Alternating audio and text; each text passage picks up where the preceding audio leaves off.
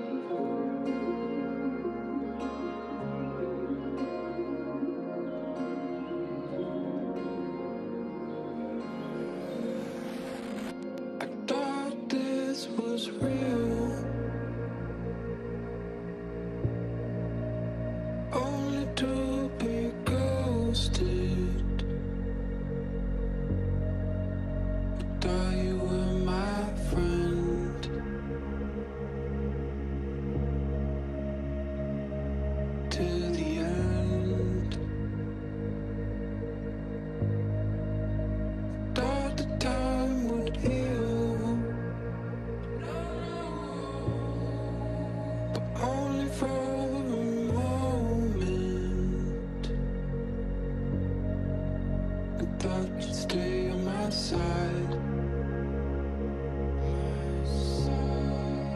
But now you run and hide. Okay, fine, goodbye. Okay, fine, goodbye. Okay, fine,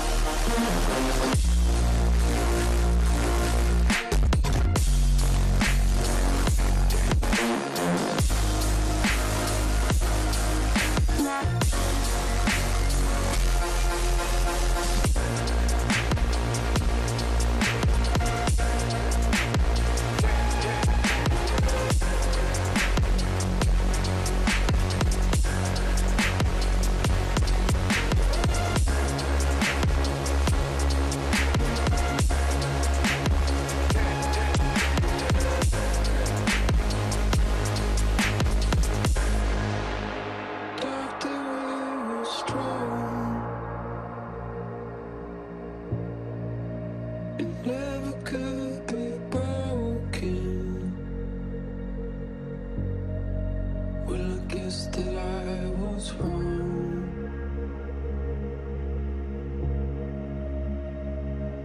All along. Now every day I'm lost.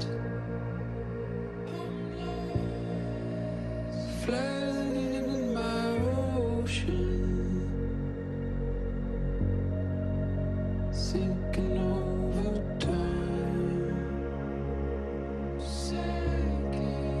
No one to save my life. Okay, fine, goodbye. Okay, fine, goodbye. Okay, fine, goodbye.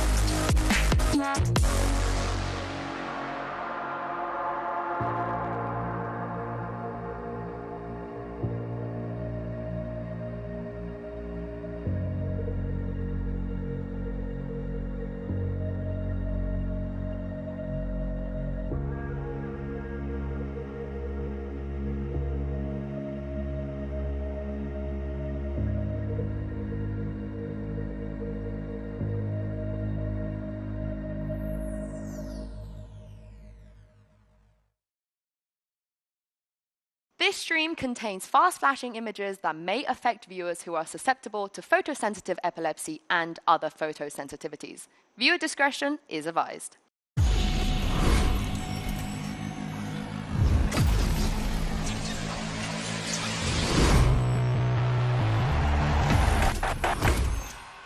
Welcome to day 6 of VALORANT Champions, where the matches just keep getting better and better. In today's belter, it's T1 taking on Heretics, followed by MIBR facing against Fnatic with 2 spots in playoffs on the line. Hello everyone, I am your host Yingsu, and this is Doug and Ender's last day with me here on the desk. I'm going to be so sad to see you guys leave. Now, what kind of day would you like to have? I'll make it happen.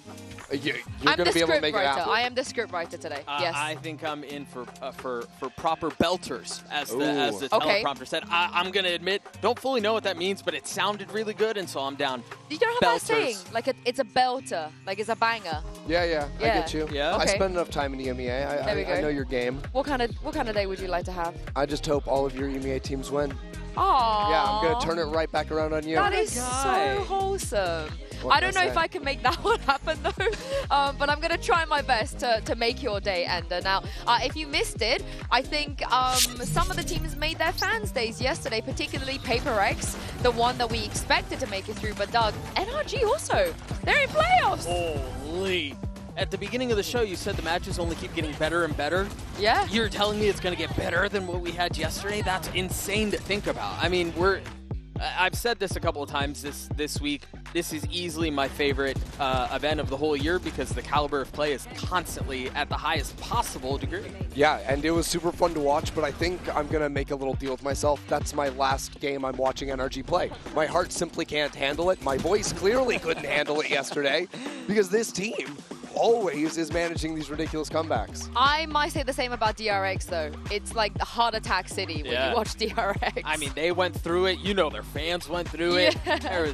We're going to be paying for therapy for decades after yesterday. What I like the most is Bonka being like, coming onto the show afterwards and just saying, thank God we're not down there. Because look at it, it's Liquid EDG TRX. Yeah. I don't think anybody wants to be down there. No, forget that. I mean, all 3 of those teams, when they're in their right form, they look like they can beat anybody. I wouldn't want to be down there. Are you crazy? Yeah, I mean, we're going to talk about Heretics T1 a lot in the first portion of the show, but MIBR versus Fnatic. What do you guys think about that one? Well, I don't really know what to excited? make of MIBR, to be honest. Yeah? You know, they came back, they look like they've completely reinvented themselves so they could actually give Fnatic a run for their money, but, I mean, ultimately, at the end of the day, it's just OSBOS versus Fnatic, which is maybe the most exciting thing possible. Well, the funny thing is, I feel that way about a couple of teams that are still in this tournament where I'm like, I don't know what to make of them. I don't know how good they really are. We're going to see one of them today in T1. How good are they really? I mean, they kind of squeaked by DRG, but how good is DRG? I think there's still so many questions left to be answered in this event. Yeah, we got a lot of fun planned for you guys at home as well. We're going to start now because Lou managed to catch up with some of our fans in the venue earlier. What a pleasure for me to welcome here Audrey and Tina. Welcome, girls, two French Team Heretics and T1 fans. But we're going to keep this interview in English. And the first question I want to ask you, Audrey, who's your favorite player in Team Heretics? Obviously, Rian's. Like, he's amazing. Yes, I think probably one of the best initiators in the world. What about you, Tina, in T1? My favorite player is Meteor because he's great. I love him. His gameplay overall. But that's it, clutch factor. Yes, I agree with you. A big clutch factor. And girls, we have a match in the match today. Meteor versus Benji Fishy. Who do you see winning? Benji, obviously. Is he a better Sentinel than Meteor? Yes. Okay, do you agree with that? I mean, yes, he's strong actually, but I still cheer for my favorite team, my favorite player, Meteor all over, and that's it. So we're going to see the outcome of this. Thank you very much, girls. Merci. One of them is going to be really upset today. I actually don't know who. It's going to be a crazy one to predict, I think. But how are your guys' memory? Because I'm kind of known in my region to have a very good memory historically. What about you two? You willing to put that on the line? Well, it I have the depends- worst memory. Yeah, I think it depends on what it is. Like, what are we talking about here? We are talking about a test of your historical knowledge in a game I like to call Who Made That Play. I'm gonna make you guys watch some iconic mystery clips from the past global events. Of course, I know some of you guys are watching along at home as well. Sliggy, I know Mini was watch partying. Tarek, Sassy, everyone play along and tell me who you think made this play. Wait, we're already here. This We is already happening. here. Yep. Tell me. Well, I dare say I see Chronicle. Oh, I know this play. Oh my gosh, I just got flashbacks. Oh my gosh, I just Flashback saw this played play. yesterday. So, this is one of my favorite plays, purely because, you know, Leaf had probably one of the greatest timings, and somehow it didn't work out. Chronicle. Yeah, this champs last year, right? Famously, G2 were... Yes, I casted that. And that was literally my last cast internationally before coming here. And so that's such a vivid memory, and G2 looked like they were in such a good spot, and then Chronicle just ripped the heart out of every NA fan watching around the globe by himself. I still, to this day, think he should have never been able to get away with that play. How do you fully blinded, flashed, gooped, everything, spray down 3? It's the timing on Leaf that was crazy. Yeah, that was wild Like, too. he had Just the best timing. Yeah, wall goes up, you kind of Yeah. spam through it and go, yeah, why not? And then sure enough, Leaf's... Shanks, you better have got that right, because, you know, you cursed G2 a lot, so that was probably his fault. That was his fault, let's be honest. But that's why Chronicle's the GOAT. Yeah? Okay. And he had the right rare there. knife that day too. Anyway, He I'm did. sorry. He we keep did. talking about this for a long this time. was Kron. Is Kron your GOAT? I thought it was Mel and Alexis. I have a lot They're of not your GOAT anymore? No, I have a lot of goats. I'm a shepherd. Oh, wait, shepherds don't Alexis, do get goats. his ass. Yeah, Get his yeah. ass. Fuck yeah. I've Oh, got a a sheep. Mel, Yeah, Alexis, yeah. Chronicle, Osbos, Leaf. These are all my goats. Okay. You, I my made goats. the list. This play, there was literally no other outcome in which Fnatic win this. Like, that was the most perfect storm. Everything had to go right, and it did all at, I mean, I don't know that we'll ever see a play like that again. And the fact that Bosa didn't use his ult until that round. I don't think he used it before that. Yeah. Great start from you two. Let's play the next clip and see, maybe end of this one jogs your memory at all. Let's see if you can get this. Oh, wait, this is from... Is this going to be lock-in? I just see Icebox and I immediately believe... Oh, wait, no, this is Heretics. What's your... I don't remember. What's your... what are you leaning towards? I remember. I remember like this, like it was yesterday. Is this Shanghai? Yeah, feels like there's a Shanghai. cheeky harbor in the mix as well. You don't see that a lot. So, any guesses? I forget who has the knives, I'm not gonna lie. I think we sit here and wait until It's okay. he remembers. He did say preface this by saying you have a bad memory, so that's okay. And he It's did. not MiniBoo, right? MiniBoo wasn't playing the jet on that, or was he? Should we just roll Yeah, the just clip? run the clip. Let's roll the clip to put Ender out of his misery. I Because don't I think it's not remember. fair. I It beg. is not It was fair. good. Okay. Yeah, and it's against G2 again. I think Oh my G2, god, this Mini... Yeah. I feel like G2 are sort of getting a little bit owned, Doug, in this game. Yeah, this is a little... bullying. you know what I'm remembering? Yeah. It's EMEA producers. That's what's going on here. It's rigged Right, against us. yeah. I really hope I'm pretty it sure is, this was anyway. Alex's segment. I hope so not. yeah. For some reason G2 are always at the scene of the crime. I will blame Shanks once again for that. It's This okay. is crazy. So yeah, Wood famously had a very good tournament on that duelist back in Shanghai. Didn't win though, sadly. Yeah. Well, it's funny. Whenever I see like back yellow on Icebox, actually, Is it Alpha? Jonathan, Is no, it Alpha? I think of Hiko. What? Said no one ever. What year are you living in, bro? 2021. All right, let's see That's if this crazy. is a Hiko clip. 2021, Well, I remember it. I don't think Hiko was existing when this map came out. Wait, hang on. We're gonna cheat a little bit. I see. I think I see also pink. I think I see pink. remember this like it was yesterday. Yeah. What was this? Trace Esports, you don't remember? Yeah. you don't remember TE? Well, I mean, I also saw. Well, you know. Yeah. What is it? What do you think, Christy? I have no idea. I don't know. Okay, so we're bullying G2 and Right. Christy is Right, what's right, happening right, today. right. I may have like I love crossed this lines. Yeah, I This think I'm is on the other crazy. side What I now. can tell you is G2 was not involved in that, I don't think. No. I don't No. think that was G2. So should we roll the clip and see if I was right or not? We're so back. No more G2 slander. You just We're wanted so to back. do this segment so you can show off. This is, I see your game. No, Well, I but didn't. also- I didn't even want to. Yeah, okay. It was Izu. Playing very different agents this time around in this tournament, though. Yeah. This actually was Bangkok, Yeah, right? It was, yeah. You I were was there. there. You should have remembered. I might have cast that, I don't know. Yeah. No, to be fair, we were in the crowd with beers. We did have our beers in the crowd. Oh, like, wait, that was the we final. were that was quite the final. rowdy. Wait, no, that wasn't the final. What am I No, talking that about? was a G2. Why would we be in the crowd? for? No, we were rowdy at that tournament. I was trying to say that. Oh, I see, forgive you see, for I not see. remembering. Gotcha. because- Yeah. Thank you. I was trying to bail you out, you Yeah, know? nice Never try. again, never Nice again. try. I would like you to, specifically you of all people, to answer this next one in our Right. MasterCard fan poll, because we want to know, who is your GOAT? who is the GOAT of Valorant? Is it Aspas or is it Chronicle? Big disrespectful to Cutler there. I don't know why he didn't make the cut. But tell us who you're backing with the hashtags VALORANT Champions or VCT so we can feature you on the broadcast. Ender, who is the GOAT? My allegiance is torn. If you asked me 2 years ago, I'm living in Berlin. It of course has to be Chronicle. Right now, I would say Aspas, but I'm also back in Paris, so I'm gonna go Chronicle.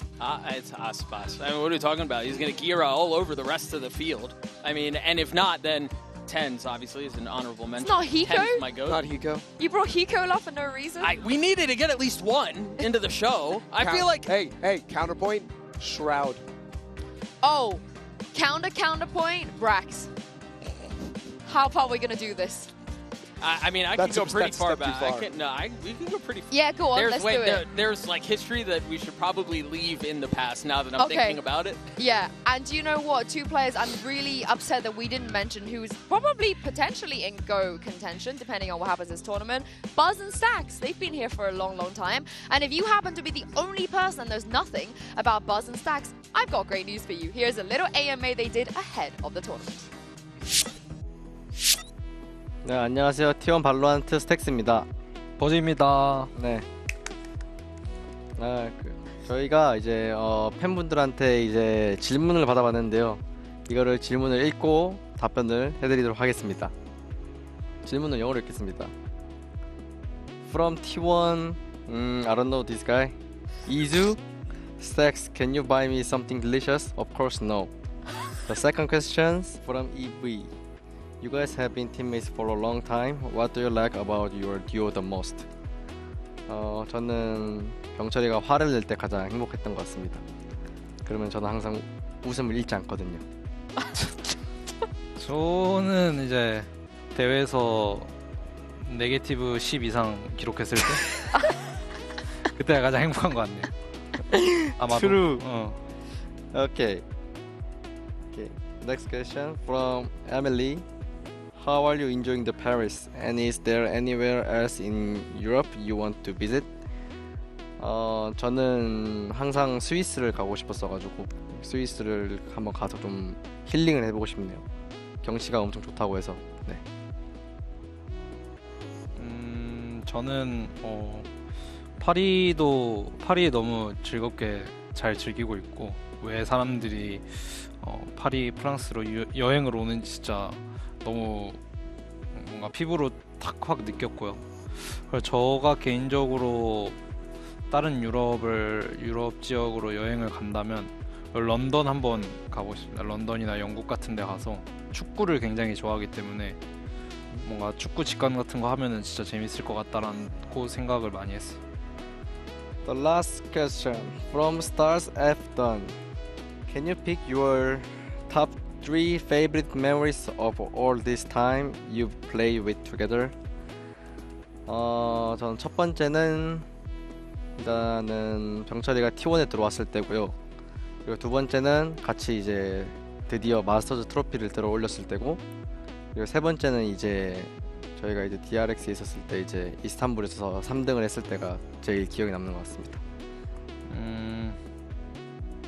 저도 조금 비슷한 것 같고 일단 마스터즈 방콕에서 트로피를 같이 올렸을 때가 가장 기뻤었던 것 같고 기억에 남고, 두 번째가 이제 이스탄불 챔피언스에서 3등 했을 때 그때 조금 개인적으로 미라클런이라고 생각해가지고 그때 좀 많이 기억에 남는 것 같고, 세 번째는 뭐 공식적인 자리도 아니고 뭐 대회도 아니지만 저희가 DRX 때 숙소 에어컨이 고장난 적이 있어서 하루를 통으로 그냥 날린 적이 있는데, 근데 그때는 뭔가 좀 굉장히 어이없고 그랬는데 지금 돌이켜서 생각해보니까 굉장히 좀 재밌고 뜻깊은 순간이었던 것 같습니다. 네, 이렇게 해서 질문 받은 거 다 읽어봤고 좋은 답변이 되셨으면 좋겠습니다. 바이바이. 더블 듀얼리스트를 했을 때 일선에서 누가 서야 되나, 어떤 선수가 해야 되냐는 이야기가 좀 많이 오갔었던 것 같고, 그런 거에서 이제 감독님이나 코치 형들이 좀 결단을 내려줬었던 있었던 것 같고요. 이렇게 뭐 바뀐 거에 대해서는 뭐 크게 신경 안 쓰고 어쨌든 저는 뭐 요루 하든 네온 하든 다 자신 있어가지고 별로 크게 신경 쓰진 않았던 것 같습니다.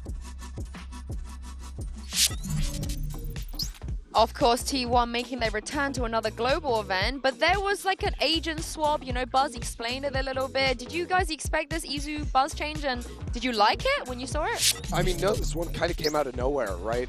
Stepping in towards the tournament, although I think talking about it in terms of like order that you want to enter into a site, and also Buzz being back on a movement duelist has proven to be very successful for T1 so far. When I think of Buzz, I always thought of, you know, his raise that was so effective back in the past. And I think on this Neon as well, being the first guy out of a choke point, he was lights out in that opening series. Yeah, I think the move obviously makes a ton of sense. I think as we're continuing to see we've had the double duelist conversation, particularly with Yoru Wele here on the desk a fair amount, but I do think teams are starting to really dial in on pacing and first in, second in, and setting up for second in, and I think T1 seemed to have a really good read on that. I find it interesting too over the course of the year, because like we were watching that clip of Bangkok, right, where Izu was, well, he did play like a few Yoru games. He was mostly on the Cypher, and you know it was like this whole swap over the course of the year. But T1 have found their form now, coming into Champions with a very new look than the team they were when they lifted that Bangkok trophy. And speaking of Izu, Mika Fab's got his thoughts on their double duelist cons before today's game.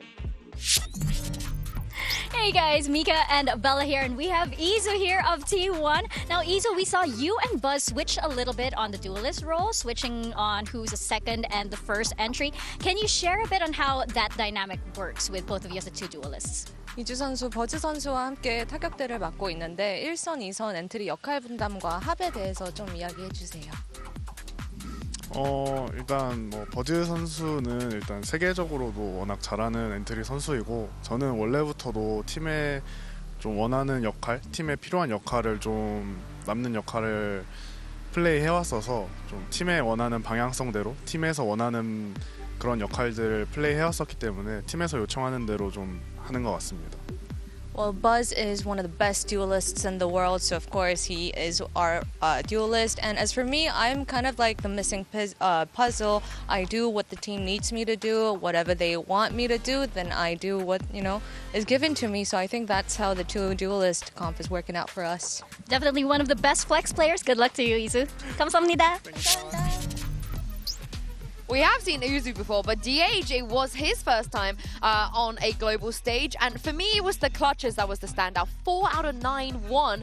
Extremely impressive for a debut. Yeah, and especially on this on the opening map, I felt as well. T1, I think we're hoping to have as close of a series versus DRG, especially starting things off here on Lotus. It's a 15-13 scoreline, and DH is completely dominating. If he doesn't have that individual level of brilliance round to round and in the clutch like you're mentioning, this series goes a very different way. Yeah, and I think you could probably, I mean, you could ask the question, should DRG, or should T1, excuse me, have even been in that many situations where DH needed to clutch out for them, but that notwithstanding, DH continued to step up every single time he was asked to do that for T1, so I'm super excited to see how this kid continues to play. Yeah, it's pretty outrageous, honestly. He didn't even look like a rookie in those moments, but he will be facing Team Heretics. Honestly, even though I love Heretics, EMEA, I genuinely thought it was going to be G2 in this situation. I mean, everyone did. Yeah. How on earth did they beat G2? I mean, kind of. Handedly. I'm not going to lie. It was a huge shocker, 13-10 on both maps, and sort of dismantling them on G2's best map of the Lotus, which has been such a signature map of theirs throughout time. I think round to round, Team Heretics just proved they could match G2 on a macro level and on the individual one. Yeah, I think they stepped up in a huge way, and I think you're right, Yinsu, is what you were saying earlier. I don't know that anyone really expected this, and I wouldn't be shocked if we saw this matchup again later on in the tournament when the stakes are perhaps significantly greater. Yeah, some people even went as far as saying Heretics might not have even earned their spot at Champs, but I think they more than enough proved that already. But I also think it's really interesting, Benji was talking about why they actually beat G2, which is they both had a lot of time to prep, they both came with different things, and on the day, the Heretics different things, which is better. Yeah, and I think Heretics prep, even though they hadn't seen G2 play in a long time, they knew the G2 were playing a lot of these slow attacking rounds. And to Heretics' credit, I think they didn't give over,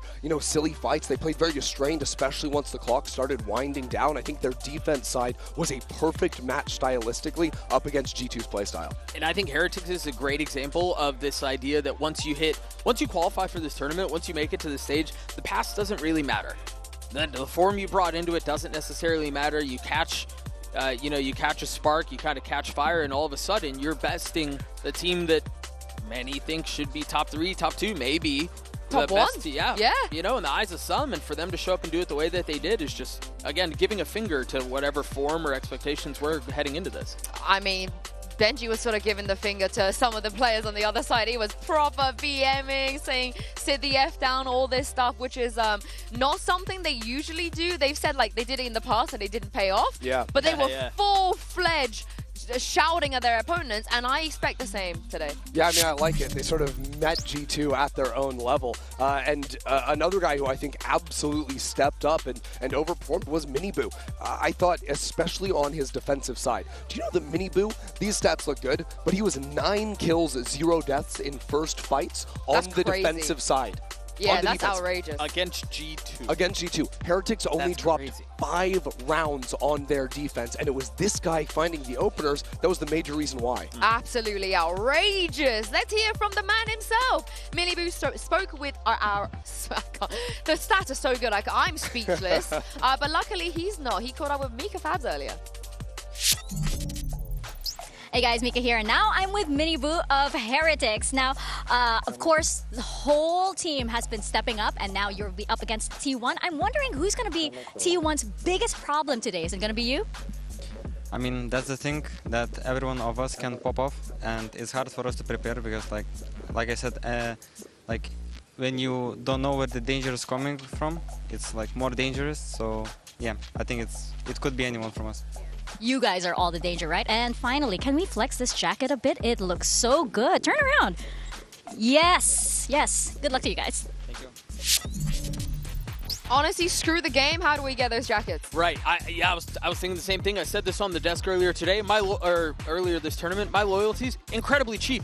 Throw me some merch, and all of a sudden, I'm your biggest fan. So, cough, cough, wink, wink. Yeah. Hey, Heretics. Who have I got to speak to? Who have I want the jersey. I want the jacket. I also want the aura and the mechanical gifts from Rian's. Because again, I've said this before with Leo not being here anymore. He is really the mini Leo. He is that good. He was a monster. I mean, this ace round in particular was fantastic. I think if Mini was the guy that was opening up rounds and making them go Heretics' way, Rian's was the guy who was closing them in the clutch. I mean, every single time. We talked about that, the Odin play on Corrode. You talk about all of the massive moments he had on Lotus. I think there's a ton of promise to this kid, and it's insane to think about how early in his career he is, too. I mean, the sky's the limit for this guy. Yeah, and for me, genuinely, I know I'm biased, but I don't think there's a better initiator than him right now.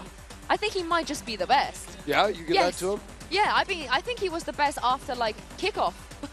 Stage 1. Counter argument? Crashy's my GOAT.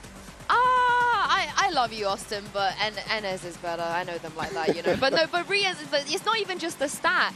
Is every single piece of util, he doesn't miss anything. Yeah. He's so conservative. He never swings and loses his team around. In fact, I don't ever think I've seen him being the reason that Heretics lose a singular round. Yeah, like I'll give you that, 100%. Yeah. I think that in the role, right, playing initiator is one of the best skills to actually have, right? Knowing when you can take the fights, knowing when you're, just there to be able to set up your team. And hey, if you're not throwing away your life early on in rounds, that puts you in positions like Rian's was in versus G2, where he's winning out in every single clutch. I'm glad you mentioned that, because Rian's actually gave his own thoughts on Heretics' win over G2 in this Omen player moment. Winning against G2 is obviously amazing. I believe they're a strong team, so winning a strong opponent makes us super happy. I don't know, I think it just makes us happy, and like from now on we can just beat anyone. That's what we believe always. I think it's our resilience as a team.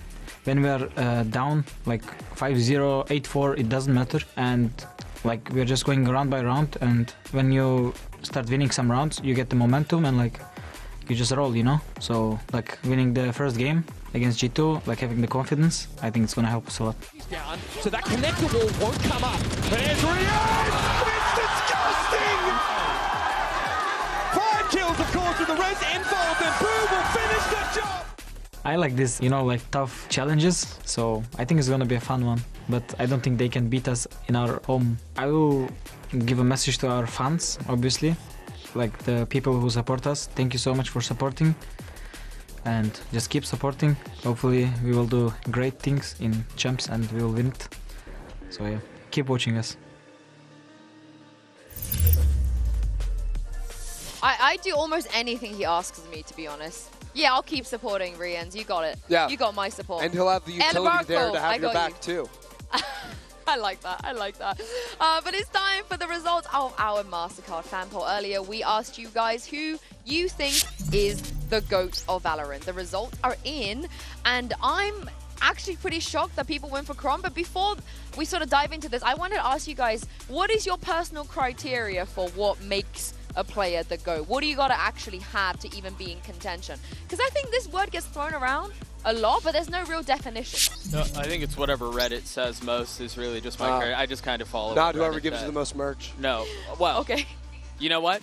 You're right. I'm so back. It's whoever gives me the most merch. No, I mean, I do think delivering on the global stage in big moments and being able to do so consistently. I think Chronicle and Aspas have both done that. I mean, we were just watching one of the wildest clips ever at the hands of Chronicle just a couple moments ago. Consistency. It's just consistency. Can you stay at the top? Can you never fall away from it and hold on to that? Consistency over 5 years? Yeah. Yeah, and I mean, I would argue that one of the reasons why Aspas may have lost to Chronicle in the vote is because think about both of their years more recently. I mean, Aspas, he almost didn't make it here. Meanwhile, Chronicle has just been a stud every single year, regardless of what's happening around him. I think it kind of makes sense. What's crazy is I think there's a few other players you could throw in there, and it's another player from Gambit too. I think Nats, if he wins champs at some point, we got to start talking about him. The fact that he was also here 2020, 2021, winning, and now 2025 he's still here.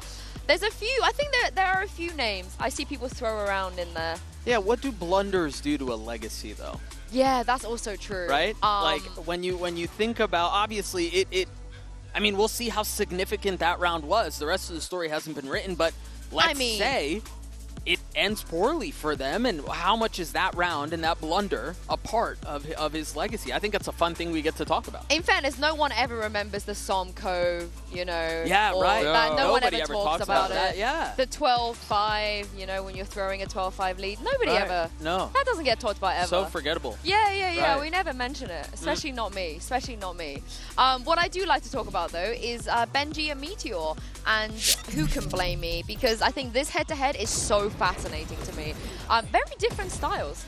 Very different styles, but both of them in their opening matches absolutely frying. I think Meteor in particular. It's funny because he was playing, you know, that secondary duelist role back in Bangkok with T1, but on the Senti, he was absolutely frying. And similar to what I was saying about DH in their first map, I think if Meteor is not having an absolutely massive game, drops a 30 bomb on Sunset, again, we would be talking about DRG right now. Yeah, and I think this kind of goes back to, well, Meteor was one of the really bright spots. I think this goes back to the conversation we were having earlier around what do we really know about T1? What did we really learn about T1? I think a lot of questions were answered on the side of Heretics, but for T1, I think there's still a lot up in the air.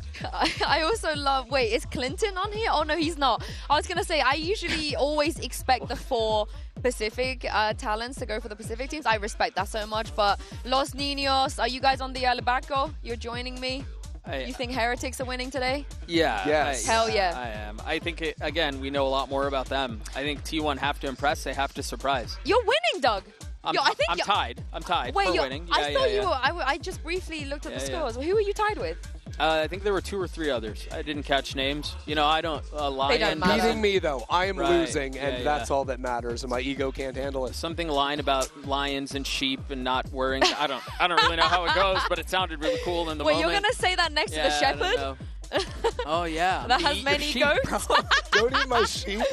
Stay away from my seat. All right. Let me steer this back on track because today Korea's Titans are taking on Los Niños before Fnatic's fight against MIBR. We've got 4 contenders, 2 playoff spots, and 1 wild ride. So strap yourselves in and see which teams will emerge victorious today.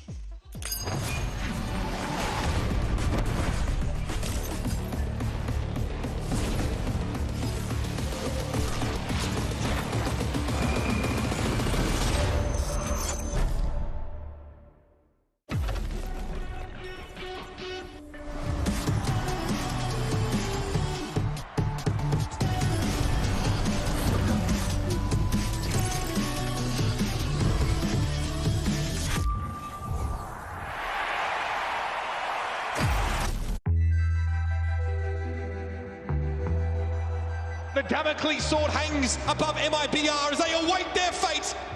Porque a gente jogou o Masters de Toronto e foi uma campanha horrível. Until the hope of Brazil is vanquished.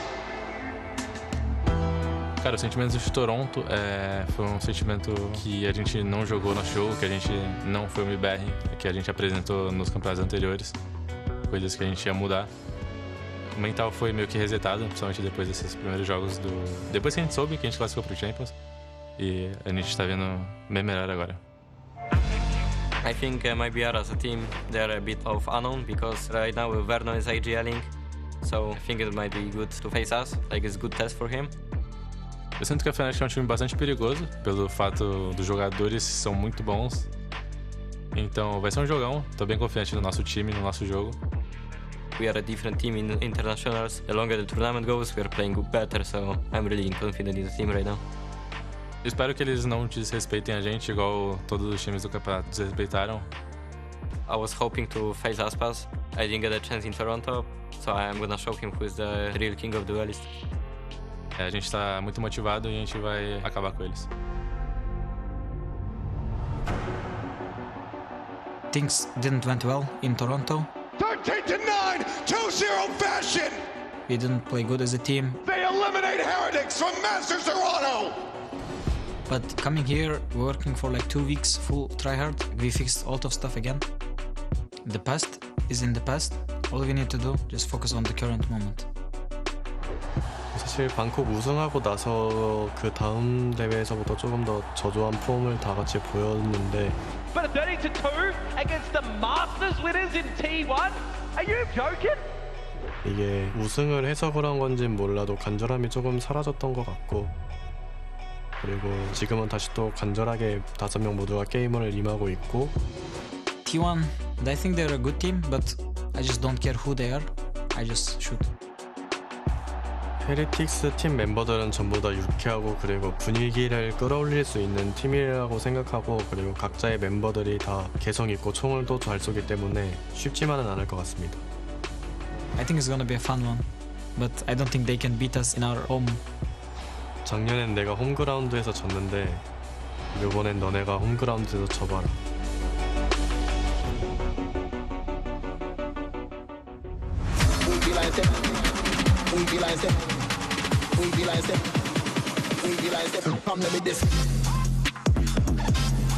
Team Heretics versus Team 1.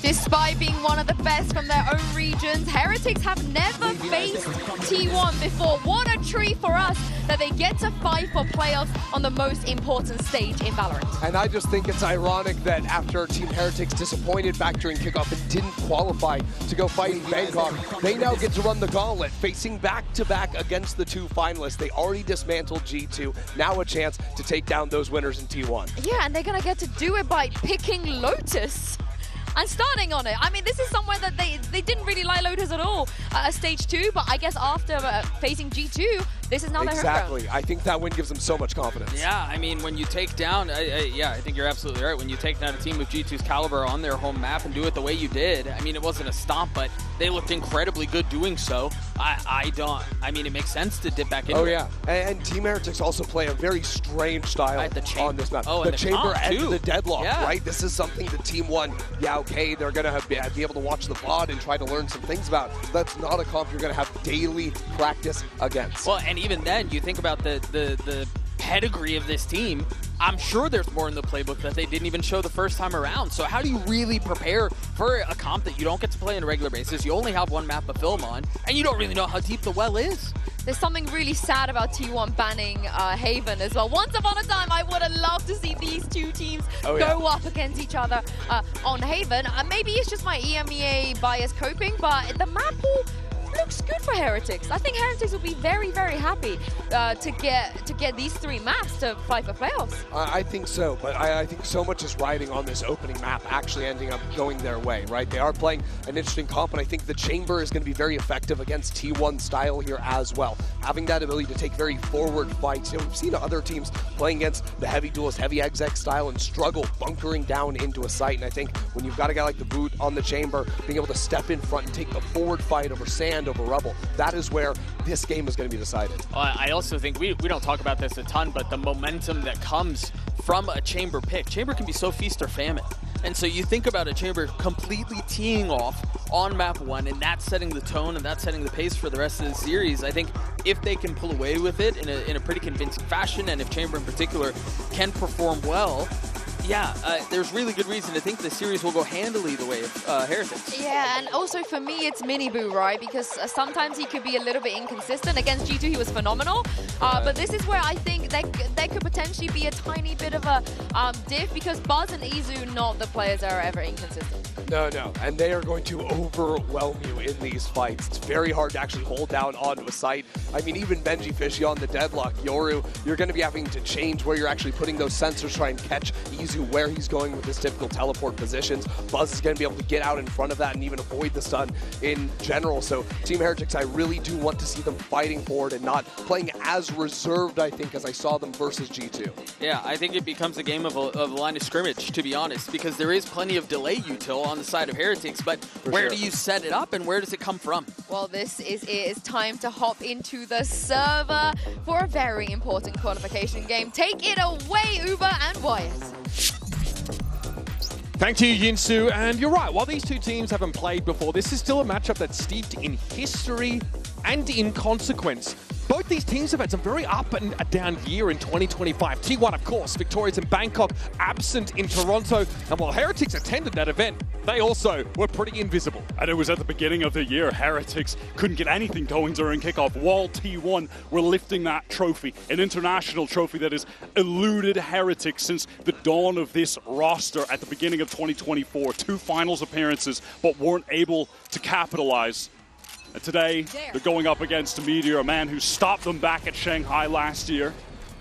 On this attack side, T1 love to play with a lot of pace. That's what we saw against DRG. But here, to open the game, very slow. It's Izu out here first. There's a sonic sensor at Rubble, which is cleared out. But Izu, you'll notice, got knocked down to 45. That might have been Woot's involvement there.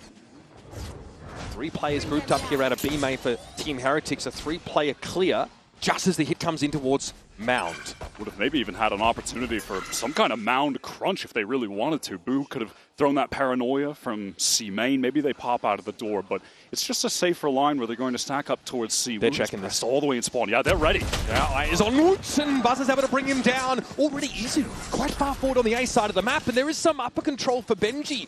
And maybe a Gravnet off a good timing, but T1 are moving in numbers now. Heretics are getting to heaven right now, and that's some lovely delay from the Gravnet. That should allow the full rotate, and honestly might call for a cancel from T1. Benji dropped to the side. I like this decision from T1, just pivot right into B. And the smoke here is timely, cuts Boo off as he might have had a chance to peer in from Blink. Now, mild upper presence here from MiniBoo. Doesn't want to overcommit, and he's not sure about the stairs push, so has to keep an eye on that angle as well. That fight towards Blue Room is going to be crucial with multiple players from Heretics ready to go in there, but the paranoia from DH could just absolutely ruin them. Playoff contact here for Izu, most likely. He gets a paranoia himself. DH right into the face of Rian. A right click sent him packing. Benji stepped up. Quickly, though, is nullified. Boo eventually peers into this engagement from Link, but his teammates, well, they're gone. Now he has to unravel this himself. Izu low, but Meteor up close on the sight. Puts him to bed. Going up against T1 on Lotus, especially after the game against DRG, where they just played at a blistering pace throughout, you really expect them to do something explosive on the pistol round, but well, they take it very slow, and crucially, it's them being able to, with multiple players, get that swing onto Woot while crossing over towards A. He could have gotten 1-2 kills, done more damage, but only got one real tag off with that Headhunter. And the T1 call a very nice pivot into B, realizing the Heretics have already gotten that timing. They rotate to A. Good round overall. Okay, MiniBoo early here with the Marshall. Again, it's Izu on a solo mission towards the A side. He's shut down. Yeah, he just walks into a stack. He gets hit by the Sheriff from Rian's as well, so that just becomes a one-shot, basically hit by an AWP. Okay, back down there for Buzz as he spins and twirls his way onto Mound. Takes a bunch of damage and still wants to be the tip of the spear. Into the C side with the paranoia catching on a MiniBoo, and DH takes that upper box position. A lot of danger for Buzz, but he'll temporarily slow that pace down. 2 Marshals for Heretics. A Sheriff, Headhunter for Woot. They have perhaps enough tools to be able to get this done. Boo's still got a paranoia. If he gets a good connection with that, Heretics will be able to get into this site, try and close the distance. Arcro's not cleared, actually still on the C side, and he gets the flash. Meteor hoping to play off of it, Woot affected. Benji not so much, looks like he was able to turn it to some degree. Here's a paranoia that catches on the Stax at the back of the site. Grab that also thrown in, but Meteor is able to spray down. Rian's has already found 2 with the Sheriff and now is threatening further. Punishment around the corner is Meteor. That's his 3rd for the round. But Boo will be the last one standing. What a retake from Team Heretics. They slow things down, they wait for a moment, gather up. Boo gets that smoke down over towards C main. A very weak Buzz just kind of forced to retreat, to play back. And then from there, just flooding into the site together. That paranoia was the pivotal util piece for them, and it connected onto both of the players who were entrenched at Ben. All right. Any player at VCT Global Events, that is Buzz, the highest amount of kills. He has attended many global events in his time. 5 championships, or champions rather, appearances in a row for Buzz. One of the only 3 players to accomplish that pretty unbelievable feat. Boot's going to be flashed off of C.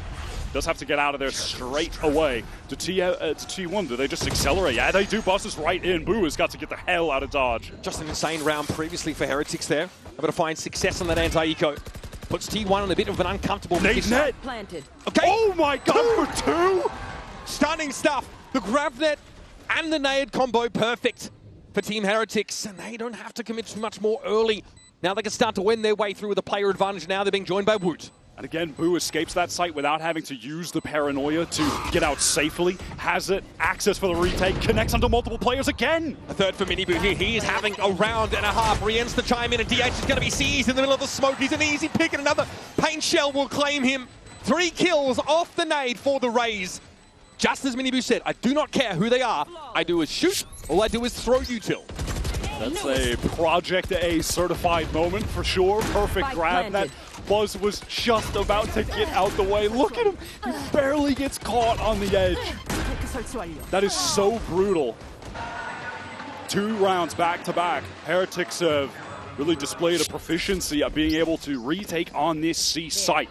And now it's going to be Pacey from T1 out of A. They love to throw a fast lane, have Buzz run right to that tree door to deny a player coming out of it. Will there be one from Heretics? Yeah, it looks like it. They want to brawl. There's going to be a Yoru flash and a haunt up top as well from T1. There'll be a flood of util now coming in. Grab net doesn't connect. Buzz gets ahead of it. It's going to be a showstopper for MiniBoo. He whips around and catches DH out. Izu's got his work cut out from now. Clone around the corner as Boo retreats back into tree, with that line still being covered by Benji, tucked in the corner. And Izu knows this. Oh, Razormine thrown in, but Rian's is too quick on the swing out, and he finds his 3rd for the round. This guy, lab-grown brilliance on the Valorant battlefield. And now Stax is going to be hemmed in. Woot already in that attack side spawn, and Stax, realistically, has nowhere to go. walled from the front. If he tries to retreat, Wu is just ready on that angle with the Guardian. Heretics with a great response as to how to fight against this standard A-Rubble fast open from T1. They put a lot of emphasis on stuffing the players at the choke who are going to be behind Buzz, who's going to have the most pace going forward. And in addition to that, they don't heavily commit through tree, where Buzz is fighting, able to usually catch those early kills from. And even at this point, it's tough for Stax to exit the round with a weapon in hand. Rian's just checking to make sure Stax hasn't pushed up onto the left. And, well, we don't talk about those. Rian's still... Just as I was about to make a narrative point about Rian's being an absolute top-tier player. And he still is, despite what we've witnessed, He is. despite the C's. These are the kind of rounds you can afford a missed C's for sure. Veto wants to push up here, wrest this gun away from Stax at some point, and does so with finesse. Guardian takes the head off. And that's Heretics 3-1 now in the lead. Just a brilliant A fight from Heretics, and then Rian's able to collect 2, denies MIBR that trade. One of the all-around best VALORANT players in the game right now. He's maxed out on all different traits. Despite with the showstopper was perfect. DH so quickly trying to get a smoke set up mid-push. And look at Buzz, unable to get anything done with the haunt down. Do T1 just go for it again? Looks like they want to get out. Is it going to be the same play? Yeah, fast lane across. Here comes Buzz. Denied, though, is DH. Oh, Buzz chunked down, shot through the wall with the Outlaw. Dangerous now, he's caught out there with nothing but a Bucky. But each with the Sheriff might have relieved some of the pressure. Heretics heavy on the B side. That was a really nicely placed relay bolt. And now Buzz wants to keep that pace up, get into this A site. Low on HP. Has the Bucky. It's a backside plant. Wu absolutely denying T1. Buzz is low. Gravnet almost caught him now. The paint shells force him back into tree. We saw so much of these little util combos from Heretics, just absolutely obliterating G2 in that matchup. And so far, it's much the same. What a shot from Wu. Completely unnecessary headshot there. Yeah. Wu just found a little foul. Didn't need to do that. Just a body shot would have done. Stax and MIBR now step up. And step away as Heretics clock yet another one up. Happy to take that close-up fight. Rian's was clearly an acceptable loss for them there. Controlling the pace from upper on that A side. This defense really has been sublime. Root is so ready for this teleport up. Again, just reading exactly how this A fight is going to be taken. He just immediately goes for that Omen teleport little jump up spot. Kill. Run away. Post back up with the Outlaw. Very nicely handled. T1, they're going to be on the full buy here. They're nearing damn near every ultimate in their arsenal at this point. We're getting close to timeout territory, I'd think, for Autumn to chime in. Now it feels like we're getting from T1 what we saw against DRG. So many fast pops into A-Rubble. But are they going to adjust how they're taking this side of the map, given on the prior 2 attempts, Heretics have absolutely denied them. Looks pretty similar, but Heretics have that mound pressure early this round. A defensive pop on the C side of the map means that T1 can get forward without any contact. It is Buzz just right to this tree door, and he usually moves with, through it with so much pace that this little stun is perfectly placed, slows him down. Gravnet to follow it up here. Benji going to see the clone first, and then off the Nightfall trying to make a play, but he's flashed out. Able to get to the safe side of the corner. Now a wall thrown up. That counter Nightfall hit absolutely everyone on T1. They're fully stalled out in tree. They've got 4 players committed to this position. Managed to bust up the wall with a steel guard on how they're supposed to play off this. They've been slowed up so much. DH now looking over at Baby Door with some concern. Doesn't know if Heretics will try and pinch them here. The only option for T1 is to slow down. They just want to activate this door to feign that they could be retreating, but it's going to be a re-hit.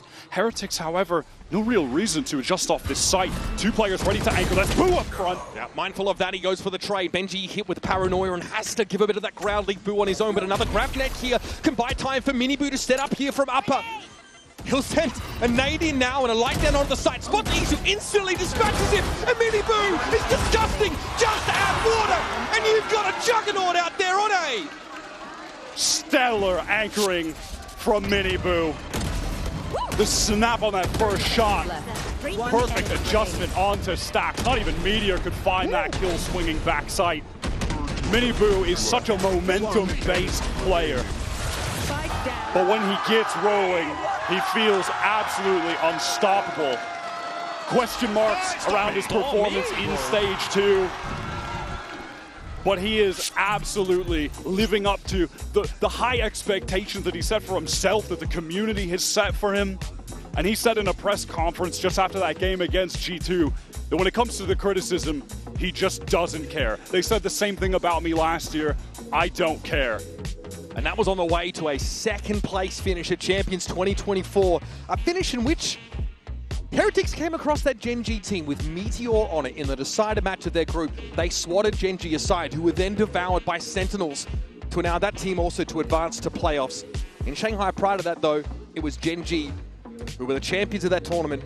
Meteor finding victory over Heretics. And so a quote from Meteor says, last year, I lost on home soil. This year, you will lose on yours. Strong words to say, of course, coming into a game like this where Team Heretics have seen the better team by almost every metric. It's a plus 100 aura on that quote, honestly. All right, out of the timeout, we're going to have Woot picking up that operator. In that game that Meteor lost to Heretics in Champions, he went plus 28 over the series. He went absolutely nuts and it still wasn't enough. Now though, he's got T1 behind him. Crazy enough, yeah, after that, then a free agent joins up with T1, who completely retool this roster, win Bangkok at the top of the year. Izu, the last remaining player of the core of this T1 project. Now T1 taking some early control here towards Mount, can get the overdrive in the hands of Buzz. They find an opportunity to rip that on this eco round, turn the tides. Rian is ensconced in this deadlock utility on every side, basically. Extreme amounts of util layered there for him. Now T1 back off after posturing early in that mound direction. But trying to get that A-side control, that rubber control might be tough. They might try and link up here with Meteor. So far in this half, Woot has had a lot of impact on the game just by taking extremity control wherever this massive pack of T1 players are not. I don't know if they're ready for this. He can take the shot, he can teleport away to Tree, just get back to safety. Trademark now triggering, that's going to slow Buzz down. No extra Heretics play to peer into the situation. Rienz is playing that baby door corner very safely. But there will be tree access for T1 now. They look to accelerate into the site. How much does Woot commit? He surely knows he just has to escape at this point, right? He got up ropes. I don't think that's an option for him. I'm not sure. Buzz knows that if he went 1 foot higher, he would have been an absolute dead man, so he's just going to back down. Retreat not in the vocabulary though for Woot, is it? Rienz has found Stax. He's finally making his way out of baby door now. Time is ticking. These T1 players are just absolutely surrounded on the site. Look at the mini-map right now. They have nowhere to go. And they can't get at Heretics. Woot keeping them at arm's length here. Meteor trying to creep up on him. DH and Meteor get some serious value off these Sheriffs, but ultimately it's just not enough numbers to run with. And no idea where those kills came from, but damage at this point, who really cares? The economy for Team Heretics is fully out of control. Benji Fishy is capped. Woot loves to play up towards Rubble. It's a great position for the chamber on this map because you can put your teleport back into Tree and just immediately get away to that safe area of the map, retreat to the site from there. One more. Nice! Let's go, guys. Well played. He has done such a great job with this map control, like I was saying in the mid-round. Really pivotal to Team Heretics' success here. Operator in the hands of Woot still. A tour de force should have been required. 11-4 for MiniBoo. Now we've got a bunch of ultimates online for T1. That dimensional drift, I'll be keeping my eye on. Izu likes to go for some really bold plays with that. He'll pop out of it with no support util, just a shorty in hand to get a kill. He is an absolute maniac. Such an explosive player. We'll see if he can be the difference maker here. T1 respecting the early pop on demand from Heretics, and now they're going to look to try and fight for the space. Woot takes a shot. He's able to get out. Rienz left in his wake, though. Marked as he is, there's coverage for him from C main, and T1 are going to back out. Heretics just did not give that up. Woot didn't give up the angle. What is the move here from T1? Gate crash from Izu is going all the way to spawn, so he can make as much noise as possible over on this A side, and yeah, now he just teleports back to C. Look at Meteor. How is he in B? What is this timing? He just crept up on this. No one watching it. Rian's clearly unaware. There could be a player so deep, but now Woot has to try and keep T1 at arm's length over on the C side of the map. Izu is going to emerge. Flattens Woot. That now breaks this side as well. Open. Meteor's still a problem at B, but that's another story, because right now Buzz is writing his own chapter. Rian's steamrolled as he solo tries to make his way out of Waterfall. Meteor will catch the rotates. He'll snarl Boo up in place, make it costly to try and get out to that C side of the map. Eventually Boo digs him out. Now, Boo and Benji Fishy have more than enough cash to just try to send it here. Even the damage could have future significance, but Izu denies that. Filthy off angle. Now it's on Boo. More of a passive player. Likes to let his teammates do the talking. Unfortunately, he has to step up, and it's 4 players of T1 hungrily waiting for him. And that's the first round. T1 have been able to put on the board since the pistol. There was your essential Izu moment. He loves to pop out of those dimensional drifts with a shorty close range. That time Wu was overwhelmed with Util, fully blinded up. Didn't know what to do, where to look. A bizarre lurk on B that found Meteor right in the middle of the site, under the noses of Heretics. T1 do solid job working the map there, no doubt, with Izu being able to pressure towards A, teleport away. What is going to be the move here? Izu can walk out on this A side, play around the dark cover. Oh my god. Taken down to 10. Rian doesn't know it now, but when he watches the VOD, Brady at a Vandal, but all good. Woot again. Just unnecessary. Unnecessary with the headshots. You didn't need to just decapitate that poor man. That's a tour de force invested in for this round when he already has a rifle to work with. Very serious about having that op presence. Look at the setup on A right now. What is Meteor supposed to do? He's just surrounded by Util entirely, walled off. He's in an escape room. It looks like Pico Park out there. T1, they want to gather back up with him. On account of him having this space, they're just going to wait for the timing on this wall to drop, and then they can try to activate. Dark cover going to be placed on stairs, and the Prowler will alert Heretics to the fact that they're going to go for this execute. I mean, you've got the exact answer here to this fast-playing duelist. Benji takes down Buzz, but trades out. Meteor right behind him, led by the Horn, and Woot finds the timing downstairs. It's effective. Rian still fighting on the side here, and it's all on Stax. Will eventually meet his maker too. Stunning round here from Rian, and again, that center util slows T1 down as they try and accelerate onto A. This composition from Heretics is just working exactly as intended, exactly as they drew it up. Having both of your Sentinels able to anchor on this A site together, one of which can take those aggro lines in the chamber and Woot, and then be able to back away. And Rian's always fast on that rotate, fast to assist. He is just an absolute phenom of a player. You were just to build a Valorant Pro from the ground up, you get Rian's. And simply put, it is this double senti that T1 are having the most trouble with right now. Izu was able to get onto the C side on that round that T1 won. He emerges with the shorty. That's all well and good. But getting access to these sites is one thing. Dealing with Heretics' retake on A is a whole nother kettle of fish. They refuse to give that space up. And look, as per the scoreboard, Benji Fishy, he's only got 3 kills at the moment, but that is really understating the impact that he's having on the game for this defense. When you just look at the value of the utility that he's getting, it's been outstanding. The grab nets have been consistently connecting. He's doing a great job being able to play around those timings on the walls, having the sonic sensors up. It's been a critical factor in the success for Team Heretics, and it's his util also that's allowing other players to be the ones who are racking up these kills, right? So he's done a great job on this deadlock so far. At the timeout, it looks like Heretics have some serious intentions of fighting aggressively for this A side. A lot of pings going down on the map from them right now. What is the game plan? Maybe another showstopper for MiniBoo? We saw it last time. That sees his Horn actually thrown in front. There's the grab net. Sees for the fast play. Okay, there is also a wall. Heretics insistent about being deep here with that line of scrimmage on A. Izu gets a lot of info for the team. That may prompt T1 to just try to aggress towards C, but as is the case against this comp, you're going to run into the chamber on that other side of the map. What the Prowler forces Woot away. The threat of being pinched there from B-Main was too much. He was aware someone was probably tucked in that corner. Sees, catches out Woot. This is about to get pretty dangerous. TP up for DH, but he's got eyes for Izu first. Woot gets his one. Pretty compromising spot to play from, but he emerges with a kill at least. There's the annihilation. It catches onto a player by the looks of things. No, it's going to be a showstopper there, not connecting either. Gravnet, will it catch DH out? Buzz going to move upstairs onto the side, but Benji hits him where it hurts.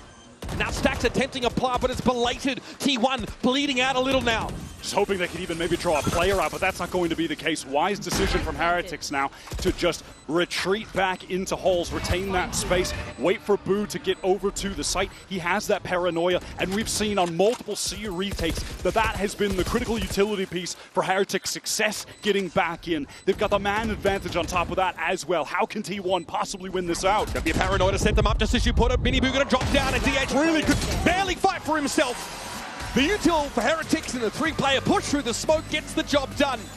And after a second timeout from T1, Heretics keep the W train going. Their play around this C side of the map is genuinely fantastic. They're making all the right decisions in these retakes, excuse me.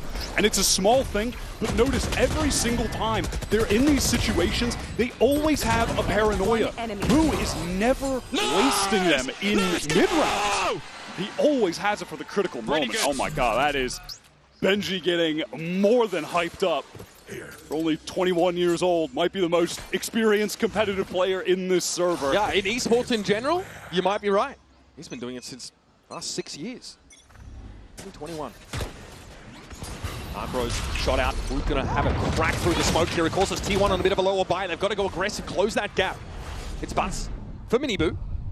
Boo gonna be tucked around the corner here. Nightfall comes down, he's decayed low. Still Wood's able to back him up. How are they staying alive? They are both stuck in the corner. Finally, Boo gets away and Wood's on the angle. T1 can barely put a scratch on him. Why? This is nuts. Meteor has a steel guard and he's considering it.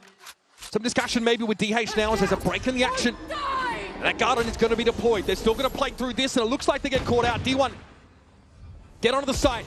DH TP's forward. Rian clearing with a Prowler, wants to try and take this fight with the Sheriff. DH eventually claims him. Boo gives a bit of ground, needs to buy some time for Benji to link up. And he does get that weapon back. This time, did have to use that paranoia to live. Benji has a grav net. That's all they've got to work with right now. Planted. Got to be a double player push out of Waterfall. It's dark cover, not long for this world. Benji with a grav net to spend. T1 with their most inexperienced player, the rookie in DH, and the 2-time Pacific champion doubled up to try and win out this crucial round. On the backside they go, Benji, that's the grav net. Thrown out, catches both of those players, but T1 are ready for this! And DH holds him one for the boys, a MasterCard thrifty. Few and far between these rounds have been for T1, but that one was crucial. And you wouldn't think that DH is as inexperienced as he is. I mean, in that first game, also on Lotus against DRG the other day, he put up crucial clutches, got the round at 11-12 to bring it to OT. 1v2 in the first round of OT. He has held his nerve in the most important moments for T1 in their Champions campaign so far. It was just on their Academy roster earlier this year. But one of the most dominant players in challenges at the time. Meteor opens up on Boo. That's over at the B side. It's going to open things up for the Vice. Rare that Boo is going to be our first player down, but Heretics respond within an instant. I mean, T1 is still trying to play around that barrier at 8. They're still trying to peek for it.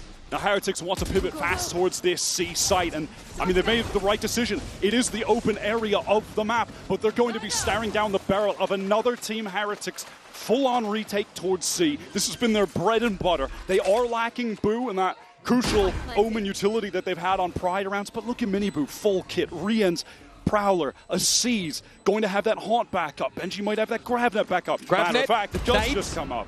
MiniBoo has paint shells as well, Wyatt. This can be quite punishing. First the C's, that's towards Hall side.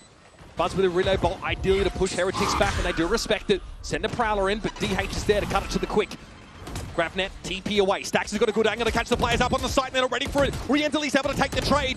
DH has to respect this corner, play off him with Buzz. The crossfire is too much to handle, and Benji with a bit of damage. Doolittle have to his name here. Buzz brings him down, finds himself 3, and T1 cap off for the half with 2 consecutive rounds. He's been quiet so far this game, but makes a statement to get that final one for T1. It's so critical for their recipe to success on this Neon.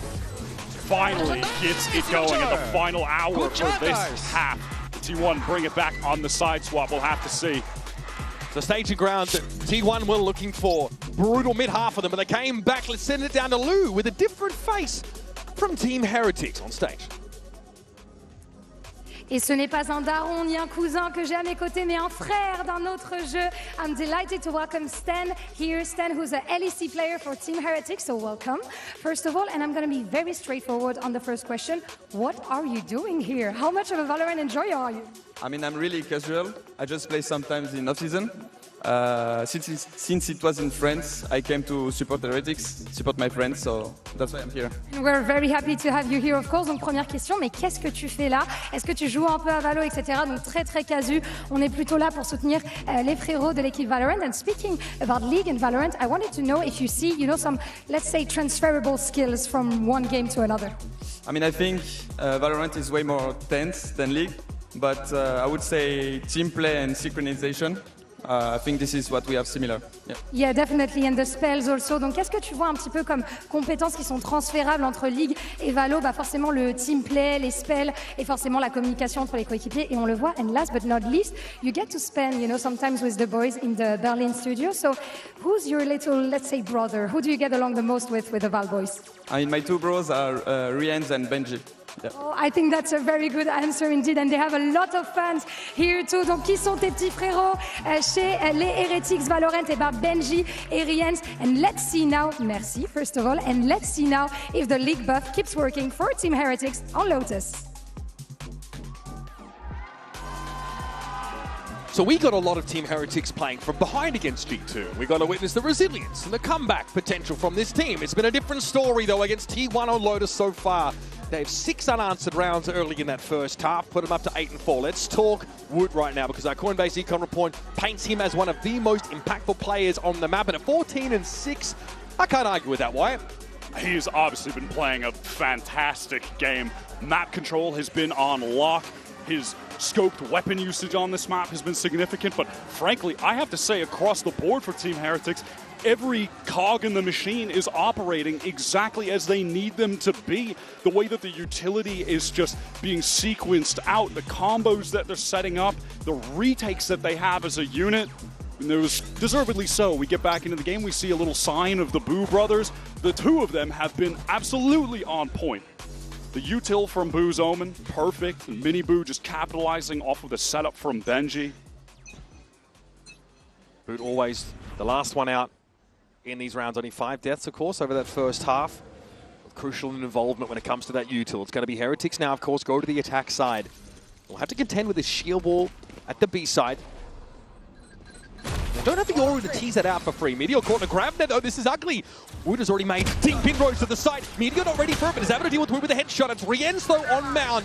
And that cracks open this C site. Fast pivot through door from Heretics. They can try to get in, but does Meteor want to anchor? Does he want to test them? Surely not. He's backing away. Yeah, just relegated to playing back halls. Should be a straight up 4-on-4 retake. Paranoia for DH. Who's going to take contact?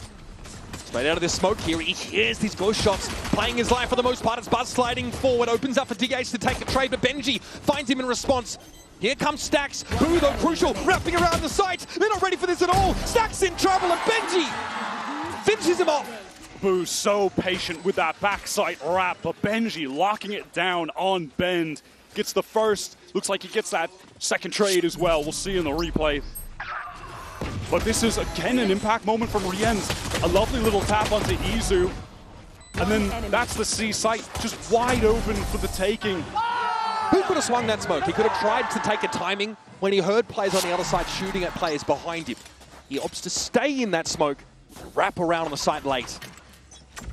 And that's just a nice pivot into C after the plan on B goes awry. Would have had that teleport option, but goes down regardless. Meteor wants to take that fight 1-for-1. He had his hands full, but the stingers are coming for him here. Heretics board up, want to play fast. In we go. Meteor not there to set up that util to stall things down, so Heretics get the run of the place, but Izu from top side will blow Blue's head off. Stax is going to have to challenge this quickly. He'll probably look for a timing out in his smoke, and then Wood almost brought down. Not enough damage off that classic to do him in. Now the stinger's just a bit too much to deal with. DH at range with the Sheriff, does have the Stinger as well. Couple weak players that he's going to be going up against. Could try to deny an angle with the smoke. Maybe if he hits a good Paranoia. I don't think he's thinking about it at all. He's holding on to that Paranoia and wants to take this challenge himself. Hopes to maybe salvage a Stinger to give him a fighting chance, but then MiniBoo was waiting for just that. seemed like for but a moment there could have been some danger when Izu gets that second kill, but overrun by the Stingers at the end of the day. And Team Heretics have a commanding lead. Not only beat down G2, but still their signature buy. I see you. Respect the Stinger buy up, and of course, they're going to stick to it. We've seen this from a couple teams. I think Sentinels were trying it as well. The round 2 win pistol, buy up Stingers, and bonus with the Stingers. Works more often than you'd think. Some fair bit of pressure on all sides of the map from Team Heretics. You had Boo working out towards A. He broke a haunt. And in the meantime, you have a Sonic Sensor going forward on B. Heretics are threatening some different areas. On C side, though, they've been a little bit safer, and that has allowed Izu to walk forward. Izu is also, I will say, a Yoru that is happy to get a kill and oftentimes stick around for more. Doesn't always go for that instant gate crash. He's very confident in his ability to keep brawling. Heretics need to get the sheer wall out. They can't abuse numbers on the B side if they get broken up by it. And one way to do it is to have Woot go past and teleport back. Right, Izu gets one, and he does want to take more, but he will get out. Woot just called a cancel there. He actually gate crashed out when there were players potentially threatening from B main. Izu, of course, gets away. That was Woot off to rendezvous away into the Izu up on the side. Happy to hold it down. 3 for him and maybe more. Boo steps up, but that Stinger at close range is deadly. Yeah, mid-air as well, I guess. You can just jump around with it. Rian's knocked down a bit in terms of the HP. He does recover this Vandal, and dare I say, there's a chance on account of him going to be getting the Nightfall with a plant or a kill. I always believe in this man. Buzz, though. Proud as a peacock perched on top of Mound. Sees Rian's coming. Cuts that one short. Really nice round here from Izu. Gets the first, little bit of a challenge, but backs away, and then just a refight. Timing taken before that paranoia was even let loose. Yeah, Woot did not want to hang around there and try and trade. I guess with the Stingers, it's still a tough ask. Izu could always just gate crash out early anyway. And now Heretics looks like they want to burst out of this A side. T1 are usually happy to go for a lot of really big A fights. Again, something we saw against DRG, but makes sense that they would maybe want to mix it up a little bit heading into this game. Heretics studying that VOD. This time it's just going to be DH on the cross. He's going in, so is Buzz. Buzz wants to fight this fast lane, throwing up DH up on top of Rubble. Finds his, but it's all falling apart on both sides of the Rubble fight. Team Heretics have shown themselves to be the dominant team. That was a really cool refight strategy, honestly. The fast lane up as the paranoia gets let loose from the Kobe, the teleport up top from DH to apply so much pressure. A very cool idea, an interesting set play, but Heretics just able to handle that situation, handle the chaos, find the kills. In the marketplace of ideas has been found wanting, apparently. As Heretics have got 6 shooters. And sometimes we've seen games from them that have just depended on that balance of individual talent. They have it in spades, and they've used it now to D1 3 feet under. Not entirely out of the round yet. It's just Izu and Meteor very much distributed across the map thinly. They will be picking the right site to go to. It is the vacant B1. Meteor positioned over on A. Does Izu try to take a timing here? Sonic Sensor is going to be a pain for him. MiniBoo on that corner. Izu trying to isolate these fights now, aware of the sensor close by. Sees up top. Now that narrows things down for Heretics. They've got a good idea where Izu's coming from, but what about Meteor? He's going to join up from up and out. A little bit belated there. Clone goes in, does draw out the sensor. Izu tried to step up, and Heretics now have dragged this to within 2 rounds for a map win. I really want to see that whole situation on A from Heretics' point of view. Benji Fishy got hit by that paranoia. Wow, pops out and kills Stax. Yeah, and then you had DH teleport up top. He's fighting forward, doesn't realize MiniBoo is tucked already. Really feels like on replay that T1 just leapt into the jaws of Team Heretics there. They almost went too deep in that instance. Past players they didn't expect to be forward. Yeah, Buzz looked hasty trying to link up with DH and make sure he was at least set up for a crossfire. Now this is something that Buzz likes to do a lot. And Woot did this on the defense side. It's an early fast lane A, just straight, and Buzz will run it down. They'll paranoia and they'll haunt players coming out. They're not even able to set it up because Woot is just shutting them down with this operator. There's been some investment in this round, Wyatt. A few weapons brought in. T1 still able to buy in the next, but it's Wood taking close contact on the A side. This is a big part of their defense side as well. He will just walk up and fight the player at Rubble. Frankly, we are looking at a map that every team going up against Heretics is going to need to respect in the pick ban. You do not want to play these guys here. Why, they barely play this through stage 2. It's honestly hidden for the most part. It comes out against G2. Wasn't even their map pick. I mean, they look absolutely terrifying here. Izu and MIBR probably starting to have to put their heads together for round number 18, the big one. No more timeouts left for Autumn.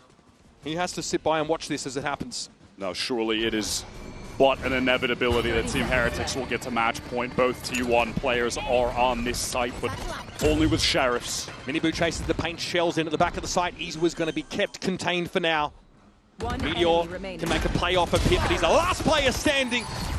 And barely puts a scratch on Heretics. 12-5, a flawless round to get them to map point. The util game from Heretics on this map has just simply been sublime. Woot's chamber is a menace. Here's Buzz coming. That's also something they would have prepped for. That's a standard T1 maneuver to fight towards A. Catches Buzz, teleports away, catches another. Woot has been absolutely dominant on both sides of the map. And he has just got a fantastic game plan to enable him. And there's been an op in his hands almost every single round where Heretics have had the money. Izu has picked one up himself now, but that's been taken over to C. Wood's hoping to see the Neon at some point, and he's about to. Here he comes around the corner, slide there for Buzz. Good connection. DH trying to surge forward alongside of him, and it's 2-2 for Buzz and DH. Finally some energy there from T1, and this time they win a scrappy Rubble fight. Which might genuinely be the first time they've been able to do it. Line it up as Rian, you are joking. He's a genius. What is that? Back around the corner, low at 70. Rian knows he has to go for the rifle there. What a ridiculous little moment. It's hard to hit a sliding Neon when you can see them. Paranoid up, knew he had to change weapons. But this is the real story of the round. It's a successful Rubble fight this time for T1's defense. And again, it's Buzz and DH who just hurl themselves into the abyss. They're going to need plenty more of those to make me a believer that they could run it back on Lotus.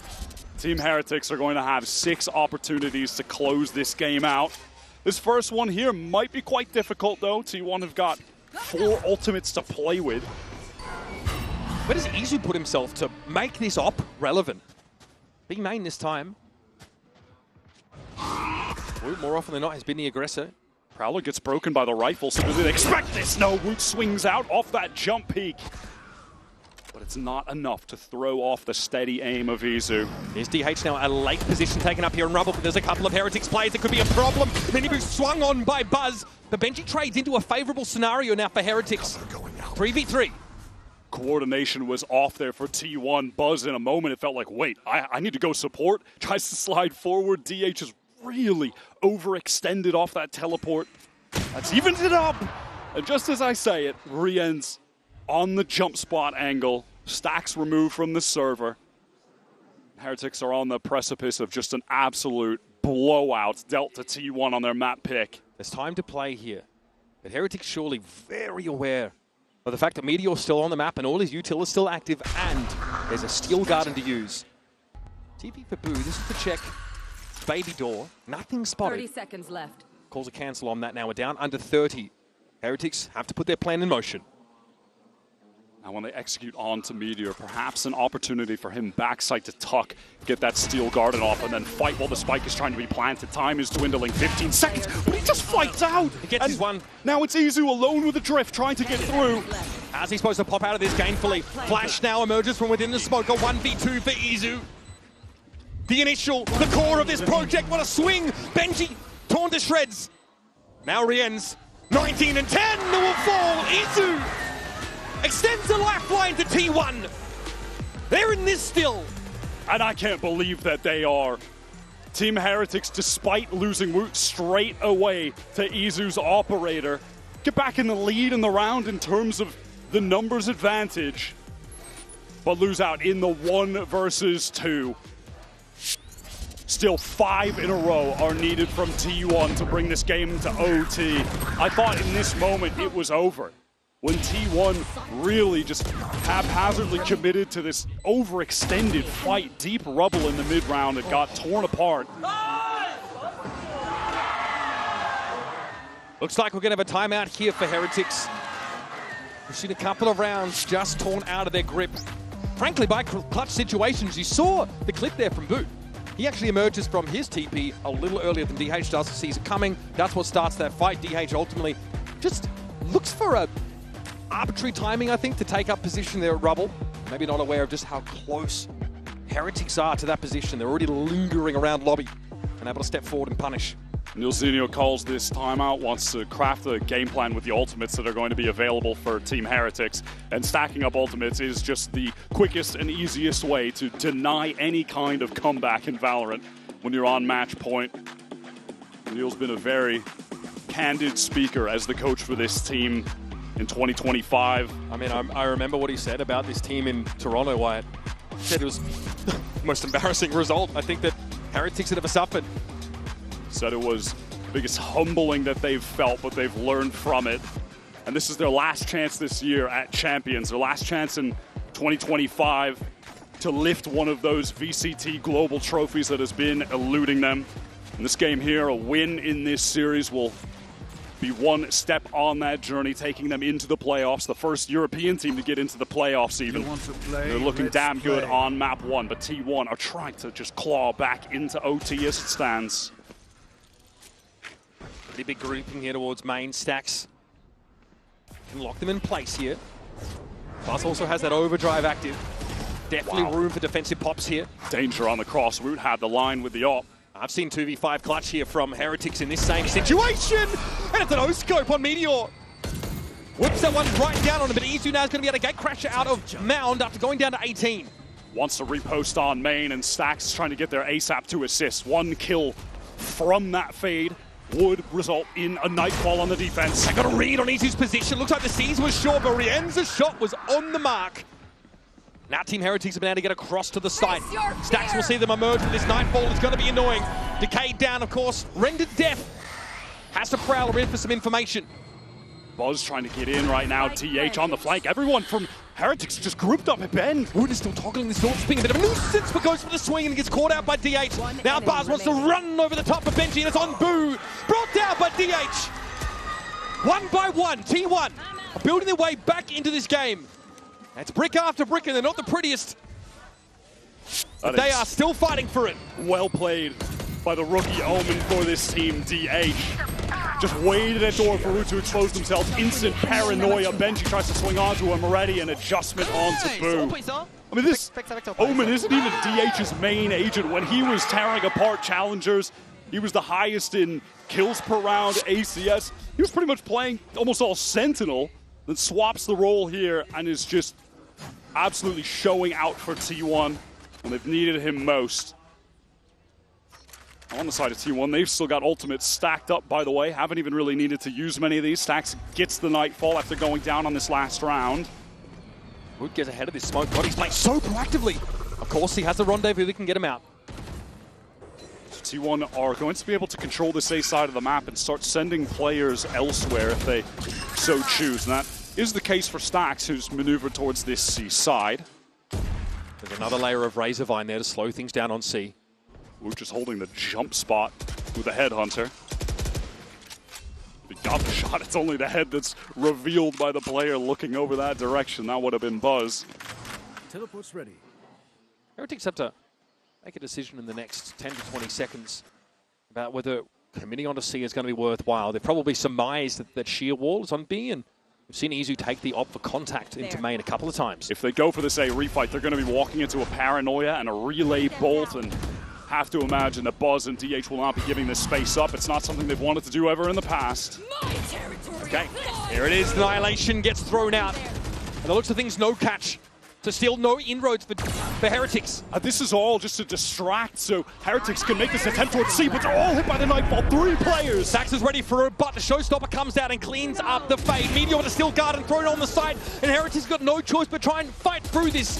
Boo TP's back away. Tries to get his weapon online again. But DH is in the perfect position for this rotate. Surely they don't expect the backstab. Surely he puts the nail in the coffin on this round. The seal wall was going to block it for the time being, so it's going to be up to Buzz. Isu in the sights, and they have done enough. DH's flank didn't even need to come to fruition because T1 were just so fast on that rotate through Waterfall. 4 rounds in a row. Annihilation from Benji Fishy rendered useless. Instant trade on the showstopper, so that's off the field now for Heretics as well. Feels like Heretics are starting to run a little bit low on the inspiration here. They got funneled essentially into that B side. Yeah, T1 really superior in the map control game there. Heretics relying a lot on being able to successfully refight with that deadlock on A. That was Steel Guard and Nightfall committed though by T1. They've still got the overdrive to go with here. MiniBoo catches out DH, but it all breaks down to a cacophony of action as Boo have to fight 2 with the Sheriff. Buzz still fighting here at Rebel, and Boo's the only one that stands in his way, but he's been chunked down to 9. This could go either way, but Buzz will exit with 4. A Demon Unchained at Rebel. And a big part of T1 now, getting to within 2 rounds of Heretics total. 2 rounds to overtime. Stunning 3-piece from Buzz. I thought it was going to be over on the eco. How many times in Valorant's history have we seen this exact situation play out, where when you start to believe in the comeback, suddenly the team at match point wins a Sheriff Stinger round. But they are denied by one of the most experienced Valorant pros that we've got in the scene, period. Buzz looks so good on this Neon. I think even just in terms of watching the movement of the different Neons that we have in this tournament, I think arguably Buzz is the best as far as the kit goes. But that was just all about some of that raw aim that he's been known for so many years. Now, a big component of Heretics winning these crucial rounds, as they of course have called a timeout, has been Woot with an operator or tour de force in hand. Was able to buy up and make a big investment for that in this particular round. There is still the T1 Dimensional Drift and an overdrive active there for Buzz, but he's been quite happy to take his rifle into these fights. It's so important to note that Heretics expended all of those ults just 2 rounds ago. It's put them in a position where they might not actually get any more ults for the rest of this game outside of Boo's from the shadows. Whereas on the side of T1, they have the Drift and the Overdrive still accessible to win out this full buy round. To round number 23, and this time Heretics are on the wrong side of a comeback on Lotus. T1 are pushing all the way out of C and B. They want to fight, but Isu goes down. Woot denies Bo. And he's done it with a rifle of all things. DH trying to make a swing on them. Buzz wraps around. Overdrive at extreme range claims Benji. The spike is loose in spawn. Buzz is fully committed. Wu doesn't want to take the fight just yet. Teleports away, wants to wait for his teammates to be able to assist. Out of the timeout, T1 go for an absolutely mad round. And Heretics is still clearing. They don't realize just how many players are back behind them. Oh my god, they're ready to fight when Boo gets out of this teleport. Picked up the spike, and here comes Buzz out from Rubble. That was Boo down, Spike down yet again. Rian's up on the corner. Buzz low, makes a swing for it and takes the Neon out of the game. Stax there could be caught. He gets away, still decayed down, and it's all on Rian's for the game. Ping catches 2, he's got the spike to hand, and off to the side he goes. Off to maybe C site if he wants. C, B, it doesn't matter. He's got access to the globe right now. He's getting out of there. Stax and DH, both of them on full HP. Where do you set up if your Rian's here? 30 seconds left. Possibly wanting to play for halls, maybe flip the site. Yeah, it's too shallow to be a mound hold. Now both fades should be able to get those haunts back online. DH has a couple smokes. Both players coming through door. Rian's in the off angle. Lined up for this first clearing of mound. Stax and DH going to check the site. Smokes here for DH now. Horn thrown out. Rian gets contact. DH is low. Oh, are you kidding me? Once again, Rian's genetically engineered to dominate the game. Has won the map for Heretics. And he's made a fool out of the comeback of T1. Makes it a fake one with this disgusting clutch. That is why he's touted as one of the best players active in the game. T1 tried their best to run it back, but it's just not enough. All right, let's hear next, of course, from Insu and Analyst to break down a ridiculous map. It's Heretics taking their map pick of Lotus. Can I have 5% up? Guys, if we're being real, 5% doesn't change anything. It does, it does. Nah, it's placebo. I'm being dead serious. 5% isn't a real number. How is that not a real number? It's a conspiracy theory. Okay, listen, guys. You know how you've never seen a baby pigeon, right? So pigeons are made by the government, and they've all got cameras in them. Man, in my street, I have people who feed pigeon, has like 10, 20 pigeons. Bro, you're fucking like, are you part of the government, bro? Do you guys know dogs aren't actually born at the age of 0, they're born at 3? What? What? I'm just lying now.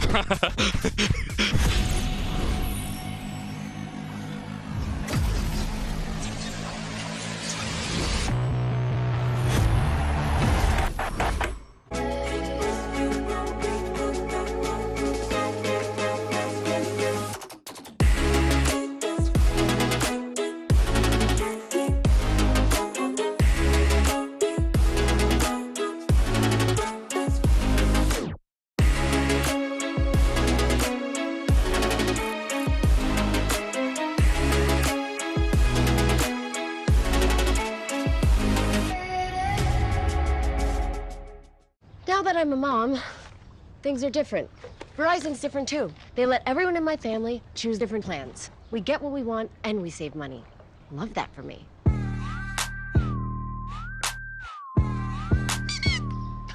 An update is required.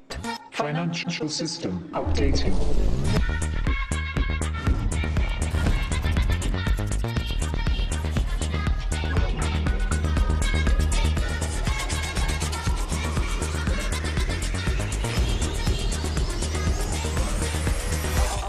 System updated. We will dance together. The future of money is here. Feels good. Esports World Cup, where we are starting off with Valorant. If you want to win, you have to win against the best. So looking for revenge.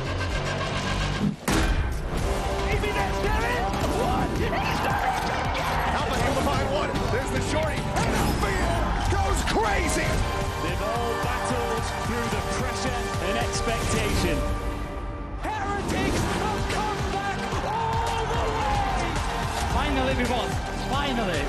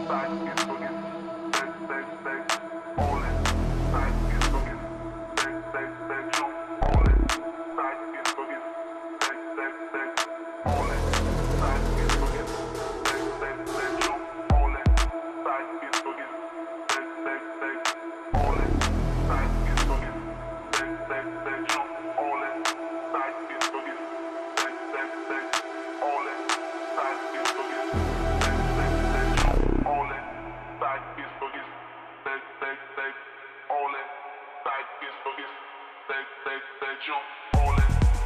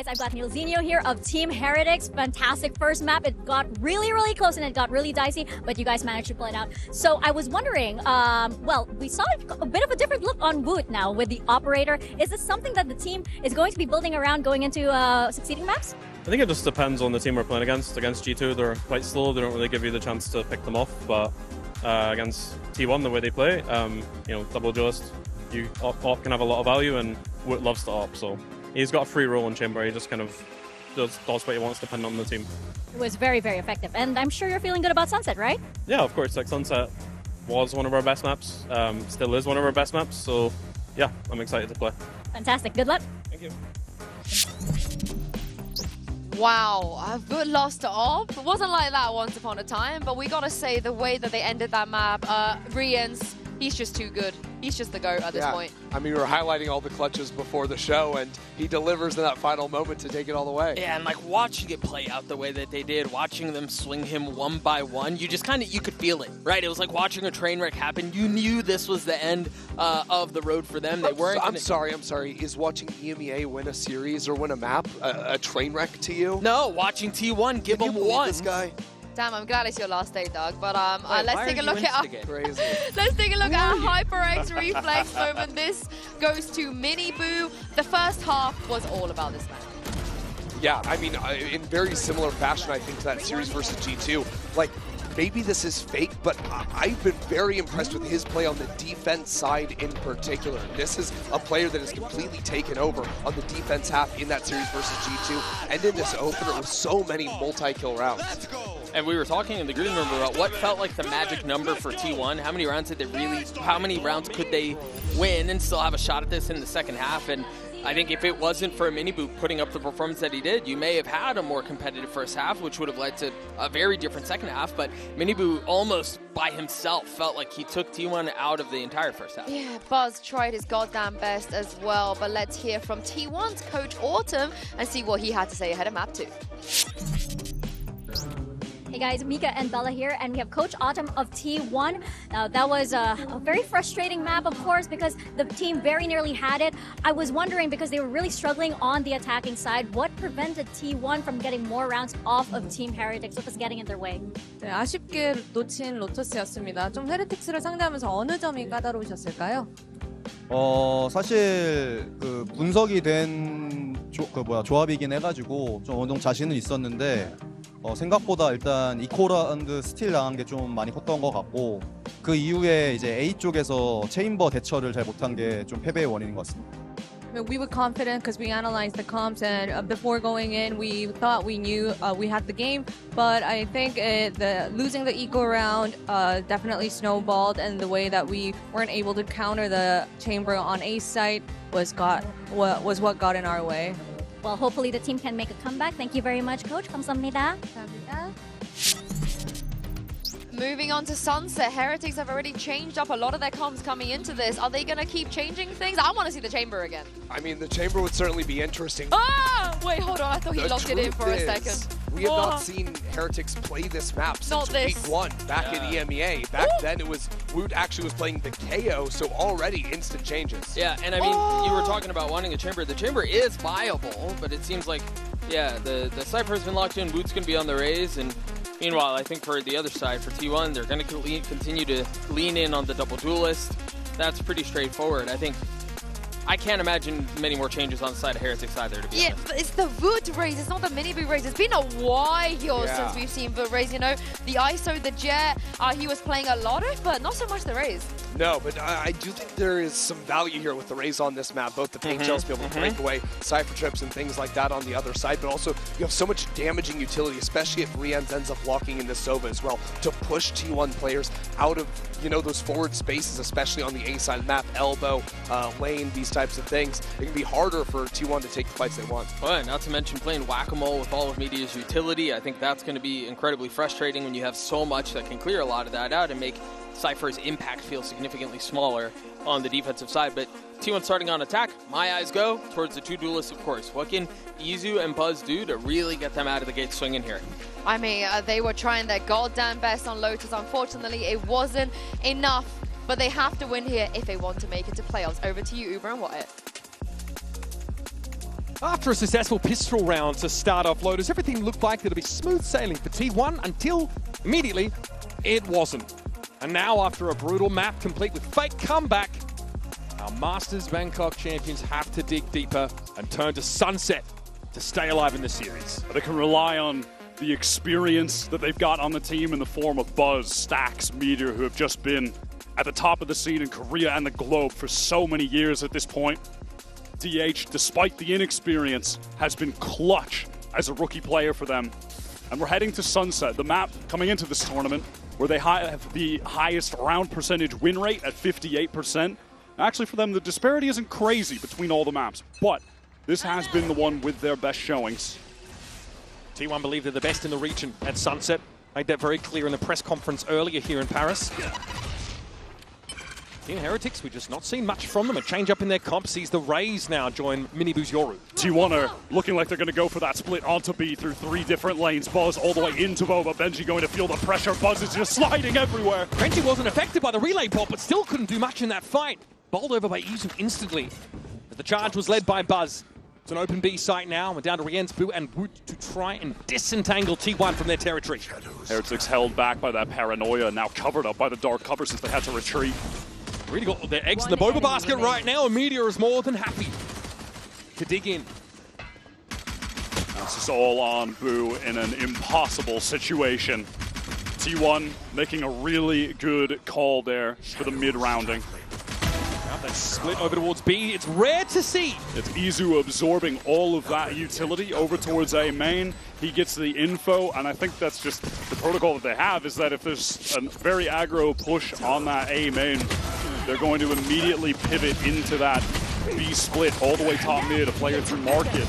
One lone player through B main as just that instant reaction. And it might be enough to dissuade Heretics from playing like a 4-in-1 setup. They might not feel like they can really leave Benji on an island at B if that's going to be the case. T1 committing to a triple Bulldog setup. Was fast to take a little bit of space towards B main. That's this B site where Team Heretics are just going for a pure gamble stack, 4 players. Yeah, no trips here to run into, so Buzz more than happy to frolic in the meadow. That is the B site. Looking to get a bit deeper now, but hit by the paranoia straight away. Fast lane comes up, make it hard to see the wood for the trees. For one though. Buzz somehow still untouched amidst all of this action. This is what I'm saying about Buzz movement. When it comes to that aspect of the Neon kit, he might just be the best in the world. I don't understand how he gets away with things like that. He was paranoid so consistently. 2 players in close proximity. I swear I see him get more slide kills than anyone else. All right, a couple players go down for T1, but it's ultimately irrelevant. They keep all of the Bulldogs. That is the intention of the round. So it's a fairly clean start overall. The start that T1 desperately needed after their comeback was just shut down by Rians in that clutch. Nice, let's go guys, let's go. And this look, of course, for Heretics, a far cry from the double Sentinel they brought into Lotus that really had that slowing power, the stopping power against the fast-paced play from Buzz. Team Heretics do love a double duelist comp, though. They played it so frequently this year, as have T1. Heretics are postured for some aggression towards A. Paranoia can come through main, and it does, but that is just onto Izu. A recon, a nade as well. Happy to teleport away. Now we'll see if, similarly to the pistol, T1 just try to accelerate into this B site. They've got everybody at main. Drip is now broken. Who's across the map? Gained. There's no stall util really outside of what Cypher has in place. That's been cleared. Both trips actually got broken by shots, even the backside one. That's huge. Well cleared by T1, and now Easy's ready to fight on the side. Dirty swing around the corner. MiniBoo and Benji. No. Yes, give me more. You can't be doing that with the Bulldog full sprint. The Phantom, questionable, but we've seen people get away with it. You hate to see them get away with it, but with the Bulldog, man. This crossfire is criminal. It's impossible to break. It's disgusting. Heretics just realize there's no way in. It's a save. It's a save. And so far, we've seen 2 rounds now from T1 where they just batter Team Heretics by having Izu play A main, absorb all of the utility, instant pivot into B. On that one, Shocks break both the front trip and the back trip in sight, so they get space straight away, get the entire site straight away. Stax definitely needs credit for how he paved the way for Buzz and Izu to hit that B side very quickly. Heretics definitely feeling uncomfortable trying to lock down. Look where they died. They died at the back of the B side, so they were well and truly anchored there. Try to fight back in behind the Yoru clone. Credit to MiniBoo, right? Trying to re-establish some kind of control, but man. All right, stop replaying it. I can't see this anymore. That's not how the game is supposed to be played, Mitch. And Izu makes it look like it was hard-coded from the beginning. Okay, three rounds rather here for T1. Again, they'll start with this aggression in A, but already pings up mid up tiles. We'll see if Meteor tries to work that part of the map here. Now it's an instant fast lane, but then T1 just slowed things down because Heretics have been throwing those util combos at them. So that's just a baited out backup, and now we can re-clear and get back in off that Sova drone. Heretics here, trying to bounce around at the back of the map. You can see them top mid. They're not sure if there's going to be a split that comes of this noise cut in A main. But in reality, it's just a more ponderous approach to the standard A hit. No one set up here inside elbow. It's Boo holding it from way back at spawn with nothing but a sheriff. Heretics have read this situation though. 3 players now at Link, and a couple of them working their way into the site, ready to anchor. That smoke at Link though is giving them pause for thought. They might try and fight around the Link here itself. It's going to be Rian able to take Buzz out of the game. Meteor waiting for the push up though. Here's Rian's on the site, commanding attention. And it's up to Meteor now. Heretics ready for this syncopation of tempo from T1, getting into the A site. To make it even more difficult, who just brings them down to 1 HP. 30 seconds left. Heretics just called the perfect rotate there. They understood the situation, got to Link right on time, and beyond that, getting players into sight. Rian locks it down. It's just a good call, and Meteor is absolutely relegated to this save. Rian ultimately walks out of the round with 3 kills. He was sat plumb in the center of that A site, whipping around like a turret. Nice little set play the Heretics able to put together towards that A main swing around the box. And a very hard fought round on the board for them. They still need to think about how they shore up that B side. But so far, that A look has been solid. That slide backside, Rian deals with Buzz in a situation where Buzz comes out on top more often than not, getting those slide kills. Rian was the one to clutch up to win that Lotus map, hands down for Heretics. I'm looking over towards the B side, and you can see that Benji's actually just focused his trip over towards Market instead. Maybe further back on the side. He has to vary those setups round after round. Recons exchanged towards that A side of the map. Heretics go for a pure re-clear. Yeah, MiniBoo dinked there, but it's a great pop flash out for the Yoru. Yeah, that time it's not dense with util, it's just a swing to catch that lone player and a lineup for Woot. Free as it gets. And Buzz and DH just decide to stay in lockstep with each other to their detriment. That really throws this round to the Sharks for T1. Meteor now realizing, that's where this util is going. Fair enough. Makes his way through. Sound cue off the cyber cage. And there'll be one in Stax' way. Well, one was relocated to B main after those kills came in on the A side. Nicely held by Benji. Stax walks into the trip, gives himself away. Pings at the back of the side, a double swing! That puts Stax out of commission. Gets Heretics 1 round away from parity. That one felt like it was just over before it even started, honestly.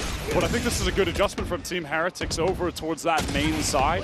A bit lighter on util and more heavily focused on the gunplay as a timing re-clear. Amazing. Guys, we're so clean. Let's go. And again, I like the sort of the movement of those tripwires by Benji after that 2K from Woot. Of course, for T1, though, winning the pistol, winning that bonus has got their economy in a great position. So despite 2 round losses in a row, they are able to get another full buy online. Very close to a lot of ultimates and playing with some pace towards A. This one could be volatile. The paranoia has come in, though, at T1 and has thrown him in a disarray. Oh, Showstopper just lands in their midst. DH taken low. MiniBoo thinks twice about trying to fight there solo in elbow. He backs up to the site. He's going to give this to T1. And he can, right? Team Heretics have already accomplished what they set out to do. They got that opening pick. DH very low on HP as well. The rest of the Heretics players on the rotate towards this A side. MiniBoo going forward with the Dimensional Drift, going to get all of this information. Great Once answer. he gets into elbow, all 3 spotted. Yeah, I mean, the noise cut there gets seen straight through by Heretics. They got the info, and MiniBoo follows him onto the site. 3 for him in the round. And Meteor left on the outside, looking in.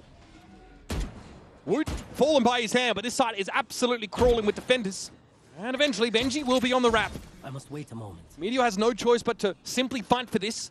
Taking his weapon out of the round, virtually a non-option. Rian is peeking for this. MiniBoo off his contact. Would have stepped up were it required. And we have an even game, folks. Heretics starting to get a feel for the pace of play that T1 have brought. And it doesn't often feel required when it's Rian's on the angle. Early fight from Heretics nets them that one kill. They back up, and much like one of the prior rounds, T1 get that space on A, they noise cut, and they re-hit. A re-hit that, again, Heretics are prepared for. And T1 feel that they need to accelerate when the dimensional drift gets all of the information, and they just walk themselves straight into the crossfire because of it. Obviously, MiniBoo as well, that's just a mental play. This idea, though, of falling back with a double duelist comp and then re-hitting with it to try and get value off those pops, off that offensive utility, really throws T1 for a loop there. Into lobby we go. Stately pace for T1. Their buy is not good. Now Buzz is looking to get real deep backside with this Bucky. Play around that fast lane. Dimensional Drift going to go first. Ping out these players, 3 of which are here from Heretics. Hunter's Fury even comboed with that Drift. He's going deeper. He's in Boba now. Can he emerge and make a fight of this? He emerges indeed, and the Bucky claims Benji. Somehow it's Buzz, though. It is just pandemonium. He doesn't know where to look, so gets out to stay safe. T1 have gotten that opening kill, but still low on weaponry as they plant the spike. Heretics are with 4 up and ready to take this retake. They're fortunate not to take any further casualties from that push. Boo does have a paranoia to get back in, could certainly hit multiple players. Everyone from T1 entrenched on the site itself. Flash here as well for MiniBoo. Plenty of utility for the retake now, and that is Izu off the map. He tries to get in ahead of the game. It's not going to pay off for him. Rian's again fighting. Beautifully done by Heretics. With the better weapons, a patient retake after only losing the Cypher. At T1, you could see that desperation, the realization that they didn't have enough control over the map to actually win that out. Izu trying to leap into market, but just straight to his death with the shorty out. And from there, multiple angle retake comes through from Heretics. Rian's just dispatching 2 of them and spawns. The rest of them flood through market. Nice! Let's go! Guys, T1's lack of map control really their undoing. It's such a big round. Look at all the ultimates used there. There was a Hunter's Fury even in the mix. Heretics navigate it with composure and get their 4th consecutively, now in the lead. That was a half buy with multiple ultimates used from T1 in the conversion attempt. Buzz fast up mid, dark cover on the right so he can pass. MiniBoo tries to get out of smoke, eventually belatedly sprays Buzz down. He takes some damage for it, but damage done indeed. What is the decision from Izu? And DH's backside, what on earth? Takes the isolated duel. Alone, virtually alone. Rian's going to try and dig him out here, but there's a lot of threat here for Heretics. Look at the player back in Boba. Izu in a position to disrupt. Rian has to fight on multiple fronts now, and he has the composure to take it away. 2 kills for Rian. Izu takes another hit and finally is brought down. Damaged by 3 separate players in the round. Leaves MIBR out on the site, and God, he's got to expose himself to get this spike back. Will he wrap around? Looks like that's the plan. Up through market he goes. Woot and Boo, not ready for it yet. MIBR surely not. He's made a quick push of this. Does he actually have a timing? Woot not turning his head around. Boo got to be spotted first. He'll be dealt with by MIBR. Now Woot, aware of MIBR's presence, but both players have drawn a bead on one another. And MIBR has to cut this up piece by piece, expecting a wrap around the pillar from Woot, but it's not the case. 30 seconds left. Woot is holding his ground, and now MIBR's going to step out into that sideline. But Woot flubs the first shot. A bit of a whiff now as MIBR tries to test him. An inch around the corner, and then duck back. MIBR going to drop down, made noise doing so, though. That's information that Woot is certainly going to capitalize on. Knocked him down to 23. Then there's just no time. There's going to be a spike recovered. MIBR has to find Woot, but he is impossible to dig out of his foxhole. There's enough time for a plant. Woot knows this. He has to challenge. Job done. Defuse guaranteed. Heretics to 5. I feel like you could even see in that 1v1 how much these guys respect each other as players, mechanical stars. Time, I mean, what was that, a 30-second 1v1? Goes down to 8 seconds, MIBR feeling forced to plant. And MiniBoo rather, the wild card of this team, right? Takes the timing out of the smoke top mid when he hears Buzz coming, knowing that he's the only player that can realistically stop T1 from getting into Boba. So it just sprays down, eventually finds what he was looking for and comes away alive. Rian has been steadfast as an anchor so far on this map. Again, they're just holding down backside. Somehow, his life is just always worth 2, never a 1-for-1. Yeah, such a problem. And there were players in B main pushing the site. Izu was inside Boba. Rian could have been pushed from any one of those angles and still comes up with the right answer. Remarkable, not only that he did it then, but how regularly we see this from him. Feels like as a player, so incredibly well-rounded. Someone who sets up his teammates, but also when the time comes and push comes to shove, he can take the 4 and take the round into his own hands. His teammates who have just been so quick to support him in these situations. The benefits of running double duelist. MiniBoo is always going to be able to teleport right on over and help. Meteor, of course, in that clutch. Said that Genji Meteor was a killer on the loose, a bit of a loose cannon, so to speak. But now he's Meteor 2.0, someone that makes the right calls, is patient, and has the game sense to back that aim up. It's a close clutch, but unfortunately he has to make noise. He has to get the spike and gives Woot the edge. T1 now on the half buy in this round. Gathered up towards A main early, where Heretics have been pretty happy to fight, but a very different look from them defensively. Woot just having the judge playing backside. Buzz has been sliding there a lot, so it is a little counterplay. You can dig him out here with relay, but it may not make a difference. Okay, onto the side, a lot of noise made. Benji's the one that steps up here. Woot aware that this player is now encroaching for either angle. They're going to be pinged out as well. Benji, though, is just making mincemeat of them. Rian's able to find one with the Hunter's Fury, and finally Woot sees a player he can shoot. DH, the unlucky one.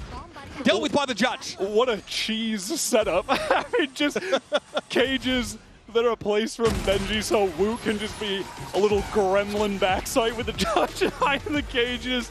That is so silly. Bro, still cranking 90s all these years on. Cage triggered. Cage triggered. Oh my goodness. Covers the side, throws a little theft in. Just in time to see the push out from elbow. Rian gets a nice Hunter's Fury into support as well, just in case things began to get out of control. But it never happened. Let's go. Benji had that on lockdown. 6-3 now. 6 rounds in a row. It's been an avalanche from Team Heretics Mountain. T1 have struggled to stand up against it, but now at least they've got a buy to work with in a fast play on the A side. But Woot does this every time! He just gets in the way, plants his feet, takes a fight. A Meteor is down, but it's still more to be done. Now Boo opts out of the fight in elbow. Just blinded up, didn't have the opportunity onto Boo. 3 players here from Team Heretics. T1 are constantly finding themselves hitting into Stax. And no one's looking at the Owl drone, though. They've only got eyes for Buzz, who lights up the stage, steps up, finds his 3rd. And that's an overdrive, well employed. It's only Benji left. Ponderous trudge across the map for the lone Cypher. It's T1, a site teeming with 4 of them. That was Heretics having 4 players on A site, and that was not enough to stop T1. Looked like Woot was honestly going to get away with a couple more back in main. He has this habit of stepping in the middle of Buzz's fast lane and just shooting the first player he sees. Benji now. To say it's a climb would be an understatement. Precipitous peak stood before him, and T1 are able to finally get themselves around back. You can see frustration on their faces, on all of them, on Buzz. Go for this fast play, and they look like they might have lined up there for Woot any other day. Yeah, there was a flash thrown to support as well. This was just a great ult. Again, look at this movement from Buzz. The swing in, gets the info on both. Isolate a kill, isolate a kill. Play off the clone as well. Stunning. It's so sick. Yeah, really sliced the pie is the term that obviously we use. But challenging those angles one at a time. Team Heretics looking like they want to challenge A main yet again, and they've got a bunch of ults to do so, with Showstopper being the crucial one. Not going to be ripped, though, by Woot. This is a fake. Most of the attention here, I think, for T1 is over towards B. DH teleport all the way in spawn. Heretics are certainly aware that this could be his location of choice, as the rest of the T1 side opt to get through B main. You can see the gate crash going in inside. Oh, what a timing! My goodness! Does he expect the second, though? Benji is at least there, but it's still a split. Look at the B side. That has pulled everyone from Heretics off that side entirely, and now they're going to set up in Boba. They want to push for more. They want to take the fight to TH. Flash out of the smoke, but no, it's going to be Boo and Rian that shut them down. This now puts Heretics at a numbers advantage, and Woot is on the wrap. But that is a pacey flank right now from Woot. Does T1 try to fight elsewhere? What is the move? No, posted up in main is Meteor. He expects it. Stax taking a duel. Woot tries to step up, but Meteor shuts him right on down, and it's on Rian again. Shock darts to work with, and Stax is low and subject to them. The Meteor is going to be tucked here, sees Rian's coming a mile off. Pinged out by the cam. There's really just not enough time for Rian's to make this happen. Stax can step up, surely not. Surely not, we don't just stick this now, there's got to be an answer, and of course, it is the Hardest Fury from offside. Rian's got it to half, but that's all he's going to get in this round. Cool, calm, collected. Stax picks up another for T1. Yep, the percentage play from Stax, one of the long-standing titans of the Korean scene, just plays it to the numbers to the time. That is very well done. Somehow Rian's again makes you a believer in every single situation that he finds himself in. And at the end of it, it comes really down to the gunplay, which at T1's core, that is where they excel. They were just such a DM-y, scrappy fighting team when they won at Bangkok, and that is always an aspect of them that is so dangerous. And they get themselves the double duelist matchup that they were looking for. Yoru clones thrown out by both sides, but that's MIBR shot straight up mid. Was that just spam through smoke? Maybe above it? Cover there? Oh, looks like he got pinged, so I guess there was some damage on him. He spams back, all right, and then DH just gets a second on a MiniBoo through the smoke. Was he pushing through?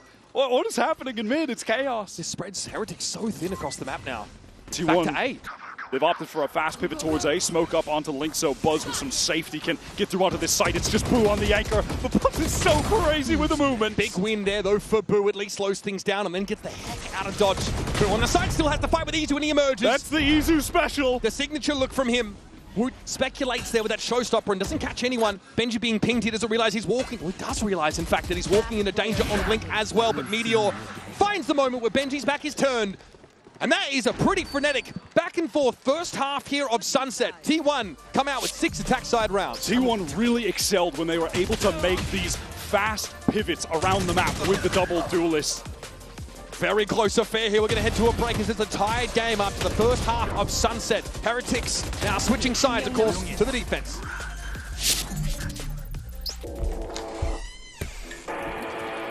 Yeah, let's go.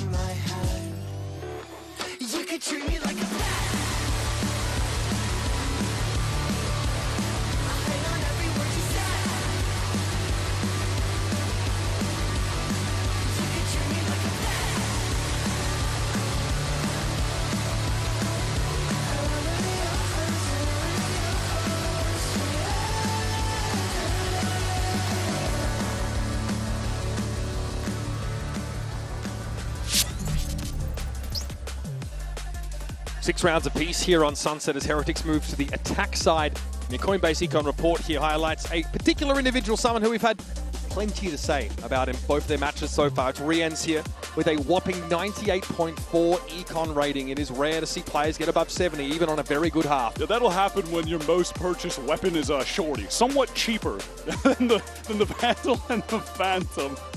Interesting, too, that he's mixing it up. Honestly, he's using both rifles at different times. But Rian's obviously on one. The amount of moments that we saw in his anchoring play where he was just able to get the first and deny the trade onto him, it's pretty outstanding. It feels like in a straight duel, he wins all the time. That you need so much more to try and overcome that edge. You need to give yourself an edge with heavy you need a flash, you need some stuns, you need recons. Yep. Hit him with everything. You just can't take him in a duel. It's so tough, even for T1, who have S-tier shooters globally. Let's run it back, folks. This is Team Heretics still chasing that first global title, and this one, well, it's the only one that matters as far as they're concerned. T1, of course, have had that glory on the global stage before. but they're looking for the first champions for the Pacific region, first team from the Pacific to have 2 titles in the year. They're just pushing into this crosshair of Benji right now, but he's too sharp. You're ready for that apparently, but the swing into the line for Izu gave him the edge. Rian has to respect the relay, Bolt backs off, but Buzz still once more asks the question of Woot. And there's a snappy answer from the Turk. Feels like, frankly, things get disconnected there for T1. Was the plan to get out, to stay in? Buzz made the decision in his own right to just send it, but no one was really there to assist. So that'll even things up as Heretics they make their way towards this very open A site. T1 want to group up, play death ball here in the mid. And there's late explore. Boo has the utility to slow this up, to stall it, can even, God forbid, one-way this phone box. Make it challenging, but someone needs to sniff this out first. So Rien's is going to have his back turned as T1 emerge. Oh, that's brutal. Knife between the shoulder blades, and now T1 can quickly pounce on this A hit. This leaves Heretics in disarray. They're not quite ready for it, but Boo emerges, finds DH, and out on the side, it's MiniBoo alone. Woot. Boo has to do it solo as well, and Izu exits around with 3 snappy kills. Heretics couldn't even break the trip. They were just getting stalled out by that. Pretty sick mid-round call from T1 to accelerate that 4-man push down mid through tiles. Heretics had no idea what was coming. And as the mid-rounder, Boo just decides it's just so unlikely that there's going to be a wrap from T1. And this is how T1 are getting the rounds on that attack side as well, White. They're throwing more and more deranged looks at Heretics. Very fast, decisive decision-making within them, though, which is, I think, the most impressive part of it. Yeah, with the timing, I don't think that Heretics could have accounted for. I'd say that's an important pistol round in the context of this series. We're putting it lightly. The team really having the best pistol round win rate, interestingly, in this. Both of them sub 50%. That strat looked like it was something that T1 just spun up on a dime.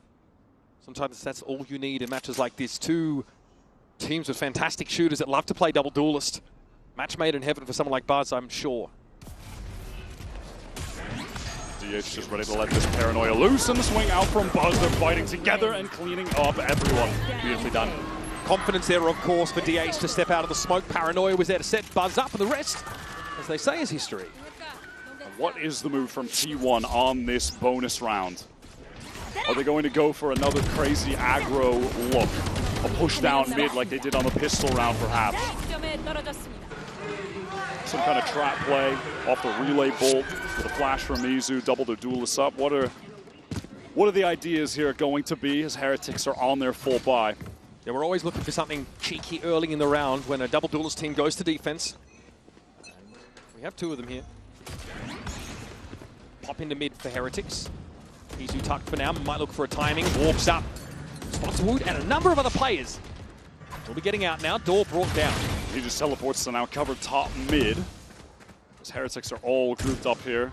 Boo loosely watching over on that A side where your standard one-ways are getting cycled by the defense. This is T1 opt for a double push out of this smoke mid. Do they flash and stun? Yeah, they do. Yeah, they don't want to risk the chance of them just walking by and getting up mid, but Boo seems to be ready for this. That one smoke teases T1 out of hiding, and they look to challenge. It's only a couple Bulldogs and a Sheriff now left for this specific team. They tried to sync up the flash with a paranoia plus that relay bolt swing out. Risk taken on the bonus. Can never be mad at that, honestly, but Team Heretics with just far too many players in the vicinity, and Boo just lights them up. It's all on DH. Backside with this Bulldog. Heretics have been doing a good job of collecting the orbs on the past couple rounds too. That is of note. There's a deep hold on B here and constant checks of mid by Meteor, so this shouldn't surprise T1 too much. Now this belated look at the A site. We're down to 25 seconds in the round, so Heretics do need to be expedient about this. Nothing though for DH to see here. Oh my goodness, Meteor! Oh, he's throwing this into disarray. Rian was trying to put that spike down. Benji now going to look to try and take the fight, but DH is still healthy, still ready for it. He's thinking every single person that shows up. Spike down at least. Boo, though, he's looking worse for wear. Everybody on Heretics getting a taste of it. And now Meteor wants to step up and get the job done himself. Back behind the box, Woot goes. MiniBoo at least have a swing off his contact, and so it Stax. Gives himself away, stepping forward. MiniBoo will remain tucked. There's no reason to overextend if you're Heretics. Boo's still on such low HP at the moment. He's looking, searching. Stax gets us to half, and he's going to stick the defuse. Surely not! Just in the nick of time. Shut down as he went for that defuse. And Heretics come back. That was a bonus for T1. Oh my god, it doesn't get closer than that. As soon as I saw him start spinning, oh no. How many times have we seen? As soon as you just needed to, you know, turn the DPI up a little bit, get that to 10,000 and start going, and I think he might have gone it. I think you're pretty happy with that for T1. That's your bonus there. A number of Bulldogs were committed into the round, and you went down 3 to 5 very early off that poke into mid. No, certainly of note, Izu has picked up this operator for T1's first full buy, currently posted over on that B side. Scanning ahead. We'll have that gate crash all the way back in spawn to get to A link with some haste, A spawn even. Buzz ready to play off the paranoia that DH has. Yeah, these two have been dynamic here on the A side, but MiniBoo shuts half the pins are down and Woot slams him. It didn't connect onto Woot somehow. How did he sidestep that? Maybe he's just ahead of it in the end. That's devastating though for T1. That's a lead now. They might be forced to concede. Meteor somehow isolates one player amidst 5 of them. God, he's so sharp. And he wants more. Sticking around, but this is a dimensional drift. MiniBoo gonna go deep for info, and Meteor gets 2 for that. That's big, and he's given T1 a real shot at this round.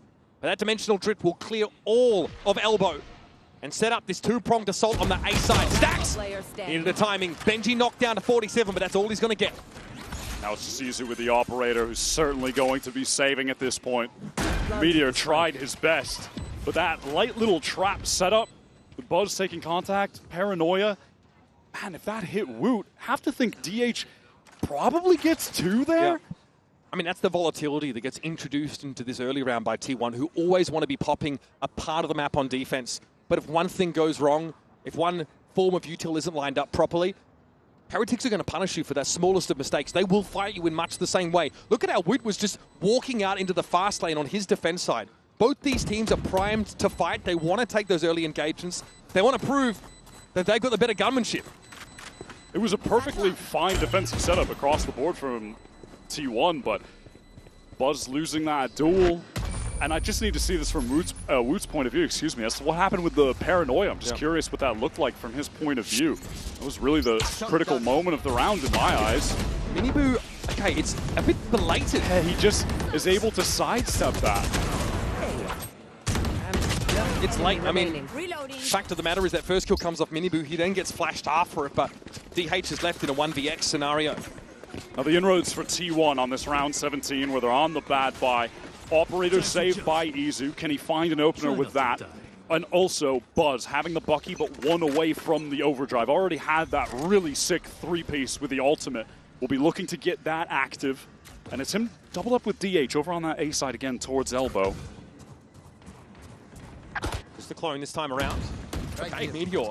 Already been able to open up here with the Sheriff. Buzz is about to get his ult as Heretics make this foray into the B side. They have to contend with Izu, unspotted by the drone. Back on the angle, and does get his, gets away. And now on the flood back in, having the overdrive, this could absolutely be a round win for T1 despite the bad buy. Yeah, this is the operator held over into this round by Izu, and it was a wise save in the end. Stax just so much far ahead. So much more far ahead than the rest of the team gets caught. MiniBoo. Buzz doesn't have much to work with. It's just a bucket. His smoke might assist him to some degree. First the relay bolt, then in he goes around that dark cover, but surely they've heard him here. The overdrive is cut short. A short circuit here for the Neon. But Izu is waiting there at the back of the side. MiniBoo's going to take a challenge. 20 health on Izu. MiniBoo now with the contingency and escape route. Oh, that almost got him killed for it. But now he knows. He knows full well where Izu is waiting. A clone will be thrown out. Izu has a flash to work with. But this feels so slanted against the Yoru of Izu. How can he possibly win this? Has to connect this op shot right now on the MiniBoo swing. MiniBoo patience, knows he's got time and makes the swing, sees the knee. MiniBoo, crucial 3K in that round. And Izu an adventurer no more apparently. Once more, Heretics get their nose out in front. Bides his time perfectly. Buzz going for that overdrive too late. If he had already popped that on the entry back in, he might have gotten a kill there, maybe even 2. And prior to that, Izu gets the kill and gets out, but then Stax positions back in the site before anyone else was there to assist. man, just a couple little errors from T1 add up in a round that they could have converted with a bad buy. Now they don't even have the cash for this operator. It's all rifles on this one. The wave of ultimates from TH is about to crash down on them as well. There is a heck of a lot in the arsenal for Heretics. Notice the Cypher util again. Far at the back of the site here for Meteor. Looks like they want to keep it simple in a round where they have 4 ultimates. Just slam into this B site. There it is. Showstopper pop straight away. Wood trying to get in there. Hearing the TP come out. Where does DH find himself? In Boba now, ready to reinforce. It's only Meteor left in the site. Can he do anything as the sole anchor? Easy's going to get in now as well. He can play off this. The flash is good. Relay board is there, and Easy emerges with the shorty. It's DH following up on it. Rian's for 2, somehow. Keeps Los Niños in the round, and they have a spike to deliver elsewhere, I see. How does Izu get away with this? Every single dimensional drift. He pops out with the shorty for 1. Now Boo is isolated on the site. Rian's isolated in mid. This timing against Buzz could be everything. Izu might see him. This onto Izu. He's not looking. He didn't look towards bottom mid, but Buzz at least is able to recover. Just a whiff shot there on Izu for Rian's hurts him. I mean, now Boo, man, a few words. Whiff shots and Rian's in the same sentence. That doesn't add up. Can't really do the math on that one, but it just happened. It's all in the hands of Boo, the IGL.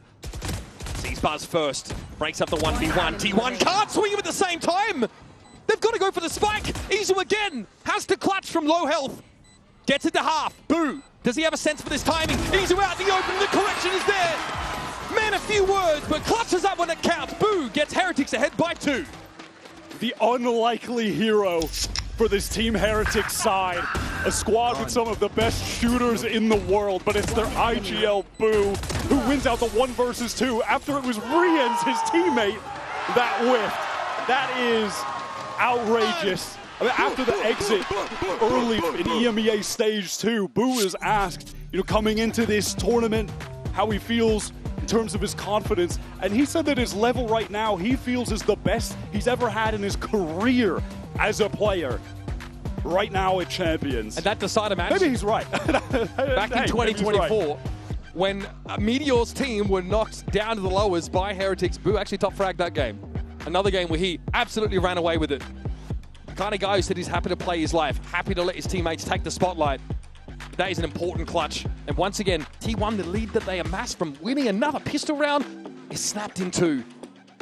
They had such a sick flood into backside as well. The way that Meteor was just playing around Pillar, his cages, waiting, and then paranoia from DH with the dimensional drift. T1 just flood back in. They get the kill onto MiniBoo backside. Woot gets a trade. Then the classic pop out with the shorty. Izu gets one. It looks like everything is coming up T1. But then somehow still wrangled back by the European side, who are so close to making it into the playoffs of champions. They just need 3 more rounds on the board. And surely this one has to be a gimme. It's up against majority Sheriffs, 1 hero guardian for Buzz. They need to convert this. Heretics' economy really isn't off the ground either.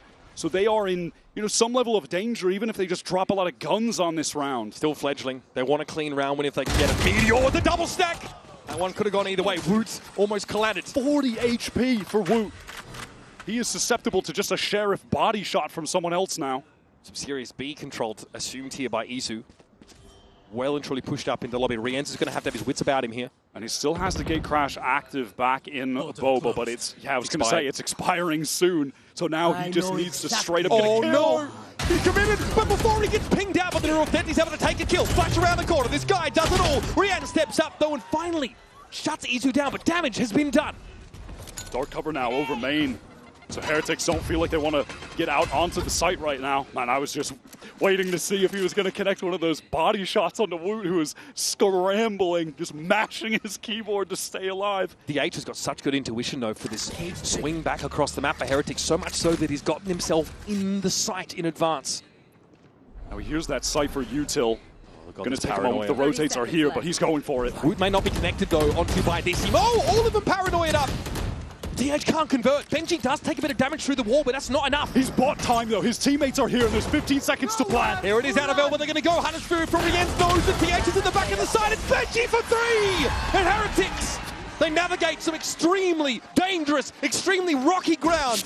As T1 threatened to pop up at every turn. Somehow, every single bullet fired in Woot's direction just threads the needle. He's dodging everything. How on earth did he live for this long?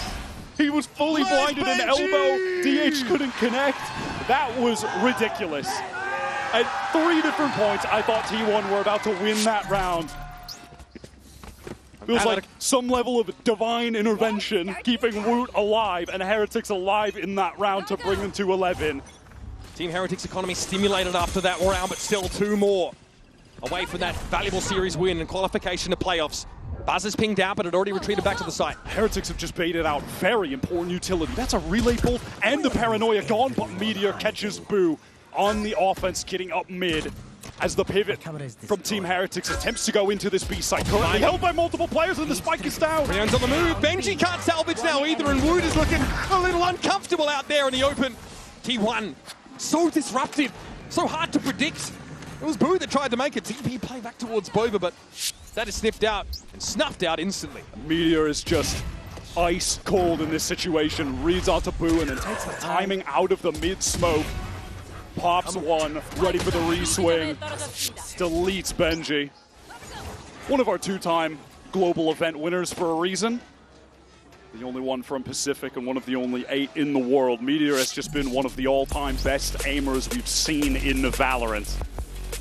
Trying to now lead this T1 team to be the first Pacific team to win a Champions Trophy. Should also just complete the insane 3-peat of trophy wins for Pacific this year, by the way. All of them.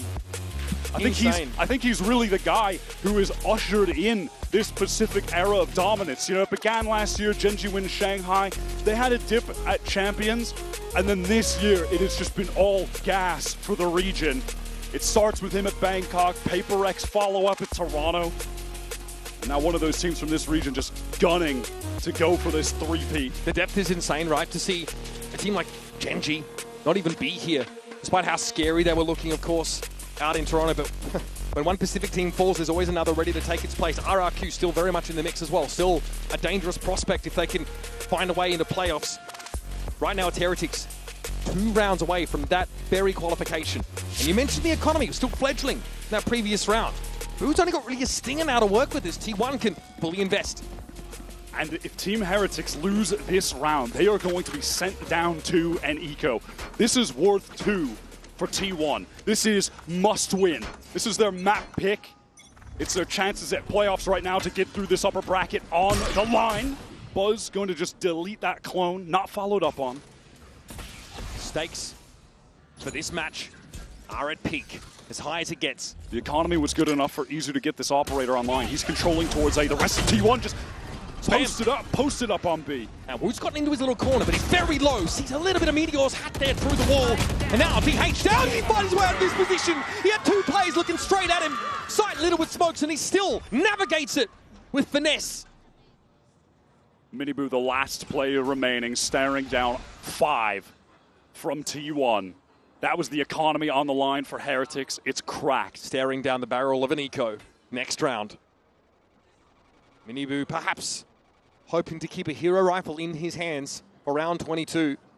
A round that, if unsuccessful, would see T1 even up this game at 11-11. T1. You know, I wonder if to some extent Heretics just felt like they should hit B because there was some aggression shown down A main, that maybe that was some opportunity to get in. But if that was the case, misread on the situation. T1 had 3 players prepped and ready to lock down that B site. And of course it helps when Meteor just gets that instant spam kill as well, though it's tough to get through that B choke point with a lot of players. It's pretty narrow, and if there's a smoke down, it is an easy lane to play from stairs and just spam right into the choke. Yeah, that's even with most of the Cypher trips being placed in market and sort of top mid now because they're so easily cleared by that Sova dart. Even so, I wonder what the composure's like there for Heretics, because it felt a little forced onto that B side after losing the first player. A MiniBoo in a round number 22 has managed to keep a hero rifle for Heretics, but the rest of them have to pay the piper. Wow, that's crazy timing for Meteor to just decide to shoot. Pure intuition. This was a nice little spray down from DH. Just good anchoring as a team. It felt like Heretics really did get funneled into that 3-man setup. And now it's 4 Sheriffs, Hero Vandal save by MiniBoo. Still up against this AWP of Izu, and I think really the most critical part of this round is how many players are nearing ultimates. Yeah. There's the potential for them to be used here if Heretics collect a couple kills with some clean headshots off these Sheriffs, but more than likely it'll just be building to an insane next round where teams are tied at 11, and we've got the full buys. Yeah, that one is going to be extremely explosive. Pretty insane position from Izu right now. His gate crash just expired, so he has to send out another that's going to go towards that A-Link side, which is quite fortuitous given all of Team Heretics are in A main, and DH is about to find out about that. Can play off Buzz here. Paranoia for DH and Buzz. They've played perfectly on this angle. Combined nicely. Buzz unaffected, but MiniBoo ready for a swing. DH was paranoid. He just runs in dry. He just ran in, no support. That's one gun down and one gun that Heretics would love to recover. Not how you want to start the round at all. Wood there putting the right for the work, but DH, well, he makes up for a bit of an awkward start to the rounds. Meteor at 23 and 15 will finish the job. That could have gone south very quickly. Oh, they were living on the edge in that round, narrowly pushed off the cliff, but saved by Izu picking up that fight in lane, and then DH getting right into backside. Meteor from spawn. Woot popping that ult, but getting denied instantly. So now they're lacking that on the buy round. I mean, can't fault Woot for trying to go for it in that situation, really, but that has resulted in a lack of a showstopper on round 23 for their full buy. And what's going to be a full economic commitment from them as well. Timely moment to make use of this timeout. The last one remaining for Team Heretics. And now will be the time to throw a look at T1 that they're not ready for, that they've not seen yet. Something surely involving this dimensional drift from MiniBoo, or even Boo once again, to take up the mantle. Go for a crazy TP, something that maybe gets some heads turned. We've seen the DH TP into Heretics spawn when T1 were on the attack side. Now, it doesn't exactly smack of Boo's style, but he did go for that aggressive solo play up top mid, tried to TP towards Boba. We know he's got it in him. I was going to say, aside from that play, we haven't really seen Heretics try to exploit top mid and actually go for some kind of big wrap execute at any point. That's not been in their playbook up until this, as far as I remember. Now it is Heretics' economy still, it's struggling. If there's any round that you give your full attention to in this series, it's probably this one, folks. Round 23, these teams are even. It's about to get hot and heavy. Dimensional drifts for either side, but the ult advantage obviously firmly with T1. They have that Hunter's Fury in the hands of Stax. Izu, Operator, ready to post up towards B main with the gate crash to escape all the way towards Boba. And of course, I am just waiting in bated breath for him to use his ult and kill someone with a shorty, as seems to always be the case. Trying to get ahead of the drift inside the cyber cage. It's straight through onto Benji. He does go down to 9, but kill is a kill. And Izu has the chance now for a dimensional drift of his own straight into enemy territory. Still Kent at the back of the site is Buzz, ready to take contact as Izu knows there's already Heretics players on their doorstep, and Wood doesn't even ring the bloody bell. He's here to throw down. Stax paranoid, has to take a beat. DH also with a smoke in his way. Heretics haven't been able to plant, they don't have the space yet, but they ping Stax out, and they take him out of the game. Now Meteor and DH at the TP forward has been pinged out. Wood, though, fully aware of this. Now they can make use of that info! And Wood for 3, still in this now. 2v1, but Boo's position is going to be revealed. Yeah, Meteor gets the info off that neural theft. 70 HP, doesn't have a cage, and he's just spammed down! It's intuition from Boo! Unreal timing there from Boo. And yes, an important round win for Heretics. Match point now comes up, but it was costly for them, Wyatt. They spent heavily. They only take 2 guns out of this round. An insane play from Izu. Takes that shot in the cage, but he was just too scared to go for an aggro play out of the dimensional drift with sub 10 HP. T1 try their best to flood backside, but Heretics, they're ready for that flood. That's the win con of the double duelist comp on defense. You want to be flooding back into these sites, so they wait on the plant, they fight together, and they deny the re-entry from T1, who have to rally on this final round to stay in the game on their map, bring it to OT, or they'll be knocked down to the lower bracket. Stax pinged out, but no risk of Hunter's Fury from Heretics just yet, so he'll walk away. Again, it's Izu who wants to take contact here right in front of B. And in the meantime, look at this mid-control. MiniBoo deep, tucked up in courtyard corner. Smoke to top mid to imply a potential split on B. Buzz knows he's about to get his doorbell rung too. So now Izu can post up in B main. That drone gives a space for the operator to position on a more deep angle. Heretics pivoting towards this A side. When the dark cover one-way fades, it's time to use that drone. T1 are patient at the moment. See the trip set up here for Meteor to punish any fast play. And with no noise in B main, T1 are expecting this foray towards the A side from Team Heretics, and they are correct.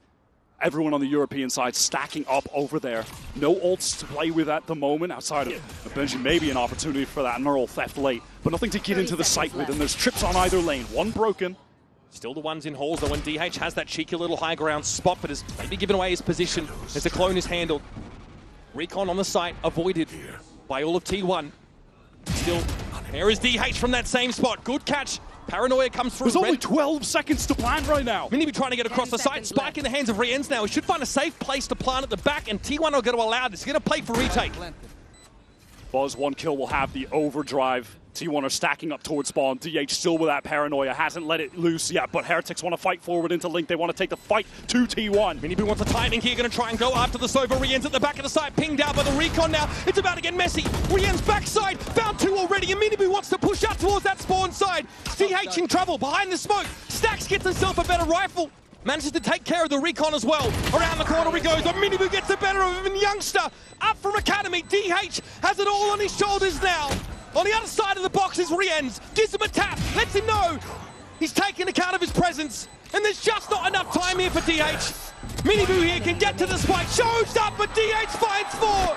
But they say, all it takes to start a revolution is the whispers of heresy. Los Niños have advanced to playoffs at Champions 25. And they're able to do it in just 2 maps, stealing away Sunset from T1 in this upper bracket, the first European team to make it into the playoffs in Champs 2025 on home soil in Paris. And a bit of revenge against Meteor from last year. The second time in a row they've been able to best him since he defeated them in that Shanghai finals. Heretics still on the journey to win a global trophy of their own. And so far in Champions, it's been all gas, no brakes from them. They look phenomenal. Even if you go back to Lotus, just the individual play, the form that Wu was in today, outrageous, of course. Rian's as well.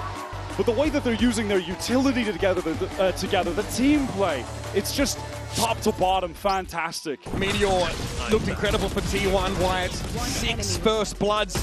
And this is, again, not the first time that Heretics have breezed past him on the way to Champions playoffs. He'll have to wait for another bite at the apple. Still another chance for them to advance from this group. But this is going to sting. The coach Neil Zinho said, if you give them a day to prepare, they'll be good. A week, they'll be very good. 3, they're going to be unbeatable. And so far, he's right. That time off between crashing out of EMEA Stage 2 and the beginning of this tournament in Paris, they have leveled up. This Heretics team are rejuvenated, and they're firing on all cylinders. I send it down to Lou down on the stage for our Verizon post-match interview with the one and only MiniBoo.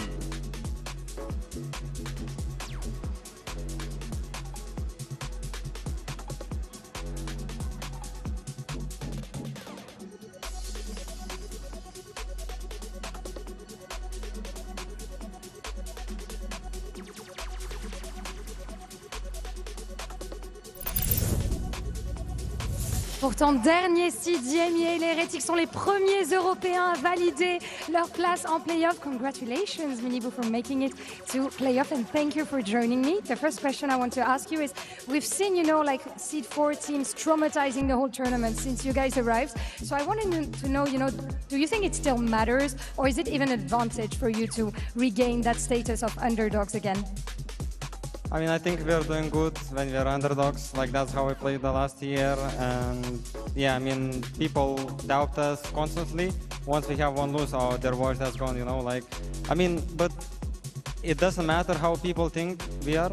It just matters how we in the team think about ourselves. So we're thinking good. Like, I think this is like our prime in the whole 2 years. Yeah, in terms of mentality, I think we can see that too. Definitely. Donc, première question, on a vu les seeds 4 absolument rouler sur le tournoi depuis le début de la compétition. Donc, est-ce que pour MiniBoo, ça veut toujours dire quelque chose, ce seeding, ou est-ce que c'est même un avantage d'être seed 4? Et ben, il le dit, on est historiquement meilleur quand on est underdogs, et je pense que ça se voit. On est à notre prime en termes de mentalité avec l'équipe et on s'en fiche un petit peu de ce qui se dit sur nous. Second question, on a personal level, I wanted to tell you that we can see, your improvements from this year, both as a player and also as a person. But I wanted to ask you the question, on which aspect do you think MiniBoo, you, Domi, has improved the most starting from 2024?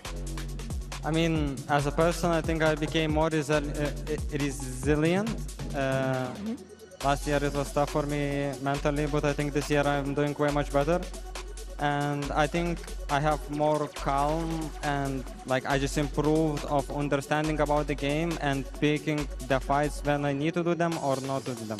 Yeah, decision making also, definitely I agree with you on that. Donc deuxième question, on a vu son amélioration à la fois en tant que joueur et en tant que personne, et il le dit du coup, de quoi est-ce que tu es le plus fier? Et ben je trouve que je suis devenu plus résilient, j'ai aussi un petit peu plus de game sense, je sais quand il faut prendre des duels et quand il ne faut pas les prendre, et je pense que ça se voit clairement. And making it to playoffs means you guys might get a little time to enjoy Paris. So I wanted to know, do you have any plans, anything you want to try so far, or maybe that you want to see? I mean, we've already went sightseeing 2 or 3 times. Paris is really good. It's better than expected. And I think we're gonna go to Disneyland as a full team. I've never been to any Disneyland, so I'm really excited. Oh, nice. It's going to be a nice experience too, and you need to get some good French food too on a friendly advice. Donc, dernière question, faire les playoffs, ça veut dire avoir quelques jours off. Donc, qu'est-ce que vous avez prévu? Est-ce que tu as prévu de faire des choses? Aller à Disneyland, on équipe, et on verra si le team building arrive à carry les teams Heretics en playoffs. Thank you very much, Domi. Congrats again for this massive victory. And now we're going to discover in a few who will take their spot in playoffs between Fnatic and MIBR. Stay with us. Nice! Let's go, baby! Let's go! I mean, I played them like a bull. Tack, tack, tack. Power. It's good job, Wood. I mean, I don't know what it's up with. They just come and you kill them. I killed them. Let's go. Oh! Let's go! Bang! Let's go. Thank you, guys. I did something.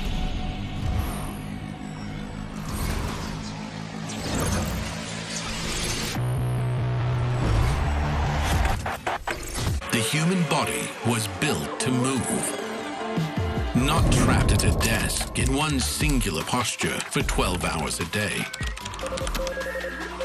It's time your chair evolved. This is Secret Lab Titan Evo. Ergonomically engineered for you. Gamers, hybrid workers, artists. Backing your every move.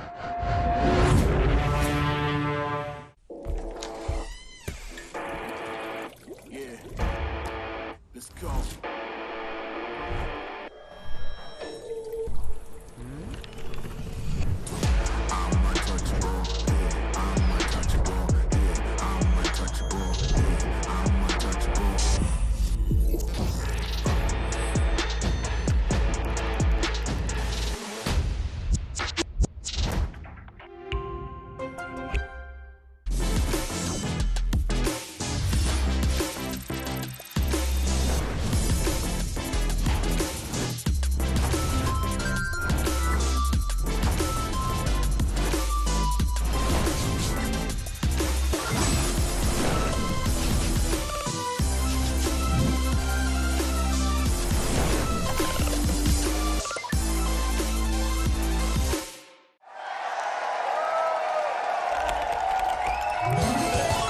Red Bull gives you wings.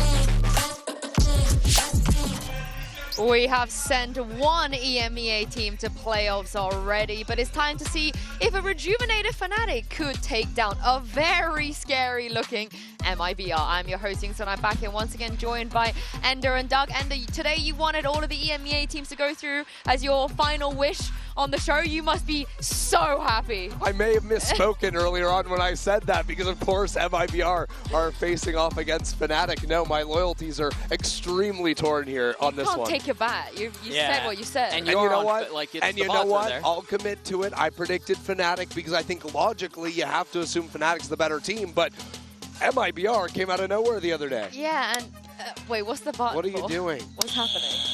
Oh, he's saying you're wrong. But he's using it to interrupt you, so no, I don't I really was interrupting understand. you. I just messed it up, and It wasn't an interruption. I was giving him space. Yeah, and I messed it, and it didn't work the first time, and it's just. Yeah, do better. It's okay. Let's talk about this match because, of course, a lot of history. So talk me through, the Aspas versus Fnatic lore. I mean, this one goes all the way back, right? I think the big one was 2023. Of course, Lock-In being stolen away from Aspas, the last possible moment on Icebox by that guy on your screen, just dancing on him. But the last laugh, of course, was at Champions with Aspas taking that one while on Loud. Yeah, and to see, I mean, obviously it's just one player, but seeing this clash between what some people think to be the greatest to ever touch the game and against such a prolific, winning is just part of Fnatic's DNA, right? You go through roster iterations, this, that, and the such, and it seems like they're constantly in this position where they're flirting with the idea of lifting a trophy, and so this is just such a fun matchup, and to get it here is a blast. Yeah, and the wild thing is, while Fnatic have been, reevaluating themselves, making roster changes over the years since the last face-off, Aspas has been doing that on his own, wearing different jerseys, going to Leviathan, now going to MIBR. He joined this team that had never done better than a 9th place finish in Americas and to instantly make this team a top 3 team in Americas. And now he's been able to bring his team here to Champions to try and get revenge. Yeah, he did send Fnatic home, at Champs. You might be thinking, is there a revenge story? Is there beef? But speaking to Alfia in the post-show, it is actually quite the opposite. Take a look at this. Wait, hold on a minute. When was the last time you played against Aspas? Do you remember? It was 2023 looking. Yeah. No, it wasn't. Champions. Yeah, it was. Yeah, what happened? We lost. Yeah. So you got a bit of fire in you, you got to get that revenge. I don't have any fire, to be honest, because I like Aspas a lot. He's my really, really good friend. So when I play against my close friends, I don't get fired that much, to be honest. Maybe not for Alpha, but you got to be thinking for Aspas. He wants his bad. Yeah, I was going to be like, maybe I changed my prediction. This guy doesn't want to win. What's going on here? Yeah, I'm calling some crap on that one. I'm not going to lie to you. He might dap him up on the outside, before they hit the stage. But once they hit the server, the kind of player Alpha is. He's got that dog in him. He's insane. And I can't imagine it's going to be like, oh, yeah, that's my buddy across the stage. Yeah. And I'm trying to get the dub. And his buddy was tearing it up in this opener versus BLG. You got to remember that Aspas went into Toronto and had the worst tournament of his life. And it was supposed to be the resurgence. It was the whole different story here the other day. But worst of it was, I want to say, a series he went minus 20 something, it was historically abysmal. Yeah, you look at those numbers, it's not minus 20, it is plus. Yeah. Is he back? Yes. How back is he though? I mean, I would say pretty back. Okay. That was domination. Double world champion? Double world champion back? We'll have to see. Yeah. I need more out of him. We were talking about the GOAT conversation earlier on, and to me, the definition of that comes down to the consistency. So one game does not define whether or not a player can be back. Everyone can have a good game. I want to see Aspas come in here against Fnatic, who are contenders, and show that similar level of strength. Well, his teammate Shannon actually spoke about how MIBR have stepped things up in our Omen Player Moment. Cara, o sentimento é muito bom, finalmente estrear com uma vitória no campeonato internacional, de coisas que a gente ia mudar, e voltar a fazer coisas que estavam dando certo no começo do ano. Começou a dar certo de novo, preparação boa, bootcamp. Então, eu e o Aspas, a gente tem uma sinergia muito boa dentro do jogo, muitos motivos que a gente é bem proativo, a gente comunica bastante o que plays reativas, começo de round. Então eu e o Aspas está muito conectado nisso, principalmente quando eu jogo de homem, quando eu jogo de Astra, qualquer boneco, a gente sempre tem uma coisa citadinha ou outra. Yeah, I'd argue 4. I mean, our team wasn't there at time. Hello. Oh, I love this set! Oh. It's beautiful! Aspas gets 3! Cara, o sentimento de Toronto foi um sentimento que a gente não jogou no show, que a gente não foi o MIBR, que a gente apresentou nos campeonatos anteriores. Então foi bem frustrante para todo mundo. Mudou bastante coisa, a gente tá vendo bem melhor agora. E aí a gente veio pra cá pra provar o porquê a gente tá aqui e porque a gente merece estar aqui. Esse é o MIBR. I mean, they've got to be one of the biggest surprises we've had at Champs. And speaking of, when we have these combos about fragging IGLs, did you ever think we're going to be talking about Verno versus Boaster?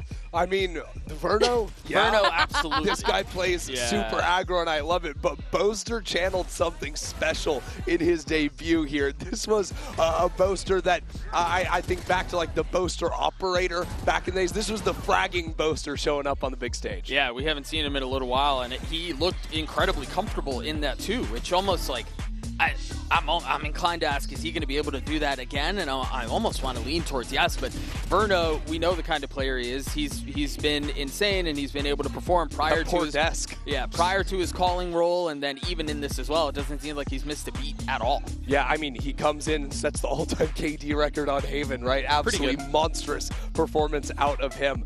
So this sets us up for a very fun matchup, but where I come in, I say, yeah, Boaster has a great game. I'm probably not expecting that to be the bar for him to be setting.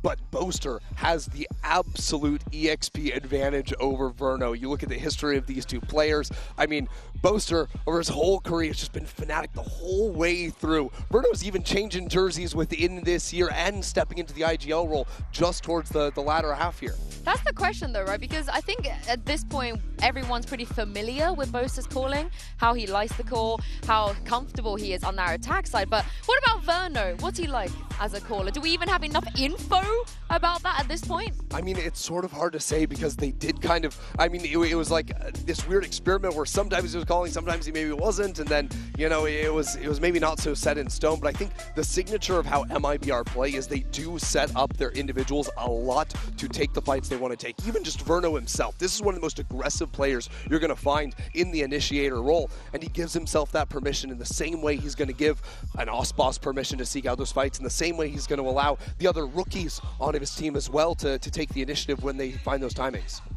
Yeah, I think, and it makes a ton of sense too, when you would expect this out of an experienced caller to, like, if you've got Aspas on your roster, you want to set him up to succeed and do the same thing for himself. And so a lot of that also looks just like playing into the strengths that he knows he has, and he's not trying to reinvent the wheel or do anything crazy. He knows where he's able to strike and where he's able to punish the opposition, and he does it well. Yeah, we have a lot of storylines here, but also at VCT, you know, we got a little something for everybody, even for the hate watchers. So please enjoy Mika Fabs' catch up with Crashies and Verno.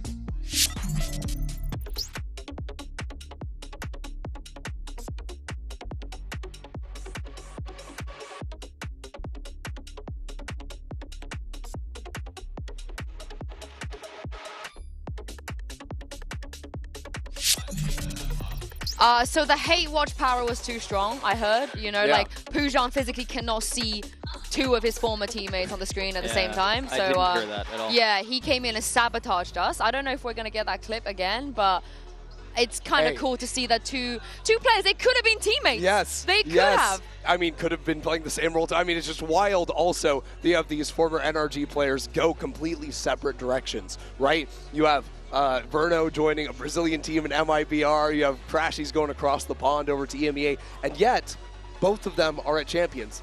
NRG also at this Champions. We could have that matchup later on, but it's a whole lot of fun. Yeah, I mean, just the wildly different paths that they've taken for them to end up at the exact same place is, yeah, as you said, a ton of fun to watch. I think for both of these players, there's a ton of promise. Verno's obviously much younger, much more of a rookie, but Crashies has been around the block, and he had his dip in his career where people thought he might not have it anymore. Goes over, reinvents himself. Looks like he has a levity to him that I feel like he's never had before, and this match is going to deliver. All right, the interview is ready, I've been told. So let's set it down one more time and see what Verno and Crashies said to Mika Fabs. I feel like in another timeline, these guys might have been teammates, but Crashy's Fnatic has been looking great, and Verno, you've been putting up the numbers for your team as well. I want to know why this is the best timeline for you guys. What in your team makes it so that you are able to put up these performances? Crashies, we'll start with you first. I think I'm just very experienced at this point. I know what my teammates need and expect out of me on the server, and I know how to set them up. So yeah, it's just like a recipe for success, honestly. This isn't your first champs, of course not.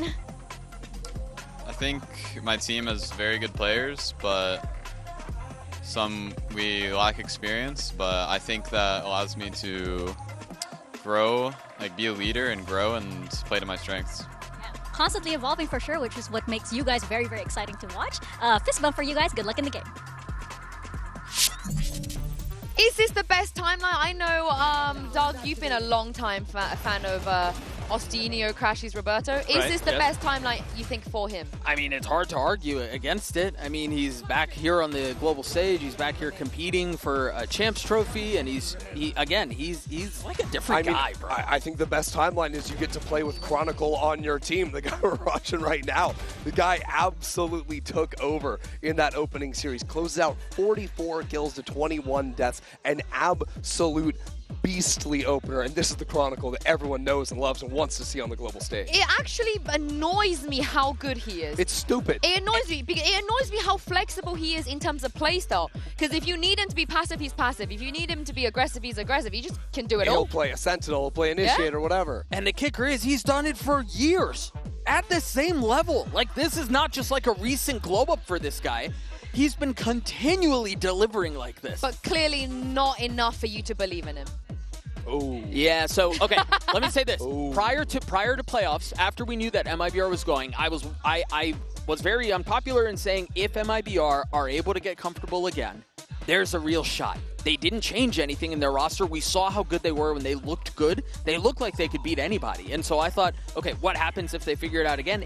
It's only been one series, but they may have. Well, I hope for your prediction you are right, because we have a lot of historical narratives on this stage today. They meet again for a spot at playoffs. It's time to welcome our players to the stage for MIBR versus Fnatic.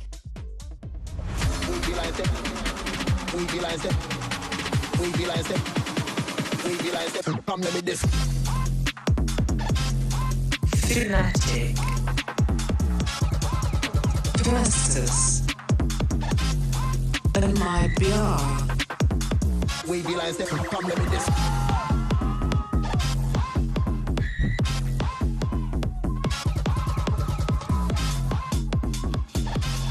Very few can live up to the rivalry of Aspas versus Fnatic. This is for a spot at playoffs in Champs Paris, but this time around, the players next to Aspas are not the familiar ones we're used to seeing on Loud. It's a completely different story. This is a squad of rookies that was built around Aspas, but also promoting some of the best talent in Tier 2 back in 2024, and now we've got map select. Yeah, my fear for this MIBR squad going into this series, we take a look at the maps, Bind Abyss, and then if needed, Haven. What happens when things start to go sideways? Are we going to go back to seeing the MIBR of Toronto in the first couple of weeks of Stage 2? Or is it going to be the MIBR prior to that, and the one that we saw in the first series? I think those two teams could not be more different. I'm not going to lie, looking at the maps, I actually think MIBR have a really decent chance.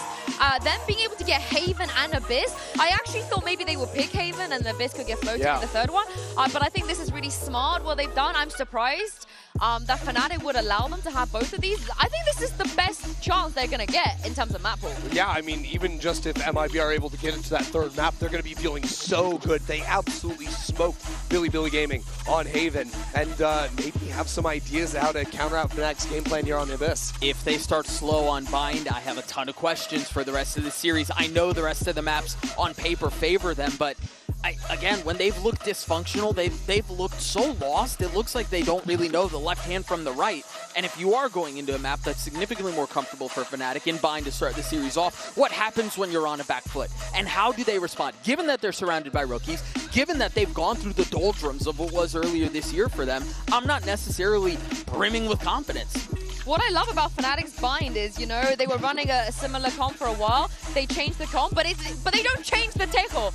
It's not like they move away from an alpha Tejo, which is insane if people have never seen alpha play Tejo before. Yeah, I mean, he's a beast on that one for sure. And what it means for MIBR is you can't waste any time when it comes to retaking onto the site. The Tejo utility, everyone knows, is so annoying to deal with in the post plants. I think that's going to be a major concern for them, on top of the fact that it just adds that extra layer of scouting on the map, which will make it a lot harder for MIBR to take the timings and walk-ups they want to go for. What on earth do MIBR play, though?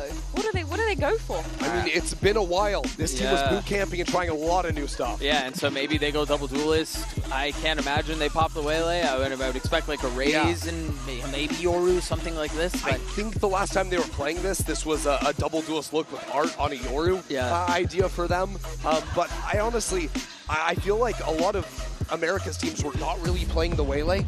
So I'd almost be surprised to see that come in. So this is the same comp they played previously. Yeah, and if you think about back early days on MIBR, they were some of the early, at least teams in Americas, to start running the double duelist comp. So this is not necessarily out of the norm for them. I think Aspas on Raze, can he perform the same way? He's been able to be successful on other maps. I think that's a real question that needs to be answered as well. I know Boast had a really good series on Abyss in the last game, but on Bind, on defense, on B, I need him to not get caught out placing down stars and util. The amount of times he gives away those first death, especially against this comp, he needs to be careful. The thing is, America's teams don't play the Astra. This is something MIBR, Astra, Tejo, like, what is this nonsense? They have no reps playing against this type of idea, and the Astra operates very differently. Placing those stars down in your defaults early on makes it incredibly hard to do early aggro, especially for MIBR once they go over to the defensive side. This is going to be something they knew in advance coming in, but it very much changes your play style. Yeah, and I'm reminded of, obviously it was against a different team, but I'm reminded of the last time Fnatic took the international stage against an NA team and played on Bind, and we talked about that earlier today, right, up against G2, and so this is a map that's very comfortable for them, and yes, there are a couple of new faces out there, but you're hard-pressed to beat Fnatic with this comp on this map. And I want people to appreciate that Alpha is a genuinely good Tejo player. He makes smart decisions and it's not all just pew-pew. Hey, he's the kind of player you slot him on anything and you know he's going to deliver. That's the beauty of Alpha here as a 5-tool player. I mean, this comp from Fnatic has so much utility to go and fight you. There's an overwhelming amount when it comes down to the fight, and these maps always get brawly, they always get scrappy. Like I said, it's a fun day. We're delivering everything you guys want, and I know you're going to want to see these two guys casting. It's Mitchman and Tombin. Thank you very much, Yinsu. Very excited to kick this one off. Aspas up against Fnatic. We haven't seen it since 2023 champs. Rolling back the years, but now on MIBR, fresh off the first win for the organization on the global stage. Let's see if they can back it up with a second up against Fnatic. Yeah, I think most people look at this game and go, okay, you've managed that first match. Obviously, all of the teams from China had their struggles in the opener. Fnatic were not one of the teams that struggled, so it's definitely looking like a different beast, a finalist in Toronto, but at the same time, the squad we saw play from MIBR looked very different to the team we got regionally. So hopefully, we're in for a real treat. Yeah, Aspas and Verno were definitely the highlights of that matchup as well. I'm curious to see how they're going to perform now here today. On the other side, though, for Fnatic, Boaster had an absolute life game. We know the Chronicle's a consistent factor for this squad, but Boaster hitting that form twice in a row, looking unlikely, I'd say. Who knows, though? I've seen his operator come out on this map and be fairly fierce. At least for now, though. Start from the defense was a little bit of early B control. However, MIBR seeming passive. Still an opportunity for an immediate rotate from Artsin. But he's going to try and put some pressure in to hold players to this side of the map. We talked about that utility over on the desk, and we're saying Fnatic have so much util to go and take those fights. They haven't gone and taken those fights just yet, but what we are seeing, the push up coming through from Chronicle. He's fully cleared Bathroom and Exodus of the A site now as Fnatic stack up on B, ready for the hit that MIBR are about to go for. This is not what MIBR would want to be looking for. They saw a player teleport to the other side of the map, maybe assumed that this would be a little bit more open. That's not the case, though. They're walking into a full stack. Not a bad start, though. Cortezia is going to get the opener. Yeah, they've come in, drawn first blood. Now the pressure mounting for Fnatic. The remaining players on the site, though, still have plenty of backup. It's a messy fight for Kayak, and he goes down with the punish right after Crash. He's managing one, and Alfie are still flying under the radar, but he used his util earlier. They'll know that he's here. Finding the players a different story, but MIBR making a good job of it. But then Chronicle's flank comes through. A pain in the side as MIBR find only one left, and Alpha's there to clean it up. Fnatic, they made the read early. The push up from Kron gave them the info, and the stack proved too strong to crumble. Yeah, honestly, from the position that they walked into, it didn't go too badly for MIBR. Like, I thought they were going to get slaughtered on entry. Like, you walk into a stack of 4 players with one flanking you, but it was that flank that sort of dealt the final blow. Poster already about It's a pistol round. my son, my young boy. Nice! Good job, Already. Ronnie. Great We job. are going to have ourselves a little bit of pause to the action. Some issues with the in-ears, but hopefully that will quickly be resolved. Someone else I want to talk about, like we talked about the highs of the last game. You said it, Aspas, Verno, I think the Boaster and Chronicle, but it was Kayak. There was a little bit of a surprise for me, a very underwhelming first match within the server. I think if they are going to be a challenger for the whole tournament, a contender, he needs to be on point, especially when they've been at their best. This guy has been, well, people have said, oh, well, he replaced Durka, but he's already outdone him. He's already gone past. And, well, we had Durka up here on the caster desk, so I'm not going to say that's true. But at least when it comes to champions, thus far, it's not really been the case. So I think especially going head-to-head with, I guess in this case, not just Aspas, but also Artsin, he needs to prove that, okay, I am that guy. I can take over games. Yeah, I mean, EMEA viewers have definitely seen that face to Kayak. 100%. But on the international stage, here at global events, it's not being the same. And for him, maybe one of the biggest challenges is I look at MIBR and we say, okay, well, for Fnatic to touch base again, Boaster, unbelievable. Life game on Abyss. Chronicle, a consistent factor, and if you've ever seen a global event, you know that. But for MIBR, we know that Aspas and Verno are not the kind of guys who are going to take the foot off the pedal. That's all gas, no brakes. And so for Kayak, you know, already having a poor debut, there's a lot of pressure on him to show up here, and it ain't going to be easy to make that bounce back happen. But we know he's got the level. Yeah, and I think that's always been the good thing with Fnatic in general is you have so much depth of talent. Like, we haven't even mentioned Alfie yet, but everybody knows what he can do on an international stage. So I don't think it's like... The good thing for Fnatic is they still managed to win without him necessarily being at his best. But again, we're looking at the overall tournament. I think in this match, when you have someone like Aspas, who we already know can be the best player in any server, that's the head-to-head I'm going to be looking at. Of course, it is only our pistol done, but we are going to be getting back into the match nice and quickly as the timer begins to count down. And obviously for MIBR in this round, the main talking point is going to be damage. Can you drop any of those guns? Or in this case, mostly SMGs. Interesting as well, Boaster was on his feet in that pistol. The only one not to secure a kill. You got to have the confidence even when it ain't going your way. Love to see it. It's like trash talking only when you win. It's not really trash talking, no, is you it? got to be consistent with it. And he certainly is. Well, as you said, MIBR, they come in with next to nothing. Up against a lot of SMGs. It's a buy that gives Fnatic a fair bit of a punch in this round. And with the map that's in it, good potential for the next as well. There's the first for Chronicle. He's under a lot of pressure, though. Getting hit by that Seize, and with the reload underway for Crashies, he couldn't quite help out. From here, well, I was going to say it'll be difficult to find more impact for MIBR with numbers for Fnatic. You can see Kayak's here to back up his buddy, but Crashies has been hit pretty low. There's still a chance for this to become a costly round if Fnatic aren't careful, and that's why you see this quite timid approach to denying the plant. And MIBR actually playing this well. They're trying to bait in any of that additional utility. Try and maybe force someone to make a mistake, reveal a position. TP option.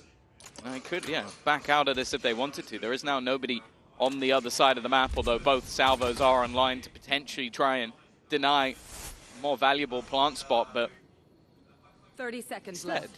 Just selling a ruse that maybe they've left. Try and get some players to peak more aggressively. But Fnatic are being patient themselves.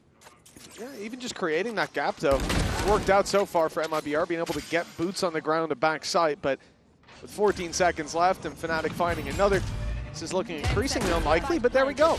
The different plant position ends up dodging the salvos. Verno finds Boaster. Remember, Crashies is still very, very low, and he'll fall at Verno's hands. This is already a great round for MIBR, and a chance to build even further.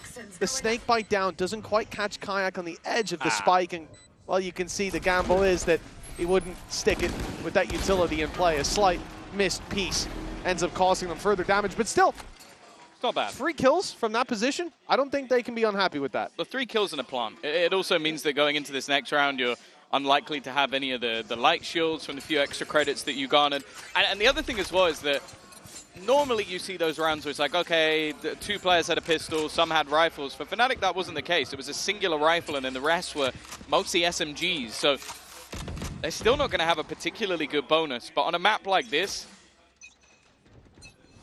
you are going to have opportunities, especially with a lot of these close range fights, these tight angles that can definitely work for those weaker guns.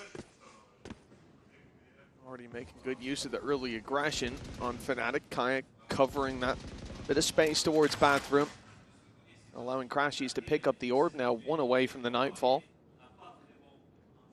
Quite a few weaknesses, the fruit of their labor on MIBR in the previous round. It'll be a slow default. This can't be one that they throw away. Fnatic are saving up that money for the next. They'll have a full buy, as you'd expect. But in a lot of rounds, you'll see like 2, 3, maybe even 4 rifles brought in by the team that's 2-0 up. With these weaknesses, has to be a round that the attacking side secure. Well, yeah, the main thing will be gambling on positions. A gate crash taken. Cortezia already adding 1, and a nice double opener in towards that A site. The spike, though, is heading in the other direction, and with Althea being spotted, I can only assume that that TP must be considered. Walking back into where the rifle is would be risky, but now winning that fight makes all the difference. Verno putting Althea in the dirt, and nearly all the danger of this round are dissipated. It is still Chronicle, it is still a Sheriff, but I think from this point onwards, maybe even just dying to the spike is the right call. With 2 players towards the A site, I agree with you. You know, a lot of the time you'll see teams go for the TP before those 2 kills come in on B, but when it's Aspis and Verno who've walked all the way up and long, and they know they have 1 rifle, second guy probably doesn't. You're pretty confident they'll take that fight every time. For Chronicle, okay, it's a rifle picked up. Chance for further damage, starting to build. Rotate from Verno, he's going to challenge him in the TP, but this is exactly what Chronicle's expecting. Sees has caught him, the door open, and well, it's not going to be quite so simple a play, not running blindly into the TP instead. I like allowing the players outside to fight through the door. Lovely, 2-1 now. MIBR with a pretty decent round 3. Yeah, it's about the minimum you want to be bringing through, the 3 rifles kept, so you're going to be able to come back in with a solid purchase. Operator already being put onto the board by Fnatic as well. Kayak going to try and fight those extremities, of course. When you look at this map, I'd say normally you're going to see some fairly hefty attack sides coming out of Fnatic, but last time they played it, it was also an 8-1 defense, so a map that they feel incredibly comfortable on. And for MIBR, last 2 times they played it, really struggled on that defense. Artsin, though, a sniper of his own and some light shields. In fact, on the majority, that's a huge opener. Response, though. Ooh. Yeah, doubled up as well. You think once that op fires off that he'll back off. You'll get at least a little bit of space for the life you've traded out instead. Doubling down on the disadvantages with Crashies. Oh, that's a little greedy from Kron. You know, you want to see the jump peek there, grabbing a bit of info, and he goes swinging out wide. Ends up going down to 46. Look, there's still a serious chance. And as you said, the shield's in play. This is a double barrel operator. Chronicle's fallen now on the attempt to cross on backside. Crashies almost losing his life to that outlaw. And it's Hlino up top to drop him. The spike back under MIBR's control. They don't know it yet, but they're not even looking that way. Fighting for every inch of ground on this site. And the outlaw really stealing the day for that attacking side. I think Kayak's already called for the save, and with an op, it's no surprise. 30 seconds left. Huge round coming out from Shannon. Just being able to find 2 fairly impactful kills, and you can see they're still a little bit wary. They saw him get ult online, so they should know that he was towards B-Long not that long ago. So that piece of information should be in play. But obviously, with the gate crash, you never know. He could be close to site. Could have gone back to spawn, could have rotated, but They should also know that the operator's online with him getting that opening pick, so it is just going to be the save. And for MIBR, of course, their economy's not in an awful spot, but it's not at a stage just yet where they want to be trying to hunt down every single one of these weapons, try and run down that operator and risk losing their own economy. Instead, they will just be TPing out of there at the last second, just wanting to make sure there's no cheeky plays being attempted by Kayak. And MIBR already are going to put themselves 2 on that board. That said, though, the expectation is they need to have a fairly solid attack side, especially with this comp. Well, certainly a good start, winning that round number 4. Picking apart this defensive side every peak they went for. Punished, and I do think the Outlaw playing such a big role, they can't even trade shots. So once that first bullet lands with light shields and some players stripped low, it's an easy conversion. Now MIBR, they come into this round and they know they're up against an AWP. They know that was carried through, but for the most part, it is very little danger. And what danger there is can be very easily avoided. All thanks to that Yoru ultimate being activated. Never mind. Artson has gone down. Chronicle finds 1. That's a weapon retrieved for Crashies. With the Nightfall in effect, MIBR, I mean, they're not even back to starting positions. Obviously a man down, but look at where Aspas is. That's the trouble. He also got hit by the ult, so it's not like this is a massive surprise. The worst thing that can happen to you in this sort of round is ending up being isolated, and I'm looking at the position of the spike. It's very far away from the rest of the troops. Like just making a lurk play, maybe checking if there's any sort of flank, but it definitely feels like a bit of a gamble. Crashies as well, already managing to add another to the death toll, and Aspas, he's kind of stuck in the mud, but still manages to get 2. A quick double to make this round look a lot more palatable. Fnatic haven't yet shown their hand. 35 seconds, and the AWP is still on this A side. They know about Alpha yet. Soon they'll know about Kayak as well. That position spotted. Aspas thinking about the deep swing. It's all down to this shot, and it's Aspas to hit it! His 3rd of the round! This man was isolated, caught by a Nightfall, but he became Fnatic's nightmare. The 3rd round looking locked in already. Aspas will finally be put to bed, but it's too little too late, surely. A rifle retrieved for Alpha, but he's all alone. They know where he is. The time is ticking, and not in his favor. And with 2 players to root out, and no information on where they've gone, he has to choose blindly. Choosing wisely out of the question. And as you can see, as you can hear, time is ticking away. He is trying to bait them into a fight. They've seen he's not defusing, but he's isolated 1 as a result. Alpha playing this masterfully, but the clock, his biggest enemy, if not the shots from the other side. A 3-2 scoreline locked in for MIBR. They're showing some serious resilience early on Pine. That round was all Aspas in the end.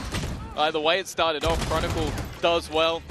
A second pick, taking down Shenum as well. It made things so difficult. And you look at where that utility is put into place. It's basically just to disrupt everything Aspas is trying to do. But while walking backwards, he just manages to dome one of the players. We talk about this guy in terms of having that highest peak of skill, but at this round you can almost single-handedly attribute to him. Without a doubt. Again, the fact that he's able to have so much impact, isolated in lamps, when the AWP is sitting around as well, it's even holding the angle that he swings wide on. But he's just too quick on the trigger, and a timeout called by Fnatic, as they are certainly feeling that pressure mount early on. And as you said, MIBR, they need a good attack side. But for Fnatic, they've had a few chances to already make that a complicated affair. Those chances not capitalized on. That's certainly something that Milan and Scott in the coaching booth won't be happy with. Yeah, I think as well this is a round where I would kind of look at it and go, okay, you got the advantage. There's a part of you that thinks maybe you can just hold. But the way they played that, I'm not mad. Like the salvos, they knew where he was. The salvos were put in to actually just go, okay, you've now got to move. It's just that Aspas still hits that shot. And that's always that characteristic of like, if you started to stop peaking because he's doing that, you've lost. Like, you've already lost the game. But at the same time, if he's going to keep doing stuff like that, you may need to adapt. Well, the barrier's going up on a buy round for Fnatic. Big ulti's online. Kayak's had that dimensional drift for a while, but he has a big challenge coming. Heavy traffic. About to swing right into him. In fact, not swinging. Walking up inside the wall, he spotted one, and he gets out for free. That's a beautiful opener for Fnatic. The response is Showstopper fired through. Aspis doesn't find his mark with it, though. He won't even get Lambs for free. Still has to brawl Chronicle, who is forced back, seized in position. He can no longer hold on to control there. But Fnatic don't need to with the man advantage. That's quickly faded away, though. MIBR, they're rolling all over this A site. Grenade is live. Yeah, what? Cortesia's just having one hell of a round. Like, again, this was Fnatic in the right place at the right time. They had a stack up. Look at where.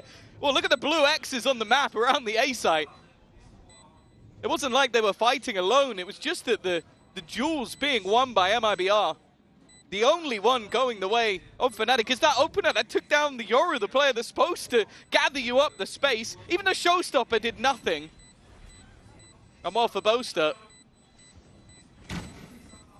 You question the potential of that flash in the pan performance. It's not been the same, and the timing couldn't be any worse.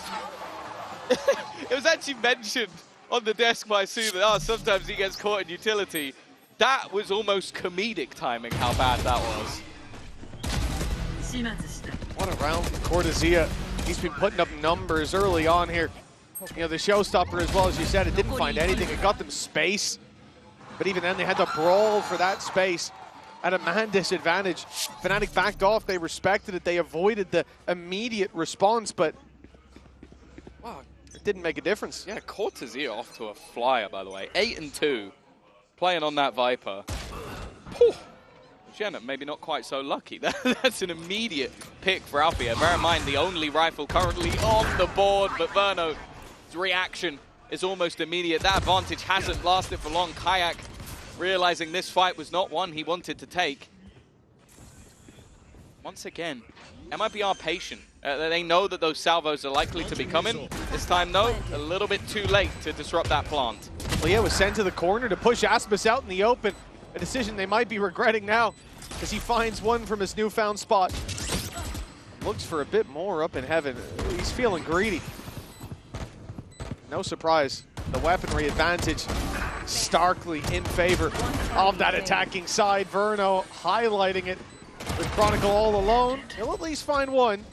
Aspis is low, yeah, although I don't think you're going to win the wallbang fight with that stinger. And he's been taken down by Verno.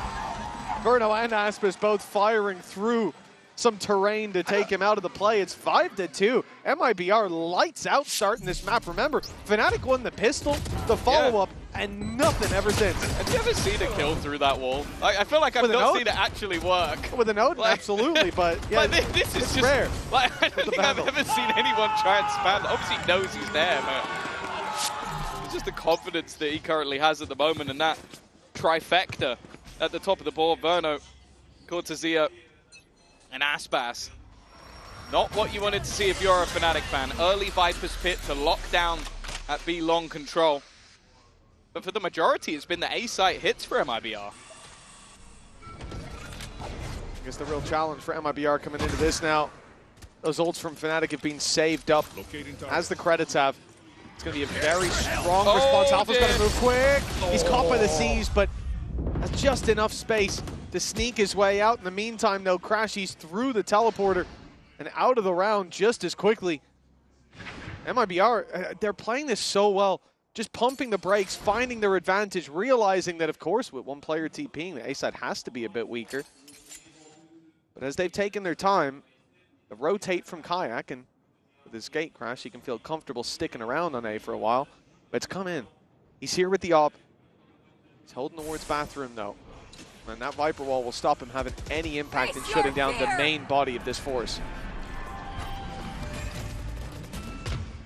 Still, plenty of ultimates to play with. That operator in hand. A gap being searched for. But it's Cortesia again. Nice shot. Will at least find the trade, but that jump up from above needs to be watched for, and instead it's another wallbang for Verno.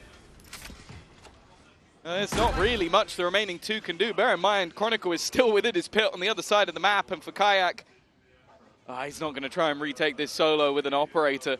Another round for MIBR, and I want to touch on the mention of the calling, because this is Verno, the 19-year-old American IGL and the Brazilian team that, as of right now, is calling a great game. If I'm not mistaken as well, didn't they say that during the season he swapped to calling at the start of the round and not mid-rounding? Like, he's been finding his identity in terms of that IGLing, and even coming into this event, we didn't know how it would look, but he is back to full calling, start to finish. He is on Kayak, looking to hunt him down. He's found his prey, but Kayak bites back. The op will be saved, will be carried through, as will Chronicle's rifle. He's been quiet over in his pit on the B site, on B long. He's chilling. This whole round. Another one up for MIBR. That's 6 in a row. And don't forget, we've already had a time. Oh, we want to see a timeout. They called it about now, but 3-2? Yes, 3-2. And it's been 3 in a row. Yeah. Since then, it's been advantages found by them and thrown away. Or in fact, I wouldn't even say that. Like, Cortesia's been stealing those advantages back at times. And no, like, if you want to have a chance in the second half, you can't really be calling that timeout here. You gotta trust the boys to find those solutions. Alpha already in the TP, and you may bet that MIBR, no, he ain't going anywhere. I guess the assumption might be that that was Kayak baiting. But that's already as bad of a start. Goes 0-9 for Boaster, by the way. Yet to find his place onto the board. Alpha does strike, but he's running back straight into the arms of another enemy. Shenum waiting, and now here's the TP. Chronicle tries to respond. Will be able to force him out, but the reactive smoke gives cover. Oh no, I don't know what's happened there. Complete miscommunication, it seems. That's left him out to dry, and the spike in the hands of Chronicle. This is one of the better opportunities for Fnatic, but they are all isolated. And this walk back from Shenum, I think, is going to meet the exact same fate. Recovery for Fnatic, it seems. As Artson left alone, op in hand, and he's found one. Over to the rifle. Both players isolated as well, playing opposite sides of this. And he certainly knows that Crashies was around that area. But now, of course, it pushed up the long. Oh, it's going to be a deep play from Artson. I like the idea, but Kayak was patiently waiting for it. Finally, a response from Fnatic, breaking the 6-round streak MIBR put on the board. Yeah, I kind of look at this one, though, as quite a bit of miscommunication. Like, Verno having his back turned. I think it was the same when Shenum died as well. Back turned. The last kill, back turned. Like, this was all players that... Okay, this one, there's no way he could have had the information, but it seems like they lost control of the map. And, of course, Fnatic, you need to give credit as well to Crashies for taking that amount of space in the late round as well, but... It's not what we've seen thus far from MIBR, of course. No problems for them coming back up with a buy still. Having the Viper's Pit, but that has been online for a little while. And once again, Crashies going for the same push-up.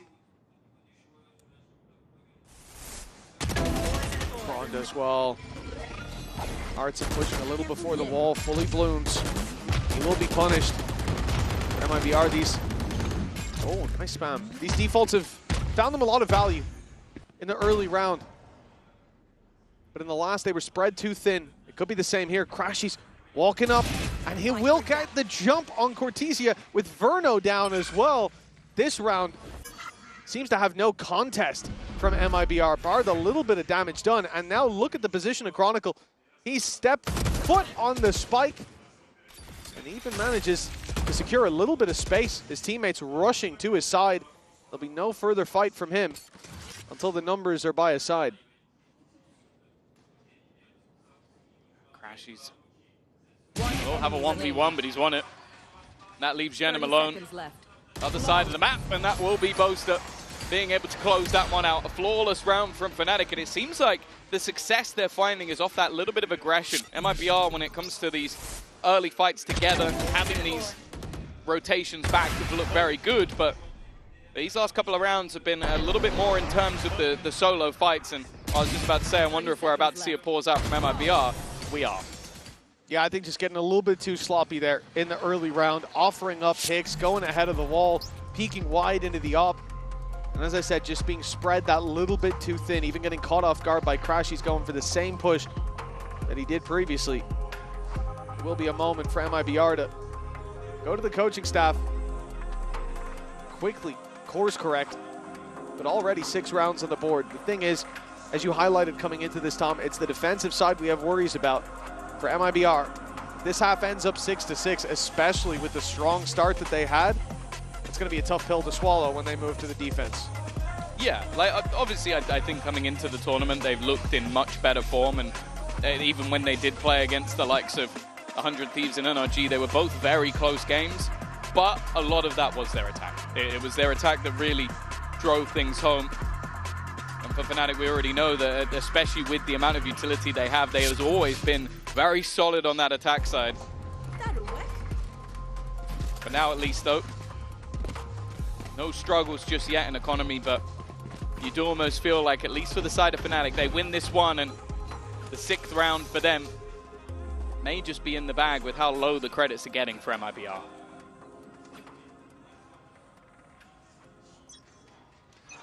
Well, barriers going up, and a big round for Fnatic.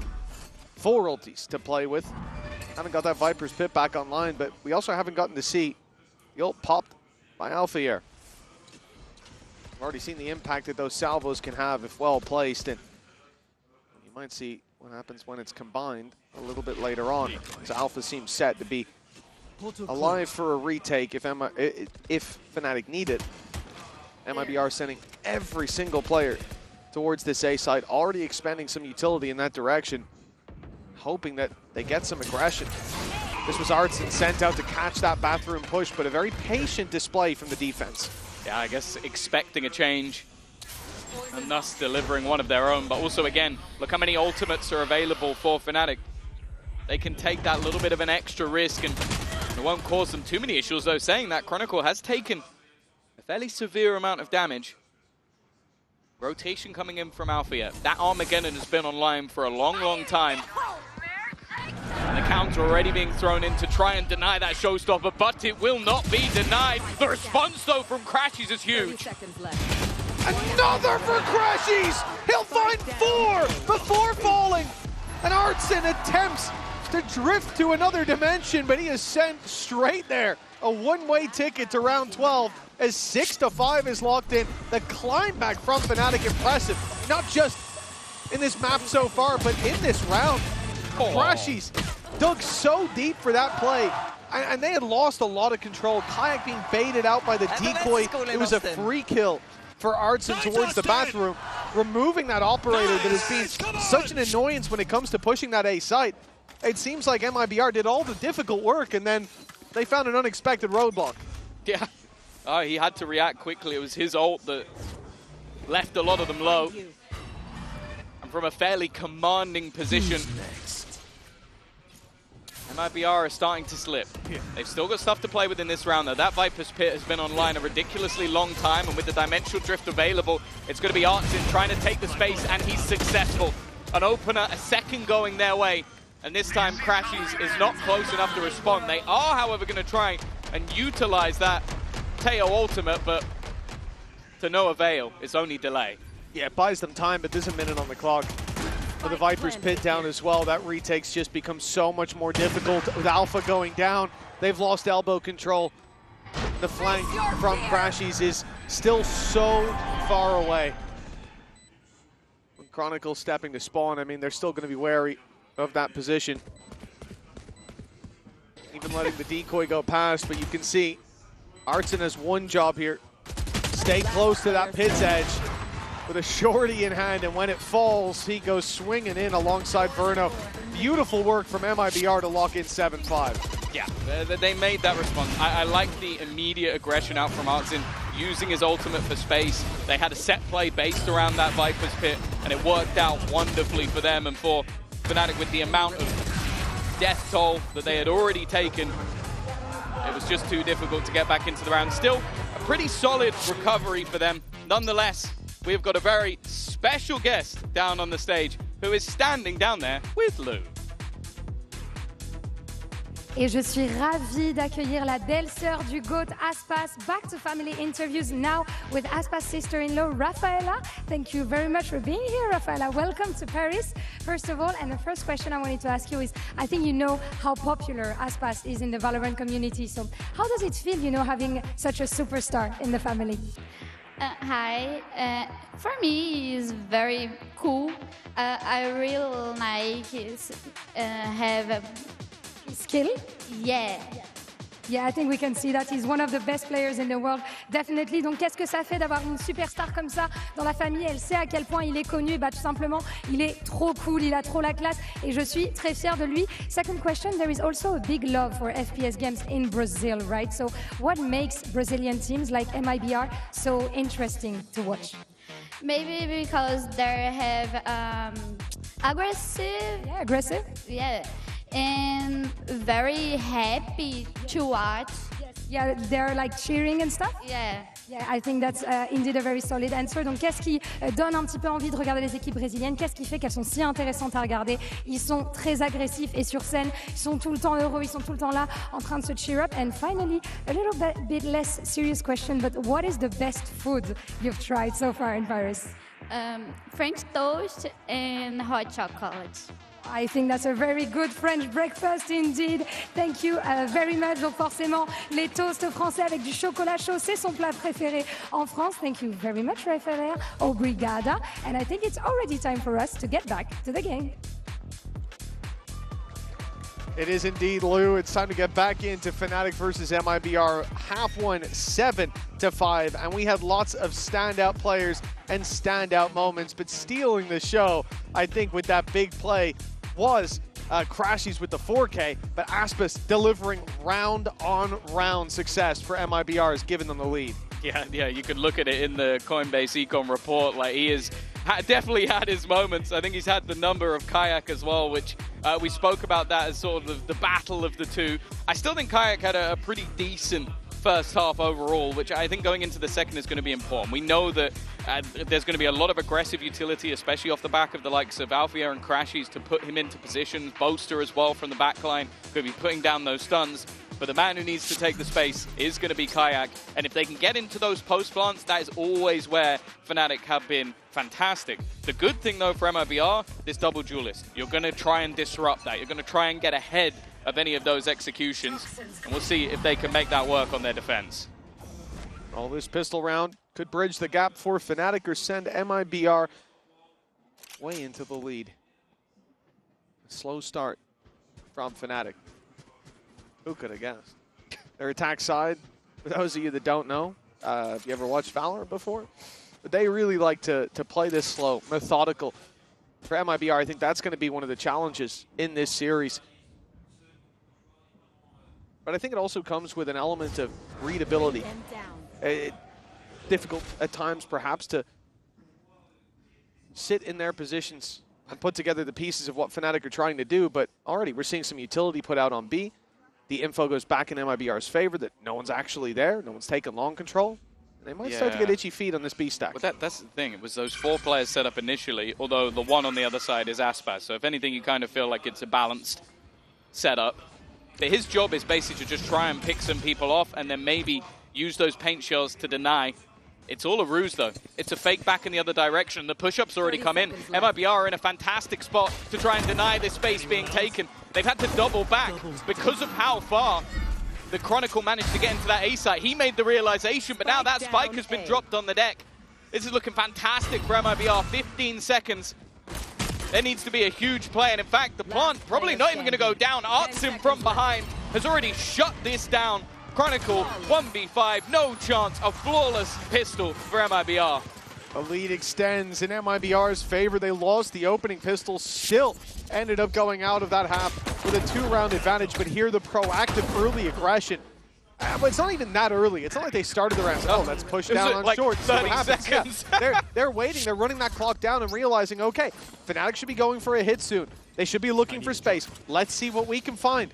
And this is what I'm saying. Like, it's very difficult to play against Fnatic the first time. But if you know how they play, you know that you have to search for those gaps. And MIBR have already cracked the code there in the pistol. See if they can continue to do so. This one should be an easy follow-up. Big investment from the defensive side. They've already lost one player with only one pistol carried through. Anything else for Fnatic is a bonus. And there's Shenum gone as well. Yeah, they also have to somewhat wait for that other player to get back in to even retrieve one of those guns. Timing should make it fairly easy. Phantoms up top. There's also a Guardian to be found. They're not going to get anything? No, they at least managed to get the one. Did they get the Guardian as well? I don't think They did. No, they didn't. So that's at least one gun drop. Not the worst, but obviously on the other side of things for MIBR, they're still going to come in with a few to play with. They've had some of those individual moments of brilliance, and time to jump. If they get one in this round, if anything, they're on the path to taking their opponent's map choice. Oh, Abyss up next. See how that plays out. Boaster's having a tough run of it, and he was a big factor in them finding success in their previous series up against RRQ. He still has just that one kill he closed out the last half with. Yeah, I like what we just saw from MIBR. So that was the haunt over the top into the smoke with the flash behind it. They were hoping to try and put Aspas into a position to find an Opera on those players who are waiting around Fountain, but nobody there. It is Fnatic playing in such that passive style that it starves the opponents of information, but we've already seen that MIBR have done quite well in the first couple of rounds to react to that. And with Artsin only having a pistol, he's happy to play up close. The lack of over-rotations as well. A lot of teams will make that push-up, see nobody, and just go flying towards the A side, assuming that the hit's elsewhere. But used to the slow approach, ready for it at least. Artsin, is he going to go through this wall? He's only got the Ghost to play with. One of the two weaknesses for MIBR. Uses the decoy to push them back, and it's a lot of stoppage from MIBR, keeping Fnatic down to 20 seconds before they've got boots on the ground. Aspas falls with the wall bang. Verno doing a ton of damage. Oh! He'll take down Kayak, and he leaves Boaster, Alpha, and Crash. He's all very low. The volley just misses. The plant will be secured still. A huge opportunity with Alpha regenning his health and dropping Verno. They could clean up the rest of the kills on the site. In fact, Alpha even gets challenged deep, and it ends up in a 1 versus 1. Cortesia alone. And no idea where Alpha's gotten to, thinking maybe that he's fallen back, but Alpha's close on the site, in that corner, just to his left, crouched down. The read is there, and so is the round for MIBR. A seeming death sentence for Fnatic, as double digits secured by America's #4. Yeah, what a round. Cortesia again, just having these moments of brilliance, but I want to give the credit. I just want to say to the call, like, look how delayed or how much they're holding their utility. That Haunt came online ages ago. But Verno knows, okay, if they're going to play slow, I'm going to keep this to the end. Still had a Prowler, still had a Molly. Even still had the clone to throw out. They're literally holding everything until the last 35 seconds, and it just allows them to buy so much time. And then you add in that little bit of individual brilliance once again from Cortesia. And that now puts them 5 rounds into the lead. Trades to start this one, but that's a big weapon for Fnatic. You saw the Guardian in hand for Alphayer, but look at the rest of the pieces. 2 Stingers and 2 Sheriffs, at least site control for Fnatic, but the spike is miles behind. It's being caught by the Prowler. Boaster's got to run for the hills, and he's trapped in the corner. Verno won't let him escape. The spike secured now. The defensive side can't get there too easily. Crashy's embedded in the sights, being spotted. Shenum dealing with a major threat in this round, and you look at it, Fnatic, they're going to go back. They have to go back. So much presence for MIBR, the utility and the spams. It's given the presence away, but I like the fact that my main worry was that Cortesia was a little aggressive on B. Now he's backed off, he's given that space. There seems to be nowhere that Fnatic can go with favor. Yeah, they tried to fake the steps. No steps were faked. I don't know how Chronicle survived there. I don't know how he's alive at this stage of the round, I'll be honest with you, but I don't think there's any chance of him winning it from here. Even a cheeky little blast back jump from Aspas. 11-5. Fnatic's map choice. A team that I think many coming into this matchup will go, oh, okay. They beat BLG. China's #1, but I think a lot of people have sort of slept on that as a result because China as a region has been suffering this event. But they are proving that that was not just a singular performance. And what you mentioned about that second pause and wanting to save it, I'll be honest with you, Mitch, I feel like it's a little late. 11-5? Yeah.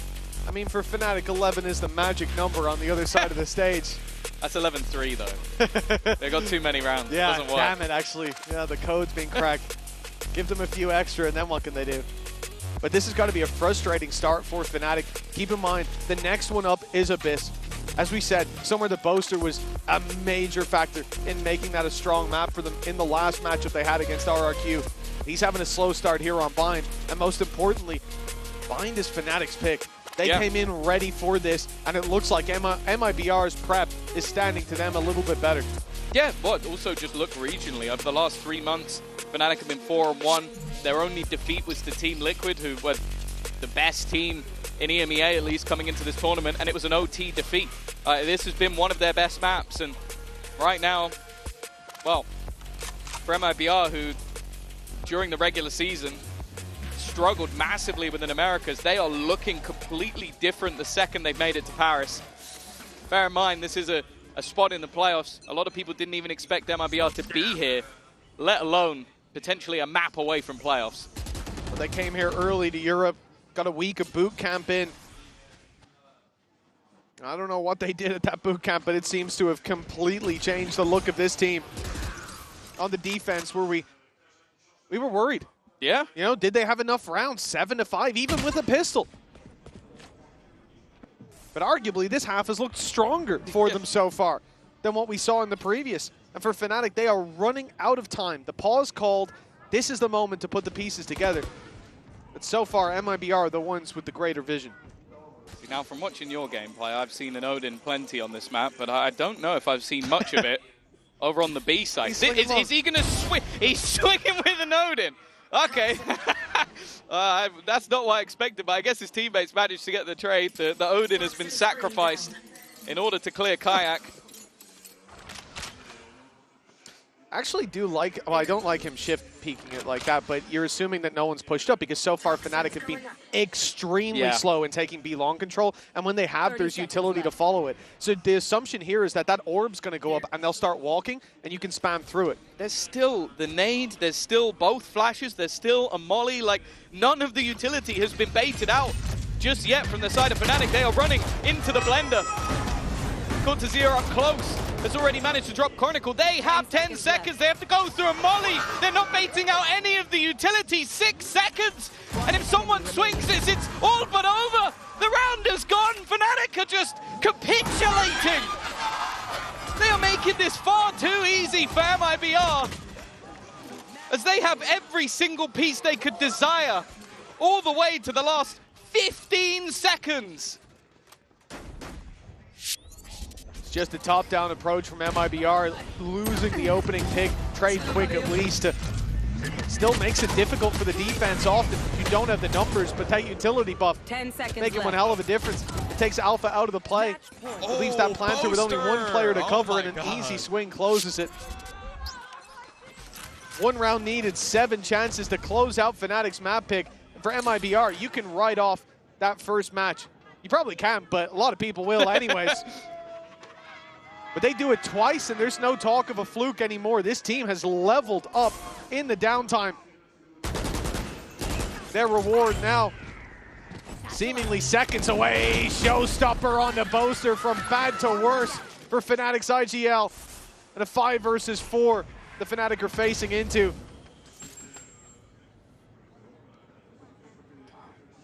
A minute left, which means we probably won't see the move for another 50 seconds. Smoke down to delay.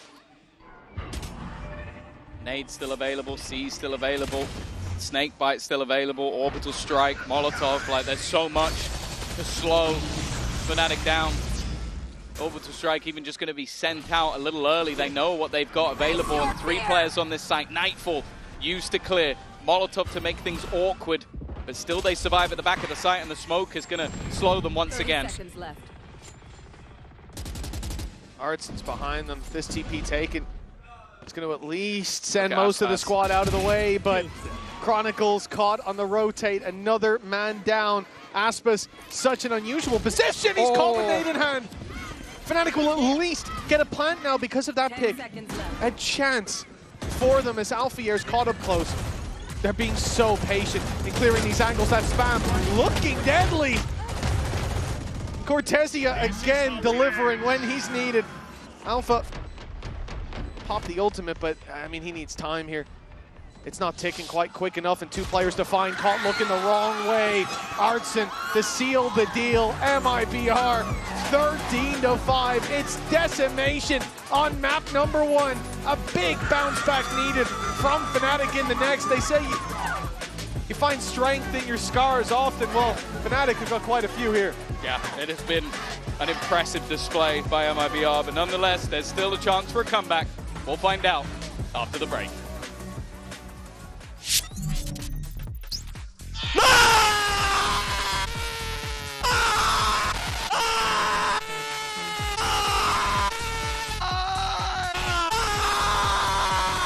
Come on! Oh, look at me, Alpha!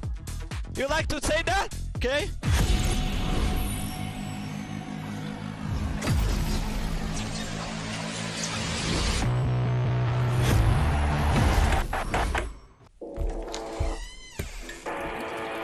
Yeah. Let's go.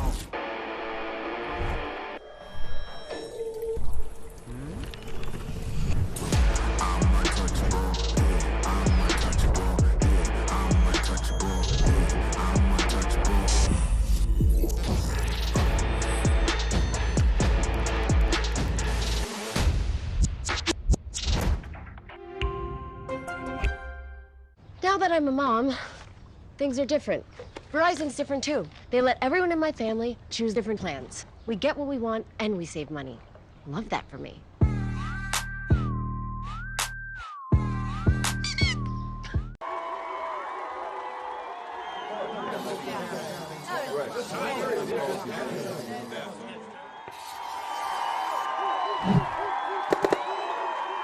Red Bull gives you wings.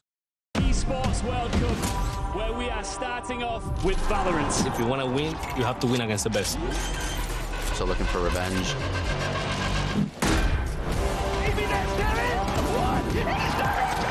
Alpha, you behind 1. There's the shorty. And VALORANT goes crazy. They've all battled through the pressure and expectation. Heretics have come back all the way! Finally, we won. Finally.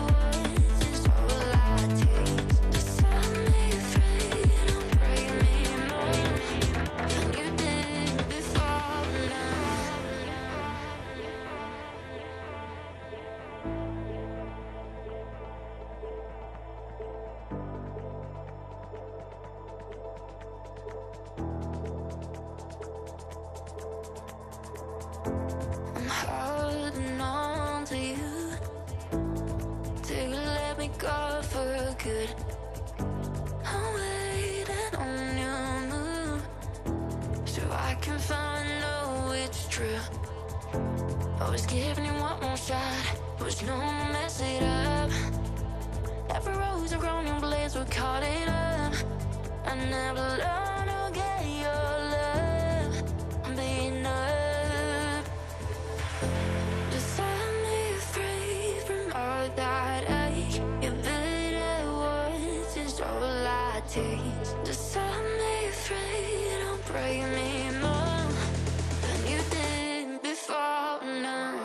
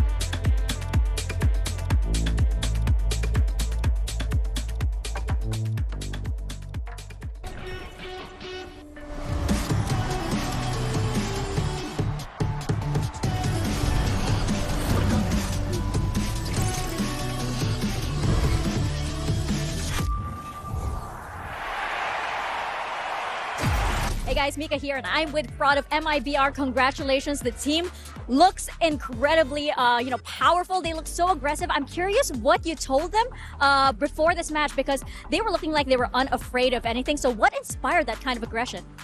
Just really focusing on our game. I know it sounds very simple, but for us, we're a very aggressive team. We like to play with confidence, and throughout some of the splits when we were having some bad moments, that we were kind of lacking that a little bit. So that's been our focus for the last 2-3 weeks ever since we boot camped, to just focus on ourselves, play our game, play with utmost confidence, and believe in each other. So I think for us, it's just we're very happy that we're finally able to put it out on the server and show everyone what we got. Got any teasers for Abyss? Well, we got it. Okay, you got it. All right, here to see it. Good luck.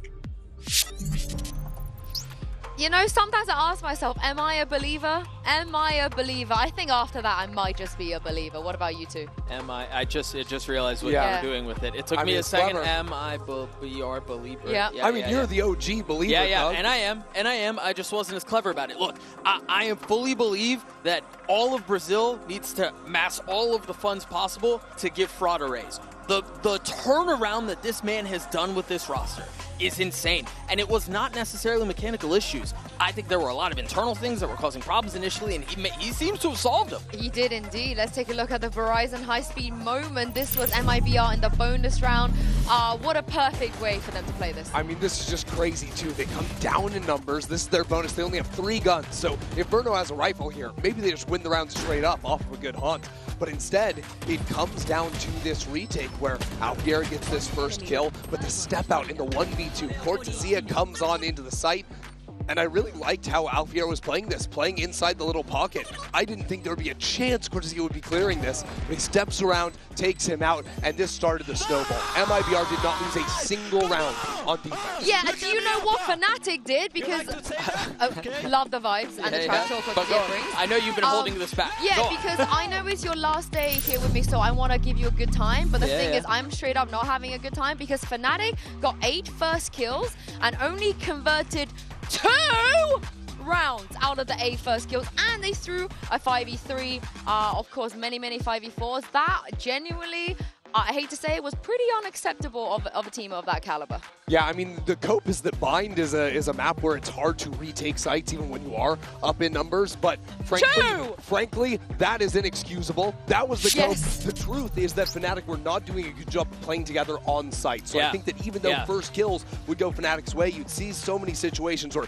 individual players are off on a little island by themselves, and MIBR, they were shooting all guns blazing. You cannot beat these team one-on-one. You got to play together. I hope Milan, the coach of Fnatic, can give us some hope ahead of map 2. This is what he had to say.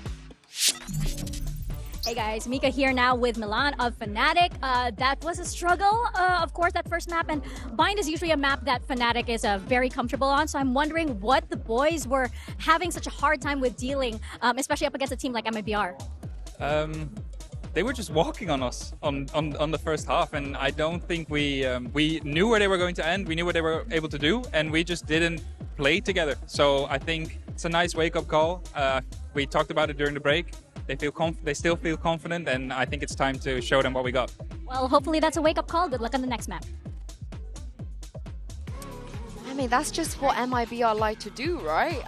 So hopefully they can get there together for Abyss, but this is MIBR's pick, and this is where I actually think MIBR's chances get better. If we look at Abyss, Doug, and then Haven after that. Yeah, I mean, we had the conversation at the beginning of the tournament about which teams benefit most from having Abyss back in the map pool, and MIBR was one of those 5 teams that I think we mentioned. And I mean, yeah, we talked about this at the beginning of the series too. I think if Fnatic wanted to have a chance, they needed to win map 1 because it got real dire as the series went on. And I mean, Milan talked about it. Christy, you mentioned it too. Yeah. They did not look cohesive. They did not look like they were playing together, and that netted them a brutal loss. But as we turn our attention to Abyss, Fnatic play a wild comp, right? They were playing the Breach, the Astro, tons of high-range global abilities here to catch out members of MIBR. But my concern is MIBR now have tape looking at this on the other side. They'll have come in, they knew they were going to take this map, they picked themselves, and they will have studied where to avoid those fault lines to not fall prey the same way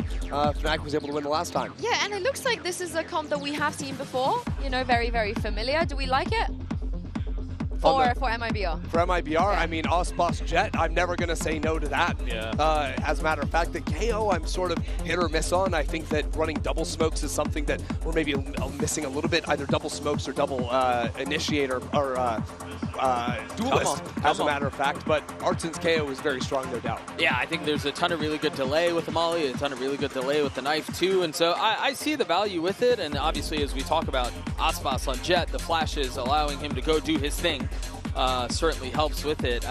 Yeah, this is a tough setup here if you're Fnatic. I think Fraud, talked about it in the interview as well, and I think it's playing out that way. Like, they wanted to work on confidence, they wanted to work on chemistry. He showed both in that interview, and I think they know where their strengths are. Yeah, I really think that this map is going to come down to how well Fnatic can use Chronicles Breach into the thick of things. I think you're putting a lot on fighting utility, and if Kayak is not able to capitalize on that with the Waylay, then it's going to be a 2-0. I think it comes down to not trolling, but you know, that's also good. I like how simple you are with it, and honestly, you're not wrong. Thank you very much. But for MIBR, though, they're on the cusp of qualifying for playoffs, so let's get into map 2 and send it back to Mitch and Tom.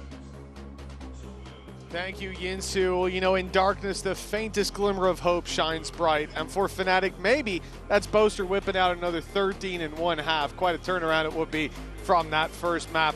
For MIBR, this squad comes in as an organization not winning a game on the global stage when they arrived at Champions, but now they're looking to set the record straight. 4-0 in opening maps, locking themselves into playoffs. That is possible. It could be their future. Hell, based on first map, it may be their fate, Tom.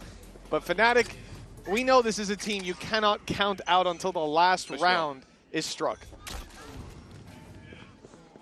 Well, they could send the China #1 and the team that finished second at the previous international event into the lower bracket. A great start already. Alfio was meant to be the anchor of the site. Instead, Osboss has eliminated him immediately and already looks to carry forward. Oh, nice stuff from Cortesia as well. Seems like such a safe pair of hands. Lurking out on mid, picking them off one by one till Crashies is the last man standing. A 1 versus 5, an ace needed. His first already chalked up, but Aspas takes him out clean. 1-0 start for MIBR. Pistol under their belt, and a big talking point here for Fnatic is going to be finding their rhythm again, getting back on the horse early. Well, that's denied right out the gate on Abyss. A lot of what we've talked about with this map coming back into the pool is sort of like the variation that we see. I feel like going back to when it first came out, this was one of the comps that was initially run, like basically just stealing the exact aspects of Ascent and then throwing the Astra in for a little bit more global utility. But for MIBR being on that attack side, they're quite happy to just contact into things, and when you have a tip of the spear like Aspas, it becomes so difficult to play against. Now Fnatic in this round have already got very aggressive, but Cortesia is hearing all of those steps. The first should be free and will be, and now the rest of his team have just gone into A with relative ease. Got full control for MIBR. Not playing on site, instead moving back towards main with 2 to cover off that flank. Cortesia, be careful as he goes back towards the spawn, but he's only got the ghost, and why not farm up another one of those orbs? A 4-1 start for him, and remember, back to the previous map, he was lights out as well, especially in those first 5 or 6 rounds. With a flawless in #2, there seems to be no stopping MIBR. Yeah, getting off to a solid start. Of course, this is now their map choice, but we haven't seen them play it since the beginning of the year. They were 3-1 in 2025 when the map was in the pool, but their last match was a defeat to Sentinels. For Fnatic, we've obviously seen it once already this tournament, and the attack side was where they really showed their best. I'll be honest, they don't look like the same team so far today. MIBR have seemingly had their number, and they come into this round, Mitch, with a buy that, I dare say, it's equally as strong as their opponents. Yeah, with credits to spare, right? This is what we were talking about in the previous map, that you'll see this so often. And I think on a map like Abyss, it's even more relevant with so much space. You need those weapons to challenge on range. MIBR picking up the pace. Already moving towards the A site, and they have pushed Fnatic well and truly off of the site. The plant being secured. Just a moment, there it is. Okay. They needed an advantage and they found it. Yeah, Althea not wanting to overface. He was within the site initially, but has fallen back for the retake. A very passive position from Shenum. All the way back towards the spawn, just setting up utility. Cortesia, however, a much more aggressive angle. He's looking to play contact. The slow thrown through is Sublime, though. Gives that early trade back. A one-man advantage, but look at where the remaining two are. They are sat all the way back. They've got so many angles left to clear, and the spams might just be enough. A solid start already. As Chronicle goes down, grab ball available. There it is, pulling them out of position. They need to push. They need to fight these players, because that spike is already ticking all the way. Somebody needs to be on it. And now the spam going through. I don't even know if there's enough time anyway. It won't matter. MIBR, they sacrificed themselves, but in a bonus round, who gives a damn? Yeah, when they've got credits to burn, hell, a 3-0 start, you'd trade every dime for that. Especially when it starts out with Fnatic playing so passive, but finding their pick, trading out every opening engagement, and running back into a 3 versus 2. But they don't find either of those players in main. Let's go, Verno. Come on. This is looking like a complete diff on one side, and Fnatic have got to be feeling locked out. 5 rounds in that first map, none here, and they're left to pistols. A likely 4-0 start for the attacking side. Yeah. And this is MIBR's map pick. Do not expect them to let their foot off the gas. I love that post plant as well. Like, you have the close contact, so that even once Fnatic have cleared those players aggressively, you have everywhere else to clear on the site. You have to go through everything. You maybe expect even there to be supported players, but then you have the 2 that had the util to do the damage in the end, sat back in main. That 1-2 punch causing the knockout of the first buy round. Now this position is cheeky. No escape for Kayak.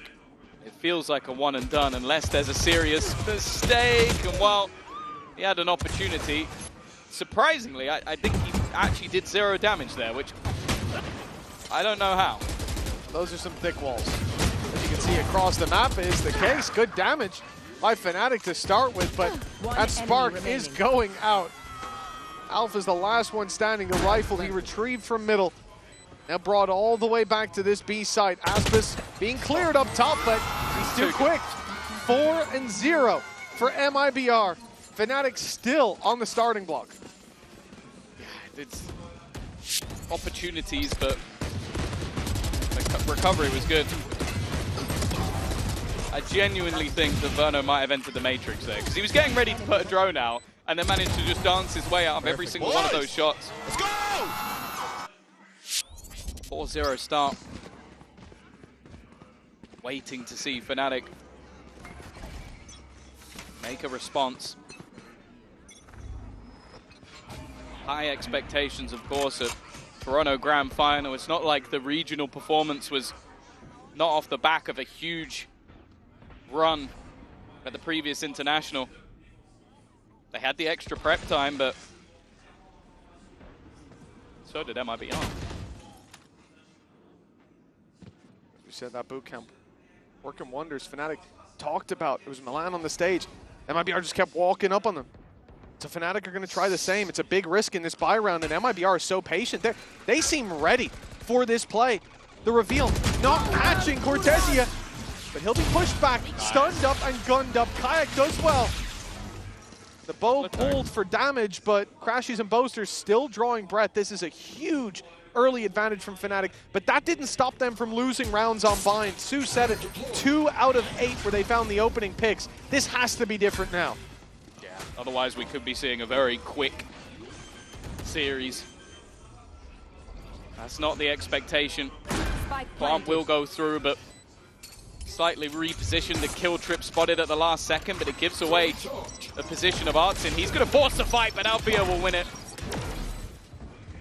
A 2v5. The only thing that genuinely terrifies me here is that Odin just sat in the backline with the opportunity to spam. If Verno can dodge those shots, there's a chance. Already finds the first. Aftershock goes through a second for Verno. He's looking to do it all with the Odin.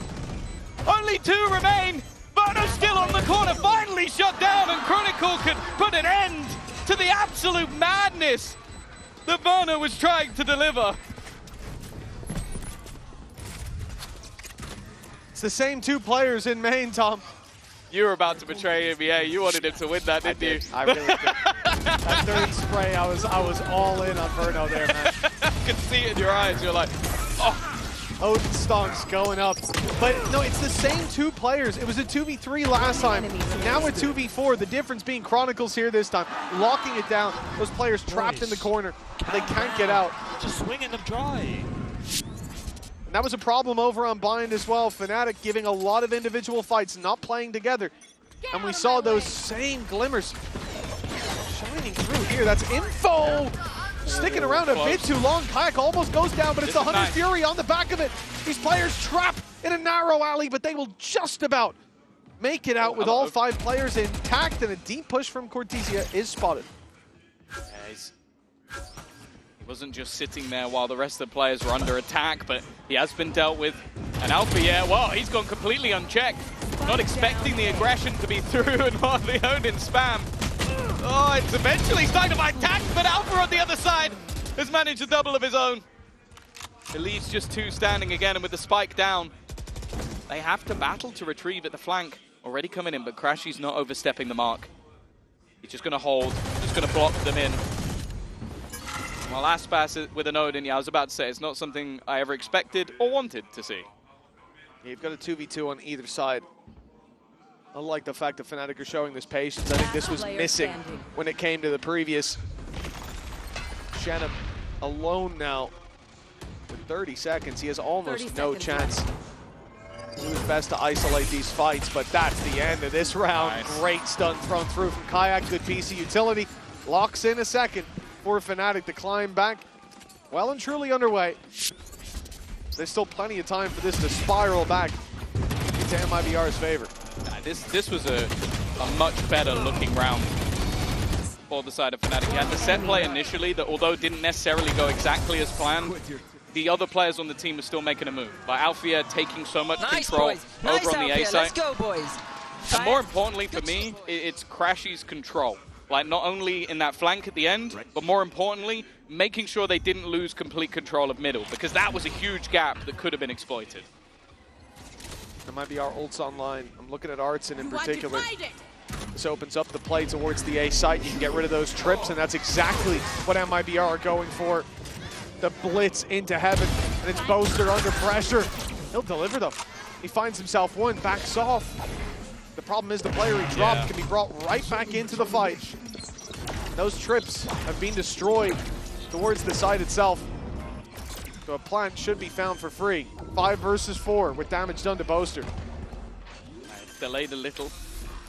The fact is, though, MIBR's post plant so far has been fearsome. I'm already looking back at Verno, finding out that there's 3 players in that defender position. The close crossfire into mid as well. There's the dash through and the information, but Artson just ignores it. That one was free, and he goes for a little more. A 3-for-1 combo deal with Chronicle nowhere near the action. He revealed them initially, and then he puts them in the grave. Very well played. Target selection as well. Kayak going in there. A lot of players will swing wide, looking to take down that close player, but you got to be ready for the waylay. We know how this plays. Go in, find info, get out. Fortunately, by the time that refract was finished, he had no teammates to push with. Really well handled. Look at this. Doesn't even look at the reveal to start with. Full confidence in that swing. Let's go! Really good target selection. I feel like it's a very underrated skill of just, sure, you might be able to hit the headshot, but are you picking the player that's the biggest threat? And I think that's what Artson did perfectly in that moment. A couple of rounds on the board for Fnatic. That might have been enough in their last series, but it's a very different looking opposition against them. And they're getting aggressive once again. Kayak has refract online. Can't stick around too long, and the cloud burst by just enough time for Aspas. that he doesn't have to take that fight. That he can avoid the reveal that was thrown through as well. It's very nicely played. Good reaction from the attacking side. And again, this default that they're playing, they have taken a lot of space towards the B site. You look at Artson, and a lot of teams will already be looking to capitalize on that space. But the spike has been left for 30 seconds or so as they wait for a reaction. Fnatic realizing we've lost B. Where do we push? Where do we try to take that space back? And in fact, they're comfortable just completely conceding it. Yeah, well, they're jump spotting, but do they realize how far Artson has got? I'm not sure they do. It's a check. This will be the big fight of the round, while Boaster's already managed to win it. Even still, the site has been completely cleared by Artson, so he got them the information. I'm looking at that convergence path, though. Immediately thrown through, but 3 players have dodged it. Boaster's already... That's a massive connection. The trench is dug now for MIBR. Through. Can rain down from Fnatic as they look to close in the space. They're being picked apart. The Cosmic Divide, it may have saved Boaster. In fact, it only bought him time. Aspas there for the double.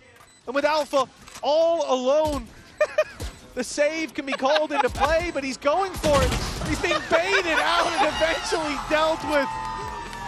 MIBR looking clean as Fnatic stutter on their way through. It's a 6-2 score. Hey, Verno, this is the champion stage, not your rank game. So bro's just dipping in and out. And the Cosmic Divide just full troll at the end. He's still there? Still there? Look at me. Still there? Oh, this is just funny. But yeah, again, you see those advantages picked up. Nice! Let's go! But in those post plants, MIBR have been devastating. Their synergy, like we mentioned, this team is like a lot of youngsters, a lot of inexperienced players, an IGL of 19 years old, but you look at this squad and how they play together, you wouldn't be able to tell. Like we from them, the veterans of Fnatic, who the player that they sort of picked up was the best from Ascension, and then of course, there and done that over in Americas. This is dire straits. A pause called from Fnatic, and well, it's safe to say that this one needs to have impact, otherwise I think MIBR might be making it to playoffs today. It's looking likely, and in a 2-0 fashion as well. Yeah, that's the course that we are on. As I said, you really can't count them out, discount their success. They do it twice. There can't be one team on a bad day, and it's not likely to be two. You start to think MIBR may be a contender for the crown, a team that recently put up their first win on the global stage. And they've obviously got a taste for it now. Oh, thank God. He had the refract. Yeah. I've seen Nats do it. That means anyone can do it. Gonna stick around. In a round like this, you understand. I go again. He's been missing. I've seen Nats. It's that space taking on the retake. He just hasn't had those rounds we've known him for regionally. And on the other side of things, it's been a stellar performance across the board. A slow walk up again. Bear in mind, this is Artson with the spike. He's going through that smoke as well. Crazy aggressive as he links up with Aspas on site. The take underway, but still players sticking around, especially with weaker weapons. They don't have to be as respectful of this, instead using those cages to get a little bit closer. And Boaster's managed to overwhelm Jenim. Aspas, players all around. He's adjusted just in time. But it has to be Verno, the man who we've seen make some of the biggest plays on this stage. Have some huge performances. I thought he'd fallen off there for a second. 30 seconds left. He's managed to sneak his way around. Boaster's above him. Boaster right above him, but Verno slipping through his grasp. The smoke fading. He's looking the wrong way, though. It will be Boaster to take him down.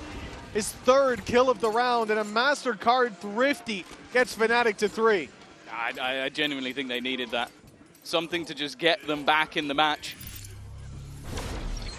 Huge round for Boaster individually. We mentioned it last time they played this map. It was his attack side prowess that brought things home, and it was an 8-0 attack. So realistically, if they get enough on the defense, It might just work out for them, shit, but I he just managed ran to... around the whole site.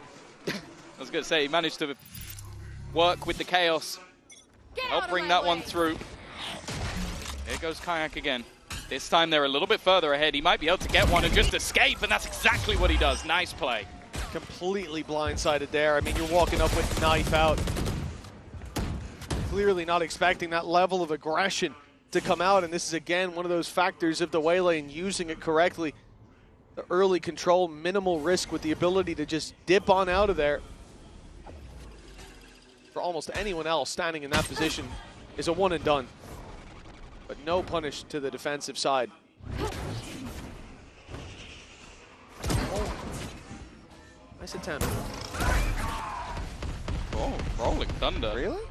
Yeah, I guess clearly feeling like there was a lot more there. Cortez has managed to get quite far, but you expect there'll be an immediate swing and good interplay. That was one of the criticisms even their own coach had from the last map, was they weren't playing together. That one was a lot better, and now the full force revealed. Should be a fairly easy kill from Althea, and it will be. Well, Artsin needs another big play. It's not going to happen. Aspas needs an ace. The 140 tag is cruel. 2 knives for Kayak, and it's one straight to the head of Alpha. Crashy's vulnerable to a single one, but there's so little time. Aspas will have to make maybe the play of the tournament if he makes this happen. It'll be tough to top 10 seconds. Yeah, no and already safety being played by Crashy's up in heaven. Kayak far away. They're just not going to give him the opportunities. Yeah, realizing how low the clock is. Maybe wanting to take the extra gun out may actually make a difference, and he's just going to try and float his way down and survive. I like it. 6-4. Fnatic finding their footing, and you start to see that sort of interplay and synergy that we expect from this squad. An early fight from Kayak, but then it's the bait from Boaster to give Althea that opportunity. 4 rounds may already be enough. We don't know how. Go, come on. Let's go. MIBR are going to play in that defensive side, but for that reason, I think Fnatic will want a little bit more. Well, they're not the only ones. A timeout called by MIBR. Seeing 2 rounds from Fnatic was enough for them. Considering we've had some flash in the pan aggression from Fnatic, getting Kayak into that spot early over towards A main, catching them off guard. A couple of rounds, just a couple, where they've been isolated. You look at that eco, that very low buy, the stinger that Boaster was able to run circles around the site, surviving, thriving. It's not something that MIBR are going to take lightly. Well, I think as well, consider the comp that MIBR are running. Like when you have a double initiator and a Cypher, all with regenerative utility, you shouldn't be caught out in the at the very early stages of the round. That's where you have the utility to stop these players from doing that. So I imagine a lot of that would just have been a check-in from Fraud and saying like, look, we have what is needed to deal with these aggressive pushes. We just need to use it. Seems like an adjustment being made by MIBR to a more direct approach. We saw this in the pistol round. Yeah. Cortezia being... Well, we saw Alpha get cooked. Yeah, he got ripped to shreds. Cortezia was just playing super passive in mid. Managed to find himself a bunch. They'll go for the same thing here in the buy round. Shock up and over. Is that going to get... No, nothing. It's the right side. I think that was for default. That's where they want to plant. So just making sure there isn't a kill trip on that side. Instead, it's on the other. It's kind of hard to deal with anybody there. It will slow them down, but getting a pick from this position is very difficult. So that post plant's going to be in, and I'll be honest with you, Mitch, that is where this squad has been the scariest. And ult as well to buy them more time. Fnatic, because it's such a direct hit, they have so much utility to work with, but they can't use it just yet. The spam from Verno working wonders, but Aspas has gone down. He's been a big player in these moments, but so is Cortezia. Bringing the numbers back into their favor. MIBR, they've even got Artsin on a pistol. He's the man on site trying to buy them some time, run that clock down, but Cortezia falls. The grab well having to be used early on, but the time ticking now, the pressure mounting for Fnatic as Shannon finds one, the spray! In this world of chaos, Verno is the cam. That Odin, Last round it finds so much value. And a 7th round, a guaranteed lead at halftime for MIBR already. This man is very quickly becoming one of the hottest prospects in all of Americas. A 19-year-old in-game leader who's currently, I think, 12-5 versus Fnatic while using an Odin on the attack side. Find me another player with all of those characteristics. I can tell you now, they don't exist. The only man above him is, well, a man who is considered in the GOAT debate. And one of the people he's doing it to is the other. 1 round left to play for. The stage is set for the second half with this. And it's Aspas getting aggressive. He'll only find the one. Kayak's there to save the day, but damage was done to Alpha here. The weaker weapon thriving, even on range, but the Odin comes back. The wall bangs again for Verno. But Kayak, his performance left us wanting more, so much more from him after that debut down there on the champ stage. It looks like he's delivered when it matters most. Fnatic 5 on the board. Yeah, they really, really needed that one. Nonetheless, it is just going to be the 5. We'll see if there's a response to be had after the break.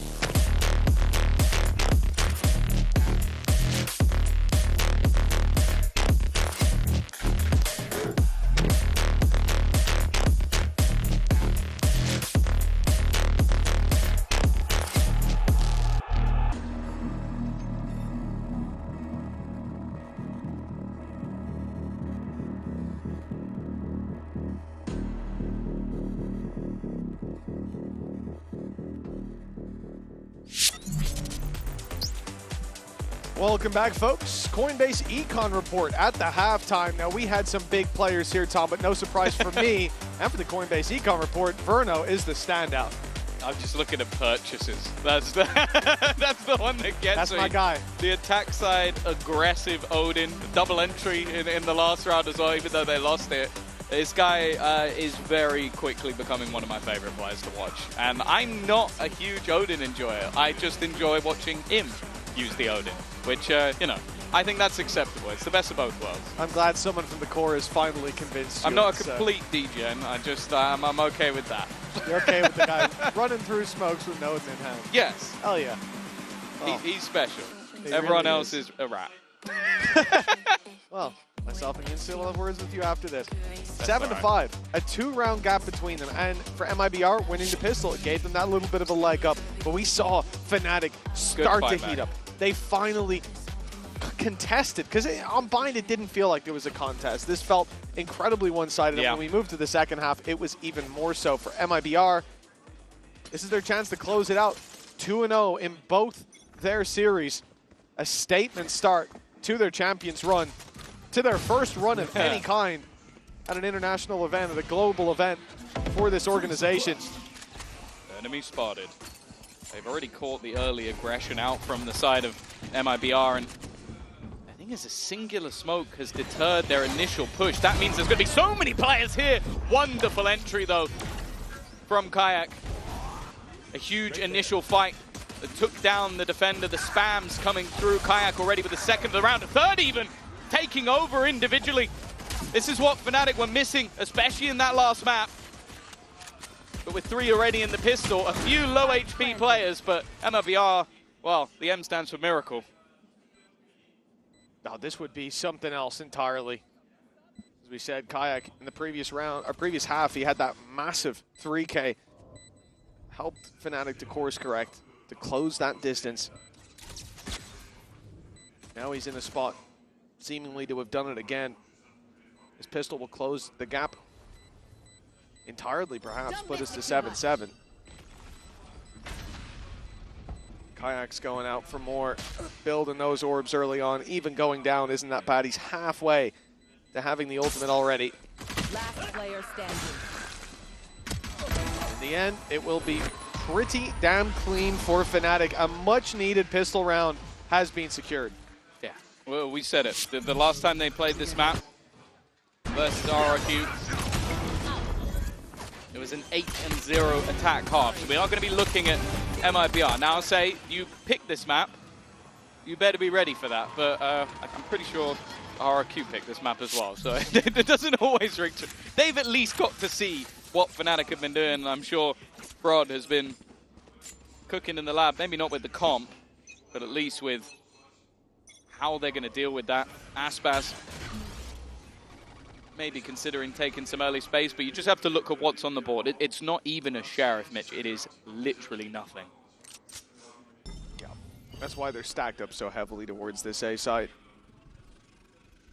Putting all their eggs in one basket, throw the early knife, hope that Fnatic assume that because they haven't been caught by the knife, MIBR will have rotated, they'll be stacked up on the other side of the map, and then you go running into the stack on A. That's not a bad idea. Unfortunately, it's not going to work out. We can see that Fnatic, at least to start, are bringing this towards the B site. Crashy's even giving up that full control over A main. It's already locked in. They'll be waltzing in to a site that's, I mean, it's not even defended.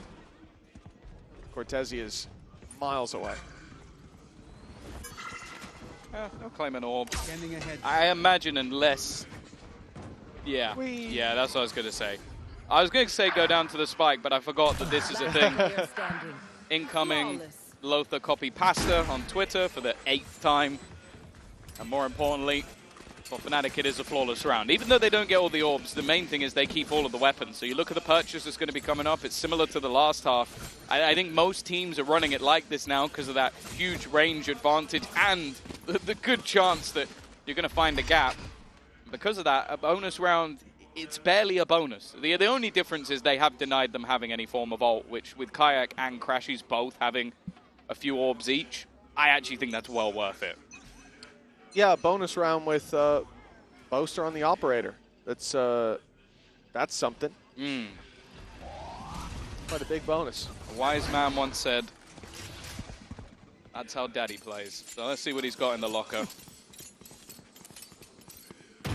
I mean, it's the one player on low credits, right? Like, it's a huge buff that you get on that attack side. Being able to take these range fights, maybe catch a player out of position, find a free opening pick. Those spams doing quite a bit of damage. We'll send Crashies back. Fnatic do take the space in the end, and for MIBR, I think waiting for numbers is almost their only choice at this point. Can't go running through those smokes. Yeah, surviving on the B side when there's a stun going through the left side and then a grab well at the back, there's not really a safe space. The only worry now, though, is can they break back in on the retake? Already a pop flash that doesn't quite catch, but it's going to be Artsin getting ready to potentially swing through this smoke. The spam trying to delay them. They are just being held back, and somehow Kayak is just dodging all the bullets. They can't expect anybody to be here, but they've been able to find the early trades. The stun was decent, but it doesn't matter, but now it's all onto Boaster. In that backline again with the operator, facing off against a man who is a master of that gun. But that time is ticking desperately low, and he does not flinch. It is Boaster in the post-spawn, and Fnatic in the lead. Well, compared to the last map, he's on fire now, and that's going to be a much-needed confidence boost for Boaster. Great reactions from MIBR. You can see Aspis up top, taking the fights deep, and as the push comes around towards that spawn, towards the bridge, he's there to cover his teammates from above. A big player in that retake, but Boaster. Are we in an alternate universe? How so? Boaster just won a 1v2 clutch versus Aspas. With an op. Yeah. It feels like someone moved a chair a few million years ago and we've ended up here, but he's always been good with the operator, to be fair. Just shows it every once in a while, and the main thing was not falling for the bait, waiting for that time to be low enough that even if Aspas had let go, it was all irrelevant. And after a poor map 1 and a shaky start to this map, and now finally starting to see what we expect from Fnatic, the team that on this half of Abyss absolutely battered RRQ.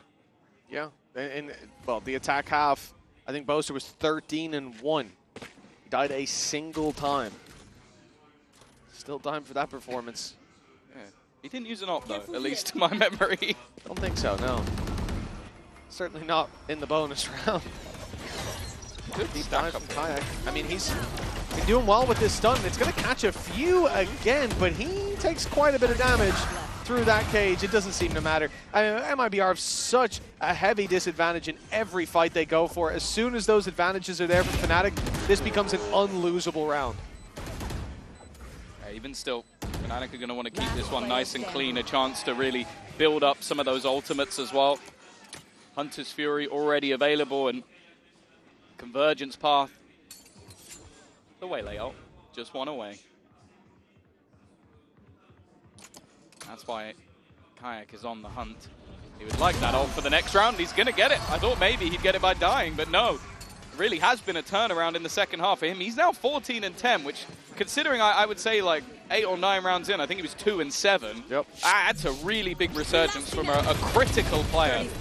Especially when you look at his role in this fight. If he's not taking that space, they're cooked. Well, the win certainly picking up. Come on! In favor of Fnatic. It's carried them into the lead, a 9-7 after a 7-5 half. Now the rifles come out from MIBR. Now the op is in the hands of Aspas, and this has to be where things change for the defensive side. America's number 4 chose to fight on this map. Mistake that RRQ evidently made. Yeah. Up against Fnatic. The front said they've got this on the stage as well. Yeah. Don't worry, no one will clip that if you lose. But it's hard not to feel confident after the schooling that they gave Fnatic in map number 1. It certainly feels like they've woken the beast. Oh, immediate trade. The operator. Convergence path's going to go through, but there's nobody in this position. And I'm wondering if we might just see Jenum step right back in. He does. That's such an important kill. It gives them the advantage. Puts them on the front foot. I'm looking at where Fnatic are going. They're looking to try and get a little bit more aggressive, but the drone's so impactful. Using it a little earlier. We saw them struggle with that on the attack half. Boaster goes swinging! All right, they're looking like a completely different team to map number 1, just taking the firefights. Okay, sure, it's still individualistic, bitch, but now it works. Some explosive impact from the IGL of Boaster. That operator being picked up has made a hell of a difference, and for MIBR, not quite the difference they were looking for. Even the way the round starts out, Aspas looking for a pick on mid, he gets one, instant trade from Boaster. Yeah. Aspas who? Boaster's, all right, okay. Boaster's the op supreme now. Good luck in your DMs later tonight. I'm going to tell you now, the rest of that sentence is not being translated. It's just those 2 words. Oh, no. Well, double digits locked in. Your life has just flashed before your eyes, haven't you? You realize what you've done. Mistake's been made. The mistake has been made. Aspas has got me. We made content. It was a good time. We're having our laughs. Yeah, this is you're wasting your time. None of this is being translated. Yeah. No one cares. It's done. But yeah, double digits for Fnatic now. 3-round lead, and as we've seen from MIBR, once they see that pace picked up on the other side, they're going to call a timeout. This has been 5 in a row For the side of Fnatic now, though. Wake up, hello! Let's go! Alpha's having a good time. That's a dangerous sign. Yeah, he did die immediately in that round, but he's still there to step up. Well, he enjoyed what he watched. Exactly, yeah. He got to see it from every angle. Exactly. Whichever one he chose. It's going to be a timeout for MIBR, and you can understand why. 5 rounds in a row, both the buys that they've had have failed, I want to say miserably. And right now, at least, like, they've had advantages in a fair few of these rounds. And then, and these words are going to come out of my mouth, Boaster has then turned around with the operator. Do you reckon when Alpha died, he was spectating Boaster? Or he went straight to that POV? No. I reckon he did just to make fun of him. Yeah, as if he whiffs, he's like, ah, bro, I would have. No pressure, bro, no pressure. I can see it. They're definitely feeling confident, that's for sure. This attack side of Abyss, well, it's still flawless. We are currently talking about them winning, what's that now, is that 13 rounds in a row on their attack? If you exclusively take their attack rounds. I was going to say, where have you gotten that from? But yeah, exclusively their attack rounds on this map. Yeah, yeah. See if that ends now that I've said it. Probably. It is a weaker buy for MIBR on Aspis, but that's because he's got a Blade Storm. The rest of the squad armed to the teeth, with the op now on Shenum, thanks to, obviously, the Blade Storm being prioritized. You can't swap that with your teammate. The Fnatic seem to have a lot of preference towards this B site. They're finding the space for free as MIBR constantly set up for these retakes, but so far, they have not been working out in favor of that defense. But they can't stand on that left side of the site because of the breach combination.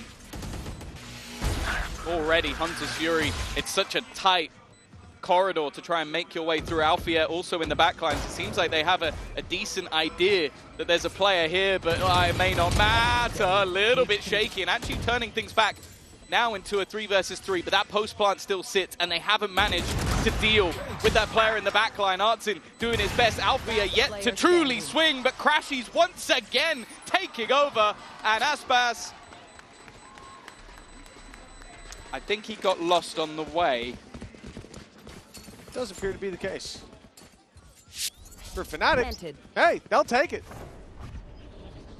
He was trying to kill them from off the side of the map. I understand. Oh, nice. Yeah, he was trying to find an angle, and then when there's the one, but then he needs his teammates to not die, otherwise that looks quite silly. Yeah. Well, he got his one, he traded it out, and the main thing has been it's very difficult for them to fight towards that back of B site, so you having that extra angle to fight from, it got them a pick, a valuable one, but they couldn't capitalize on the space. MIBR, same, exact same execute. They're facing the same attack, and there's no real solution. You know, you get the grab wall there to try to pull them in for the pick on backside, but with that not being offered up, we're back to square one. Yeah, they've repositioned these trips into a million different places, but if you don't have anybody on the left side of the site, you can't kill anyone off of them. We are into this same post bar. Now this time, Cosmic Divide, that's at least going to make things interesting, but look at the Fnatic players immediately running back through into the site, looking to join in, and there's that flank coming through once again. It may not even be needed. The players on the site doing good work, the wraparound from Artsim, but now he's all that remains, and he's completely surrounded. That tap will be heard and quickly cleared. Fnatic's B-site execute is looking, well, unstoppable. That's the only word I could use in this scenario. Maybe impeccable as well. That is another streak. And well, if they do win this out flawlessly, Mitch, I've just realized how many rounds in a row they would win on that attack side. It's exactly the same as versus RRQ. History has a way of repeating itself. Not normally that soon. Yeah, back to back, that's a hell of a feat. The Fnatic looking to have corrected every mistake from the previous map. They're playing together, this team, this unit, looking much sharper. Like, you're not doing this again. How about they have to do something? The retakes haven't worked, and now it's time to fight for this ground. Fnatic putting a rolling thunder through. There's some utility to cover the fallback, and Aspis makes it out, but they've lost Shenum. The cross on mid, caught, and Alpha's out of there for free with the cages. And look at the spike. It hasn't gone through the choke point. Fnatic haven't overcommitted. They haven't taken the same space as before, and now the A site's open for the rotate. When they don't even necessarily have to commit to that. You can see the rotation from MIBR, and of course they're going to rotate. You've lost 2 players in middle. You've got to expect that players are making their move, but I'm looking at the position of Boaster and starting to question, is this a lurk, or is this them going to wrap back through mid? Because this is what Althea has been doing the entirety of the match so far. They know they can get into this position. The only man standing in their way is Verno. It's going to be a single clear. Alpha on his own, but he doesn't get dropped. Verno was expecting the swing. The PC utility being taken out. Caught him off guard. 30 seconds No left. punish. That means MIBR sit with the disadvantage now. A storm brewing. Not in front of, but all around. Oh, Cortesia. He's stuck in this corner. He can't get out without a big fight. Finds his first. Kron is low, and he'll fall as well. 12 seconds, Spike down. They need to deal with Cortesia, and they will. 7 seconds, Spike makes it to site, and a plant will be secured. Fnatic can still end it here. Aspas, the last man standing, the final hope of MIBR on this map, but the flawless streak continues for Fnatic.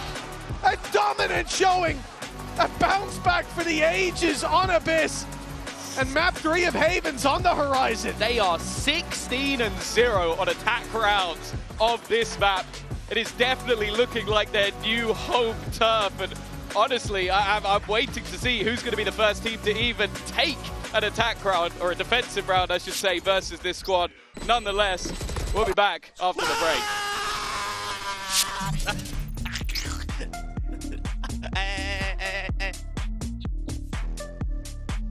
What? Thank you. Feed me, Phil. Feed me.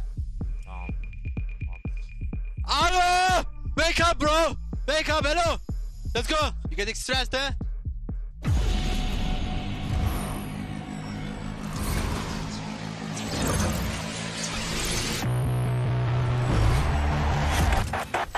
Game changers. It's about competition, pure happiness. It's like a crazy experience. We're making history. It means so much to us. It's good to be back. I guess you know what I've been looking for, success.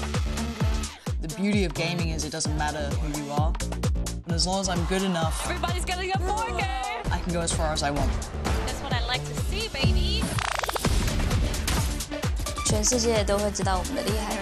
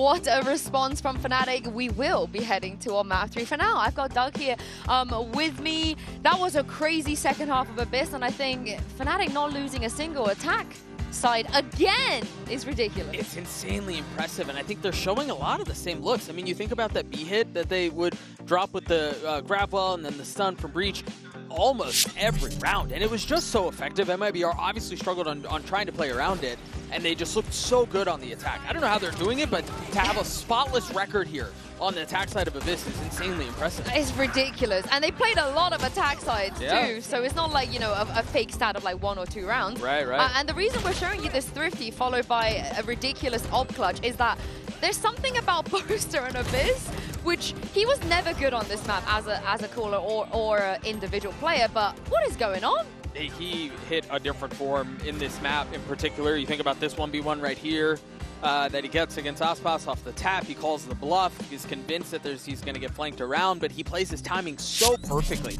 the entire time. And I think Boaster just played at a different level on this map for sure. We missed the kill. We missed the that second was the important kill. one, There right? was The kill one. on Aspas. That's the big one. Yeah, and also, I guess outside of Ye, how many Astra attack offers do we even see? It's kind of his thing, right? Yeah, it's certainly becoming it. Yeah, we don't have very many of them. I think there were so many things that were just going so well. And honestly, Sue, when you get a perfect attack half, there are a number of things that go well for you, right? They're not just off of the back of one player or even 2 players for that matter. And I think for Fnatic, everything was clicking well. Crashies was being Crashies. We've talked a lot about Boaster and what he was able to do, but Alphair was another one who it seemed like he was just single-handedly willing them into spots. His control over mid was so good. Even this round in particular, they knew that the hit was headed B. They wanted to rotate over. Fnatic call a freeze. Alphair catches the rotate across the middle of the map, gets 2 picks. It was perfect. I'm glad you mentioned Crashies. I think he's had like 30, close to 30 assists already just on the 2 times they played Abyss. Tons and tons of impact. But the question is though, is this gonna dent MIBR's chances at all? Possibly. I think this was one of my concerns, right? Heading into the series is we've seen how good MIBR look when they're winning and when they're winning real big. But this is the first time we've seen them really get challenged. And so what slips into the back of your mind? Is it your woes of when you look really bad and you bomb out in Toronto and you go 0-3 to start off stage 2? Or are they going to be able to bounce back? I think the mental for this team is the biggest question mark coming into this. Well, I also have some questions about what was going on, you know, on the team, like you said, from the mental side. Ender actually, fortunately, is standing by with a sideline report. Thanks, Sue. Yeah, I was able to listen in on Fnatic's comms throughout the game, and I'll tell you what, the start of it was a little bit down for the team. Boaster was uncharacteristically apologetic after he thought he could have done better to win a few rounds for the team, but then the timeouts came in for Coach Milan, and I have to say he was very impactful, had exactly the right macro reads and adjustments they needed to make, and he also said, hey, on the defense side, 4 rounds is great, anything more is fantastic. I'll tell you what, Fnatic, they got 5 rounds, and then the attack half came. And on round 15, Boaster makes the comment the last second, I'm buying it up, guys. And you know what? The response wasn't exactly enthusiastic, but you know what? He came in anyways and got that 1v1, that 1v2, taking down Aspas. And from then on, it was full steam ahead. Boaster op was fully online, and this Fnatic team was ready to win the game and challenge for map 3. We're going to go back up to the desk and hear a little bit more. Thank you very much. And, you know, I once remember hearing Alpha saying that he really respected Boaster's op. He felt like, you know, he always trusted that op. But something tells me we're not going to see it on Haven. This is not somewhere that I think he's going to whip it out. Yeah, probably not, but I'm going to keep it a buck with you. I didn't think it happened on Abyss either. Yeah, and true. So here we are. I think the big question marks for me were Fnatic got pushed on their map pick. Were MIBR going to be able to close things out? No. The second half, the attack side of Fnatic happened. Boaster's attack up happened. I think he carried it for 3 rounds in a row without dying at all. So it wasn't just 1 round that he found value off of it. I think we head over to Haven, another map that historically has been strong for MIBR. A map where, I mean, if you are going to call a side, right, on what might be stronger or favored heading into it, I think it would lean towards MIBR. But they're on their back foot. They just got pushed. What is the mental like? That's my big question. Listen, I am just a hater of this comp that isn't on Genji. Anyone outside of Genji that run this, you know, the comp the Fnatic are bringing, I have not been a big fan. In the EMEA, their defense was absolutely terrible. I don't ever remember a time they managing to get one round on the defense, so that's definitely a concern. However, I take it all back because they've changed it out. They've swapped out the Neon for a Yoru. This is the first. Yeah, and I'm honestly, I agree with you. I think if you're not Genji, a lot of other teams struggle with this comp. I think it's because you don't have the Genji players on your team, and so much of it is comfort for Genji, and that's why it's been so successful for them. And so, but that said, again, MIBR looked really good when they were running this comp. I mean, they were able to really come out of the gate. They dominated. Yeah, they're really coming out of the gate swimming. I'm really curious about the Yoru pick in particular. I think obviously they're prioritizing the flash and the ability to dive a little bit more incongruent with some of the scan utility and some of the other flashes that they have at their disposal. And so that feels more like we're fully diving in instead of the brawling out, throw walls up, throw stuns, and swing into things and try to take those fights that Aspas will be. I love this change of Yoru on the for Fnatic, because on defense there were times against KCBBL, Kayak was just standing on B, and I could never understand why he would just stand there, you know, like raw dogging the side and just dying over and over again, not even being on the map. So I think this Yoru is going to help them a lot, and I know sometimes on the defense they like giving Kayak the freedom of just saying, wherever you want to go, you can go, we'll play around you. But the defense so far today, though, hasn't been the best for Fnatic. Yeah, you're right. I'm also, you know, when we were talking about this comp and some of the issues that it has, the Duelist isn't really the problem. Right? It is for Fnatic on their defense. Sure, sadly. sure. But like, when people talk about the Viper in particular and how that's like, that's the weird rub, right? And like, is that really the best choice? And so for as much as Fnatic may be making some changes, some minor adjustments, they are still sticking to that core that's been controversial, might be a bit strong, well discussed. I'm curious to see how they play around it. MIBR have already looked fantastic on this map. And Mitch and Tom, let's see which one of these teams will be going through to playoffs. One last time, Fnatic up against MIBR. Haven is the final battleground. And if you're MIBR right now, you got to be feeling pretty good. Sure, not about the last map, but going into Haven to decide this, that's set up well for them. Yeah, I'm a little bit surprised that when looking back at the veto, we saw Fnatic recently playing a bit more Corrode, but decided to ban it out. So I want to see what they've got. They must have known that they'd be coming here very likely after how good MIBR played versus BLG. So the worry will be if they can deal with the problems the BLG did versus this attack side of MIBR, because it was a 10-2 half when they played in their opener. Yeah, pick your poison really between Corrode and Haven. Aspas had a phenomenal Corrode up against BLG, but Haven looked so good. He said 13-2. The scoreline that ended up closing out in favor of MIBR, it was an attack side from Verno where he was 15-2, closing it out. The man barely died, but he drew his fair share of blood and then some. Keep an eye out for him, but Kayak, we talked about this on the desk, his the defense, the Duelist can sometimes be a bit of a weakness. You can see Kayak drop off. Well, he started out with flying colors, as have Fnatic. A 5 versus 3, and MIBR trying to make up the distance with a deep push, but it's messy. He got there in the end, and he's got support coming in from behind as well. Maybe didn't even need it. It's the wallbang for Kayak.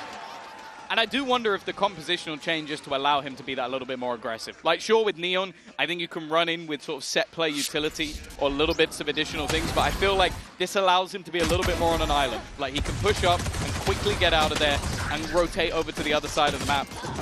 I also think, looking back at the last map, obviously there were a lot of talking points.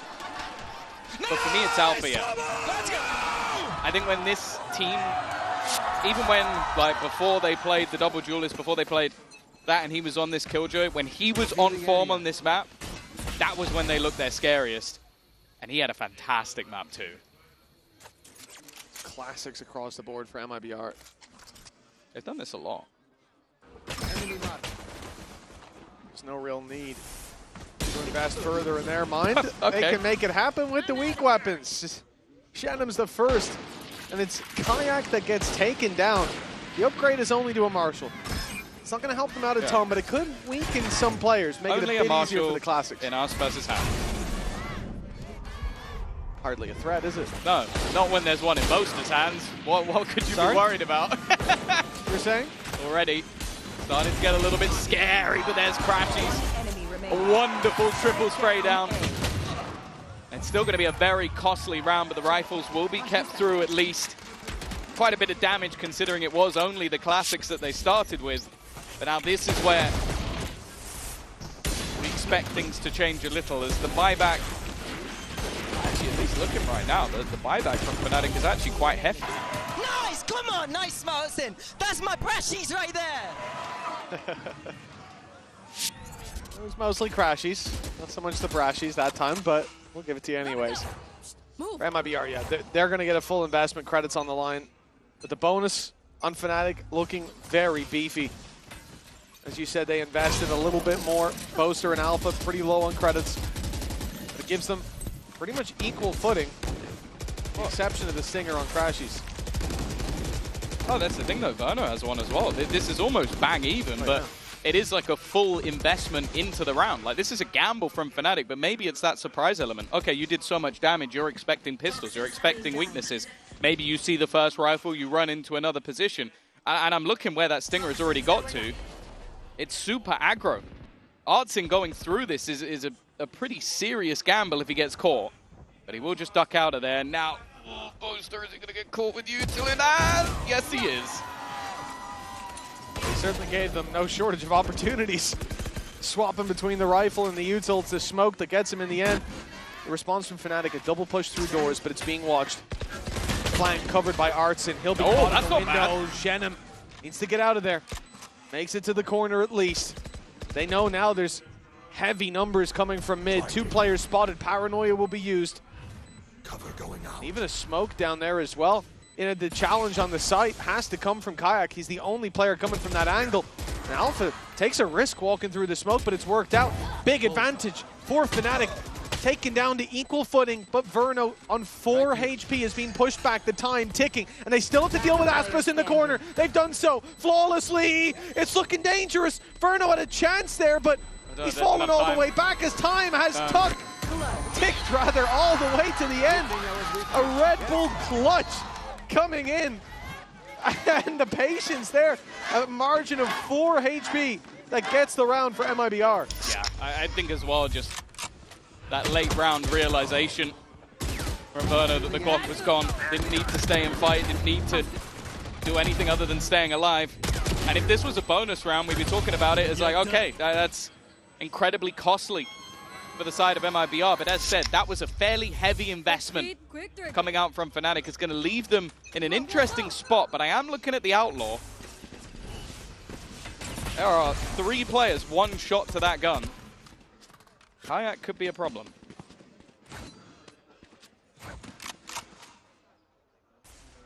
Positions on short, the drone will be denied by that Viper wall.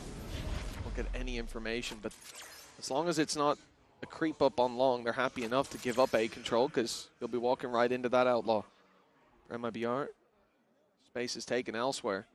And really, it's this deep position from Alpha here that could be a pretty massive problem. Got the turret down. This turret's covering the walk up in garage as well as the alarm bot, so it's not even about taking out one piece of utility.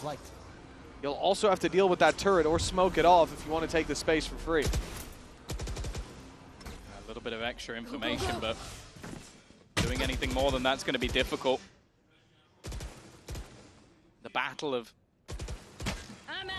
Alpha and Zhenim could be integral. I think that was actually a dink that was just connected through the wall, so already getting tickled a little bit. And the patience of Alpha are going to be everything. The spot is being checked though. Zhenim very careful. Time starting to tick. Chronicle wants to try and make a play, and he may have just made the play of the round. A quick double. Boaster now gets another, and 20 seconds left on the clock. I think MIBR might just have to make the decision to retreat here. That aggressive peek through from Chronicle has just ended the round in its tracks. Especially after they saw Alpha here on long and no contest on the utility being broken other than a spam from the defender side of garage. You don't expect someone to be that deep on the site. And even if they are, you don't expect them to just go walking through that smoke. It's a huge gamble. But it pays off massively for Chronicle. Just the way that he put down that Viper screen. Like, it was basically just to give them that back sight almost for free. Like, placing it so that, okay, it gives you the cross onto the door as well in garage so that you can constantly try and make things awkward for them. This Volk, bro. but then he uses that wall to actually get himself a little bit of extra space.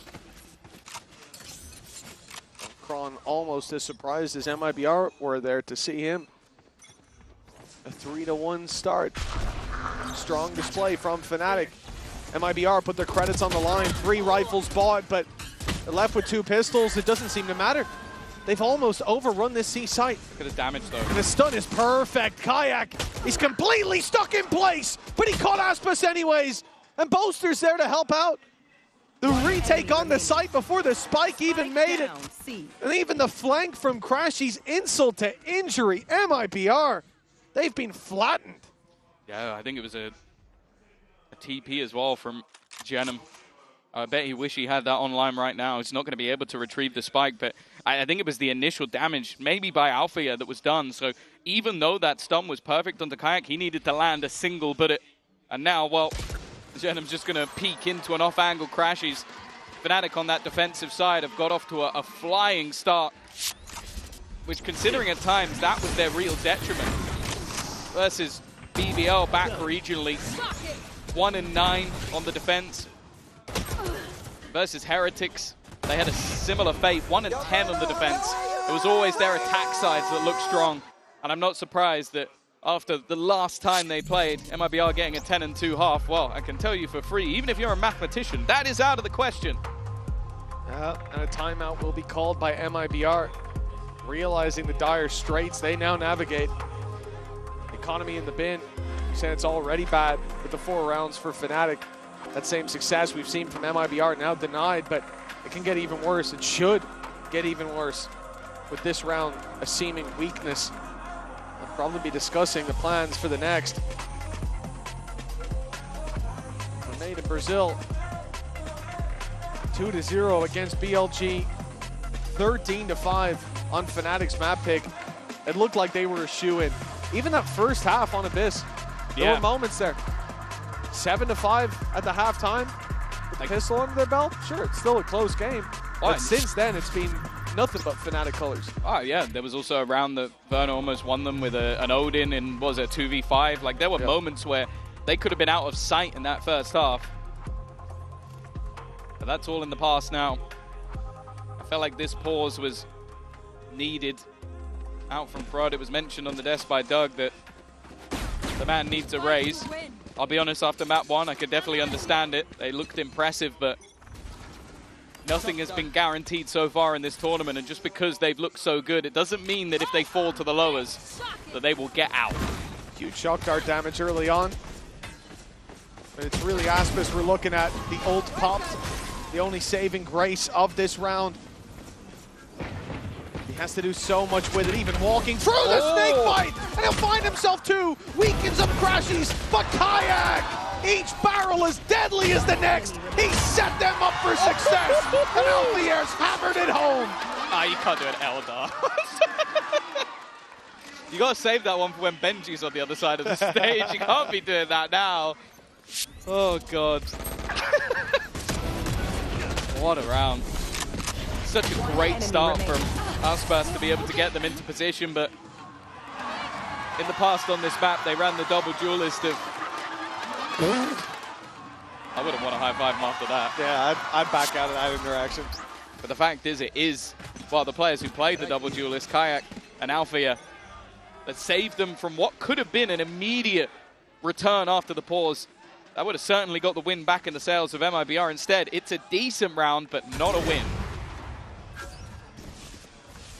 This is the round that most hope sat with. Rifles for MIBR, immediate responses. They look to take the site control. The paranoia was sent through. Now from the attack side, the same. Around the left side, they look to fight as Alpha, dodging the paranoia that had been sent in, took his space. Crashies, lands on the Cortesia, and looks for more. He's finding 2. MIBR, half the numbers of their opponent, a 2 versus 4, and nothing to show for it. This is the Althea that's scariest. I remember rounds where he used to just jump out of the window and garage, spray down 3. Like, he's in that sort of gamble mode. I'm willing to fight anyone at any moment, in any place, at any time. He walked in when they didn't even know how much of the site they'd already lost. Now sits alone on the A site. That's one of the few gaps is if they can clear this man, they have a chance, but with the alarm bot down, he's buying time. An immediate rotation. Verno's done well. This now definitely makes things that little bit more interesting, but the HP, it's going to be a little bit lower, a missed shot, and a chance for Artson to take that extra space. But now they've got it. Oh! Cross onto the side, and it's looking easy. Artson, all three for him. He has just pulled out a big play right when they needed it. All the credits on the line, a full investment, and a streak from Fnatic. It was building up some serious heat, but they have snuffed out those sparks of hope. Again, just perfect decision-making on the target that he chose. Isolated 1v1s and won every single one of them.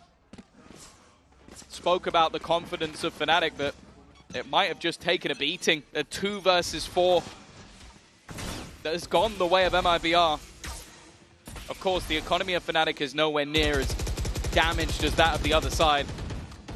Kayak now with the operator in hand. He might just get the first for free, but Verno is not going to give him the angle.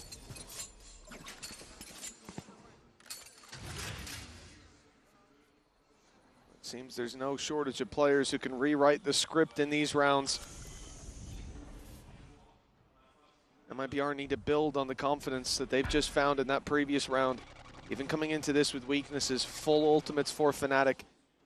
Full rifles as well. Alpha's playing contact off his turret over on short. They'll likely be losing the space on the site itself, but again, time is being bought. Hunter's Fury being used. A little bit out of distance will be Aspas, so it's not going to have the play, but that contact is still there from Alpha. He goes swinging a little bit early, though, wary that he might be losing the site and wants to try and join up with his team. Well, they're going to double up on that short fight, but the wraparound from MIBR sends Aspas straight into the mixer. Alpha falling with just one, and Kayak, he'll try to escape, but he can't quite activate the ult in time. In fact, he activated it just in time to lose it. And Cortezia seals the deal for MIBR 3-5 now. This was looking like a damning start from them, but they found what they needed in that pause. I think they've just been patient, and then the follow-up of Artson every time. Like, Aspas is taking the space, getting them the openers, but he's the man that's dancing within all of that chaos. And coming out with a 3K in back-to-back rounds. It took some time, it took a pause, and a couple in a row, but MIBR are most certainly back in this map. Go, go, go. Oh yeah, they've built up enough steam now, they've done enough damage that Fnatic, they don't have a lot to invest. Weaknesses, but that won't stop them from pushing. Look at this, A-long, C-long, both taken deep by Fnatic, playing that early info game. Gate crash soon to fade away. It's going to be a rotate far from the A side as well. If Kayak takes it, he's out of the action, and it's now faded.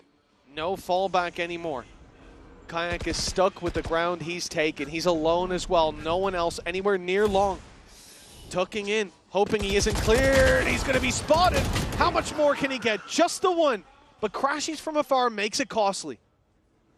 This round, they may have lost the rifle, but with a man advantage, and still crashes in the off angle. He's landing a second shot already. Individually hoping to drag the team through, but they're also being locked in from behind. A wraparound. Cortezia in a bit of trouble, but does well.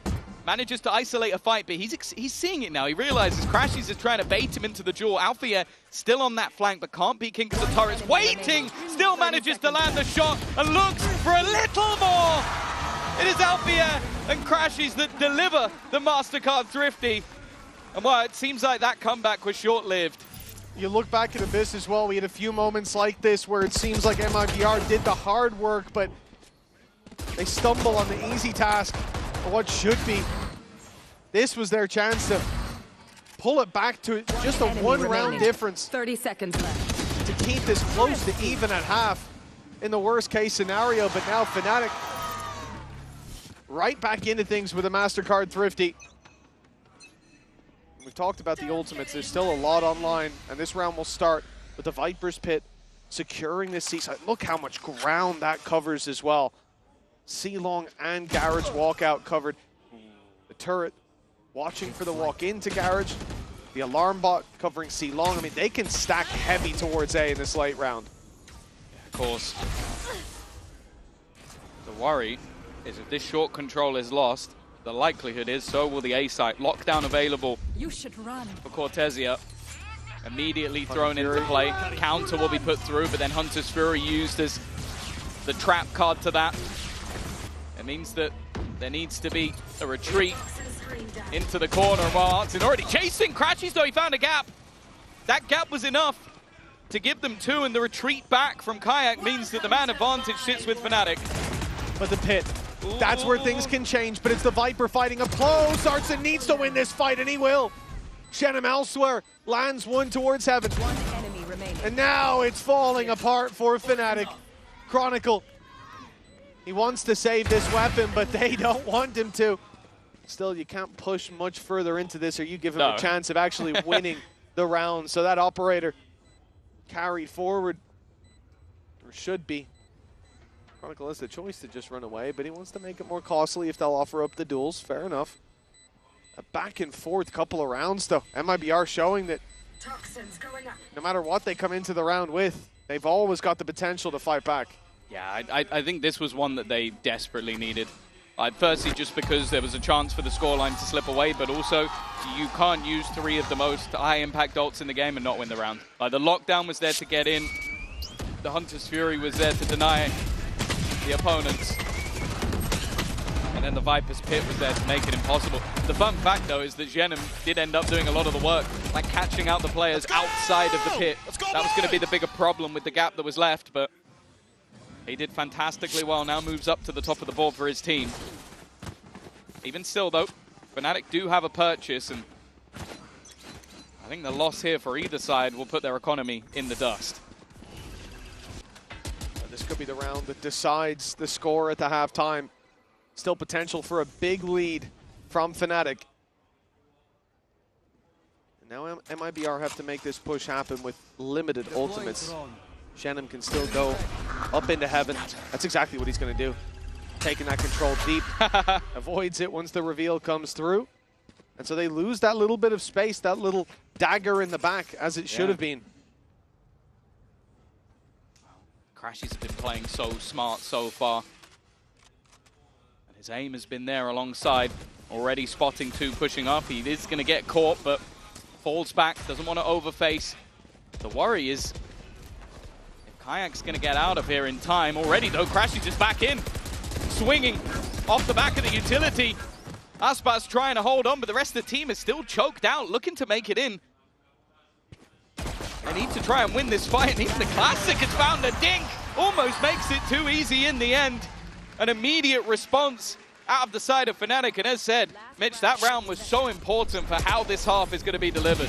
Well, this was just great stall as well, coming in from Chronicle. He throws in a snake bite alongside the poison orb on A-Long, and that leaves Aspas isolated for so long. It lets them deal with the rest of the squad, turn their attention to Aspas in full focus. 5A, boys. Be reading them. Good, like 3 players fighting him there. You're more older than them, be IGL, bro. Come on. Hey, he's been doing a pretty good job. Well, a lot more needed for MIBR. And look at the weaknesses here. As we said, that round carried so much weight for Fnatic. Artsin, oh, he's caught. Spike down mid. Well, he managed to catch Kayak off. He managed to dodge the shot, but he won't take the kill. Kayak hitting the full gate crash out of there while they're being picked apart towards B in the window towards Garage as well. MIBR getting nothing for their trouble, as it seems like Fnatic have found their second win. This is looking like a very rough position to fight back from. Cortesia 2 and 10. He's been having a tough game. He'd need to put that number up significantly. And he's got Hunter's Fury literally hunting him down. The half will end 8-4, and Fnatic go in with a substantial lead. That's a pretty flawless act from Fnatic. A 4-round lead at the halftime. A big resurgence from this squad, looking completely different than the team we saw on Bind. Now all that's left to do is close this out after the break. One enemy remaining. Target acquired.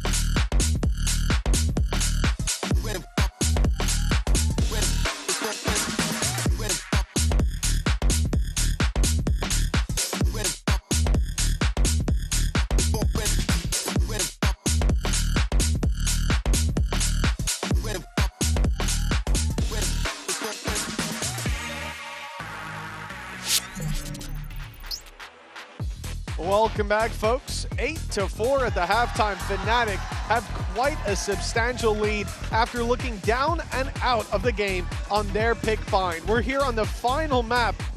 One of these teams will be heading straight to playoffs, and for Fnatic, it's just a couple rounds away now. Yeah, let's take a look at the Coinbase Econ report. It has definitely been well, I'd say a game of two halves within the half. Like a couple of moments that came out for Artsim, but the man I was highlighting throughout, Alfie has been on form. And he's been causing issues to, well, if you look at the damage dealt, mostly Arspas, which, well, when that's the case, that's always going to be difficult. He is the tip of the spear on that attack side.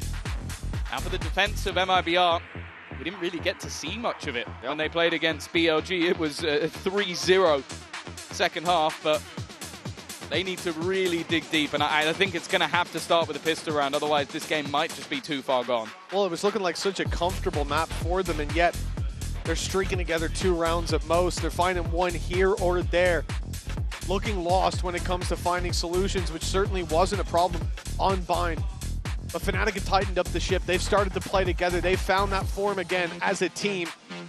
And this is where they look the most dangerous. You back them into a corner, and they have fought you right back to yours. Now it's MIBR who have to make the bounce back. And it starts with this pistol round. It seems like a mid-walk is the play. That turret already giving the game away, though.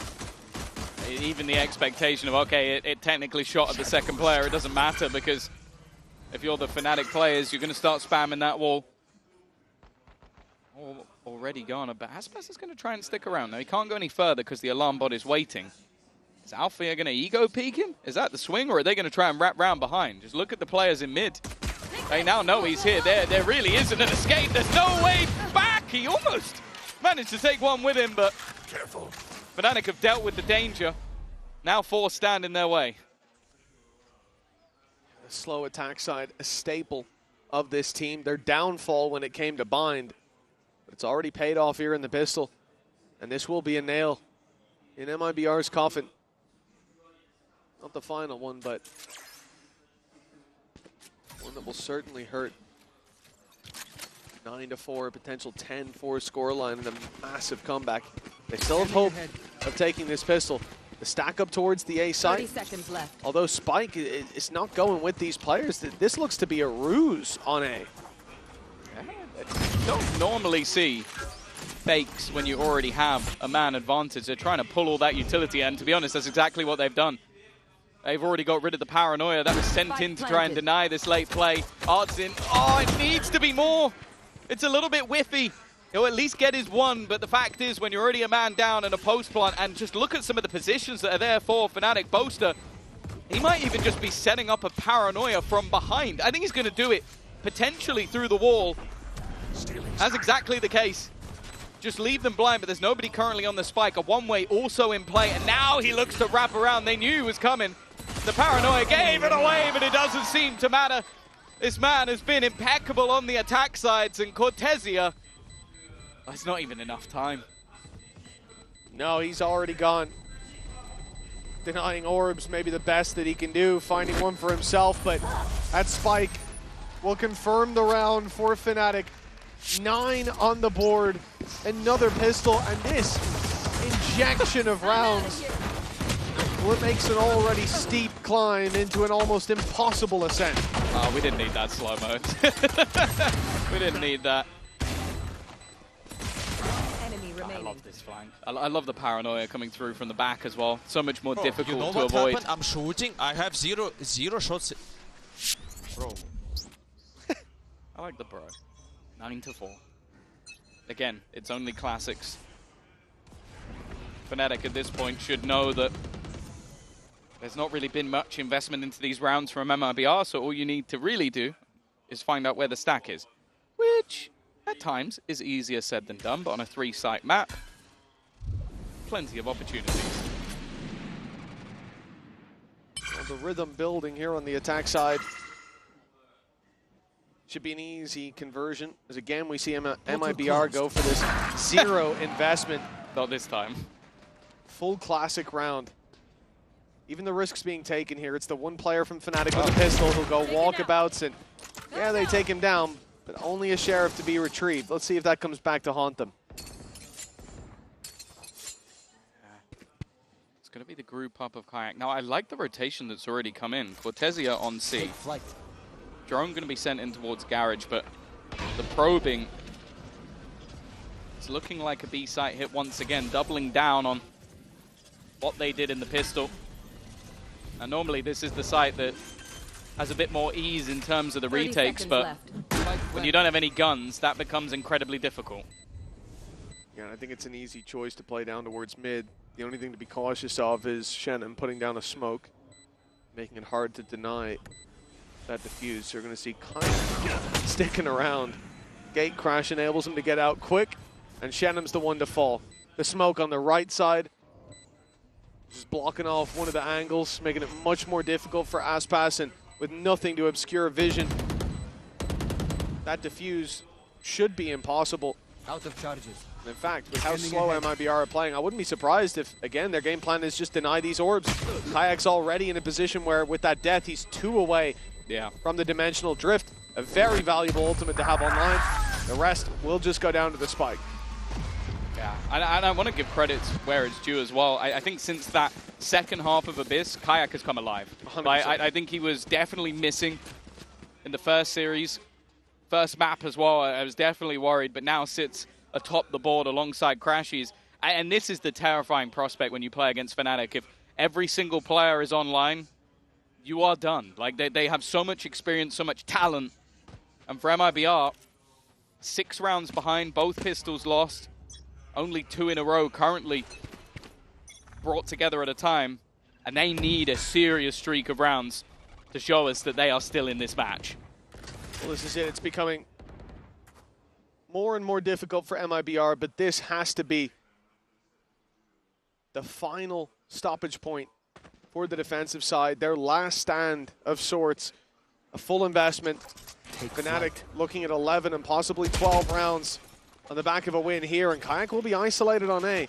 While there's presence shown towards Garage, right? So this is clear to MIBR. They're facing a slow default. You're also facing Fnatic, so you expect that.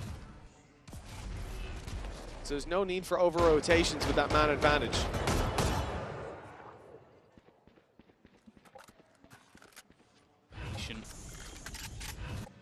Play, of course, there's still a buy in the next round for Fnatic. Artsin needs to at least get one here, and he will. Looking for a little bit more. The spam doesn't work out, but he has support, and Althea desperately low on HP, hoping for a miracle spray of his own. It leaves Chronicle left, but he's on the other side of the map. Maybe just hoping to sell some sort of ruse, hoping for the backstab probably later into the round, but wow. He might get a backstab, but I don't think he's going to be winning this one. And even the backstab seems unlikely. Look at Verno's position. He is well aware of the ground that could have been lost. Yeah, holding on to the weapon here, I think, holds the most 10 value seconds left for Chronicle. Still be capable of a full buy in the next. Not out of danger just yet, but that is a great step towards success for MIBR. 10-5, now half the rounds that their opponents have put on the board. They need to keep this up with rifles in hand. And this one, again, what we've seen, especially looking at Bind, is how good MIBR have been against that slow play from Fnatic, against those defaults on Fnatic's attack side. You start to wonder if we could be seeing a quick round from... Nice, boys. Nice. Let's go. Let's come back to side coming into this next one. That might be the solution. Well, I think as well, the way they play Bind, it felt like a lot of it was very reliant on their executes, maybe waiting to see if there was aggression from the double duelist. I don't think that's the case on this map. They know they need to pressure a little bit more, and especially with the Viper in play, they can shroud a lot of that. Artsin, though, okay. This C-site long control has worked out wonderfully. Maybe hoping to get the orb onto Kayak, have that dimensional drift. Verno is even going to spot 2 more players, and then for Fnatic, it almost comes down to, okay, we can't just rush into this A site anymore, even with our players going down on the other side of the map.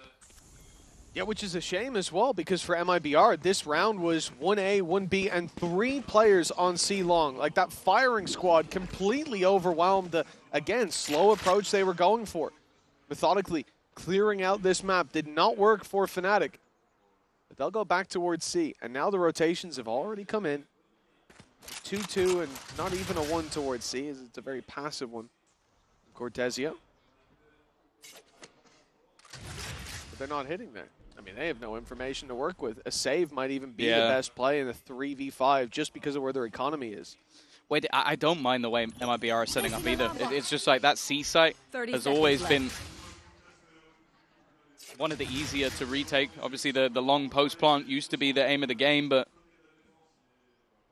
that's not really going to work out for them. And for MIBR, having a clean round, it basically, especially with the way that the game is going, how far behind they are and the likelihood of consistent buys, having one before your reset is so important. So them just keeping everybody standing, not going to risk any of those ults. And sure, you can see the players starting to have a little bit of a peek, have a look around, see if they can find any of these remaining players. They will not be able to. A couple in a row for MIBR. Still one hell of a road left to walk on. But the fact is, Fnatic are now going to go back in. And the likelihood as well, yeah, I was going to say, Kayak's just going to buy up with an SMG, probably have a shorty in his back pocket, and then try and make a play with that ult. That's the other thing, right? You have those 3 weapons. You want to save them because one other player can buy, and you've got a dimensional drift on Kayak who's dead. But if he's alive at start around, that weaker weapon doesn't matter whatsoever. Even the Stinger can be so useful coming out of the dimensional drift. Early aggression from MIBR. 3 players on C last round. Now it's a 3-man push-up onto A-Long, and the steps being baited by Aspis. He's playing further back, breaking the drone, and they've already spotted 1 more player. The 3rd shouldn't be expected, and it is Verno. Luckily, he wasn't hit by the vulnerable.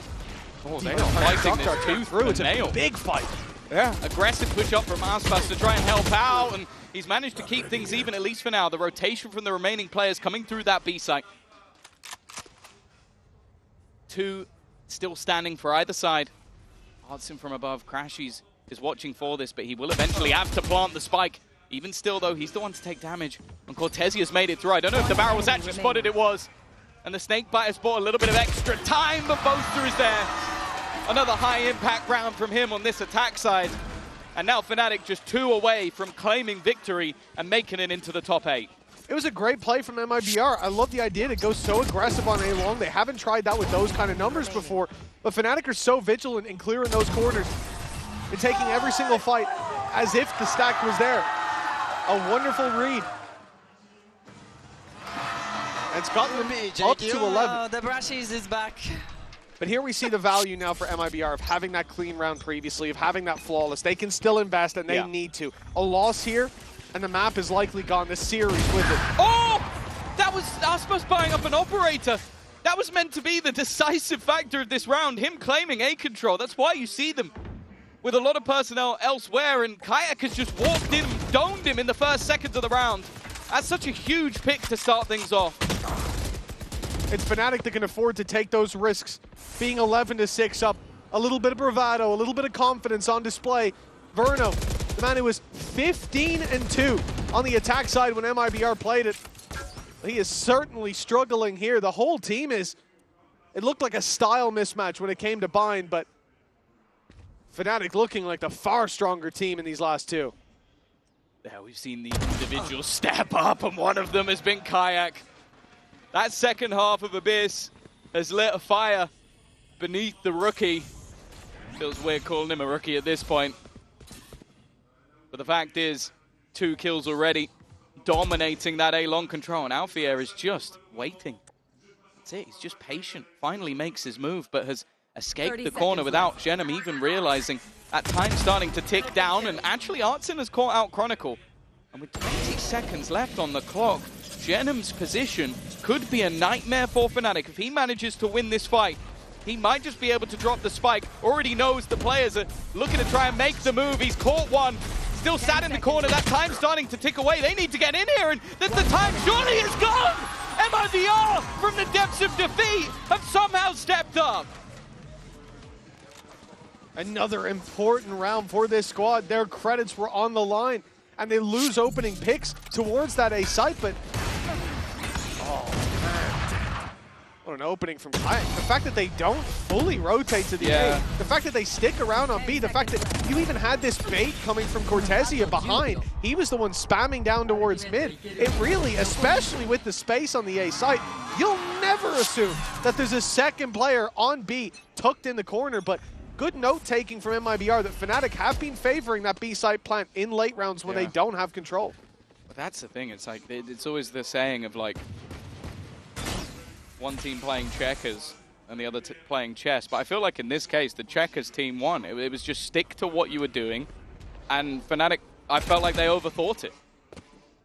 It's easy to say from our perspective, but when you get those two openers, it felt like the round was already over. Alpha's feeling it today. He's been chased down, but look at what it's done. From potentially 12-6, and maybe the economy even broken on the other side, especially after they bought an operator in the last round, to 11-7, only pistols available, and a chance to, wow, close that gap even further for MIBR. They now have a chance. Let's see if Fnatic can take advantage of the crescendo of chaos with pistols flooding the site. It's a bloodbath to start, and none of it drawn in favor of Fnatic. Boaster and Alpha left alone, clinging on for dear life is the IGL on short. 25 HP, and it feels like that shorty will be what takes him down. 12 seconds, and even if he finds one, the impact negligible. He goes for the knife kill, but the blade meets two barrels. 11-8 with a flawless round. MIBR buying themselves a safety net. That one was important. Same as the last. Keep things nice and clean. Get some of that confidence back. A big victory from a huge deficit. And now the 4 of the last 5 have gone the way of MIBR. Even if maybe round 18 should have been theirs, Fnatic are going to take a pause. Maybe some of those characteristics from the first map starting to slip in a little bit. And with how much of a lead they've had, and well, if anything, based on history going into their favored side of the map, they don't want to give anything over to MIBR, because the second that game starts to get close, the second those players start to believe, and when hope's on your side, well, another wise man once said, belief is everything. Kind of. Wise man? Yeah, I was going to say. Another man said that. Some other dude. Some dude, yeah. Scott knows him quite well. Well, 3 rounds in it. Fnatic making use of that timeout, but you got to think, last time they sat opposite Aspis on that champion stage, it was a defeat for the core of Fnatic. They'll remember that. And with rounds building up in favor of the defense, they're not far from a painful reminder of just how it felt. Go, go, go. They are still in the lead, but it does feel like those last couple could have been a momentum shift. Aspas has been mostly shut down. The last time he had an operator, he lasted about 5 seconds in the round before his head was ripped off. This time he's looking to stick to that aggressive position, but he's been caught. Tagged low, and Kayak looking to lead the charge, but they fall back, and Genom is waiting. Well, the spark's being lit for MIBR, and they are fanning it into a flame. A veritable inferno for the defense. An opening found, but Aspas tagged low. Fnatic losing Alfier is a lot of control lost. They have to stick around these mid positions. They have to be worried about a C flank.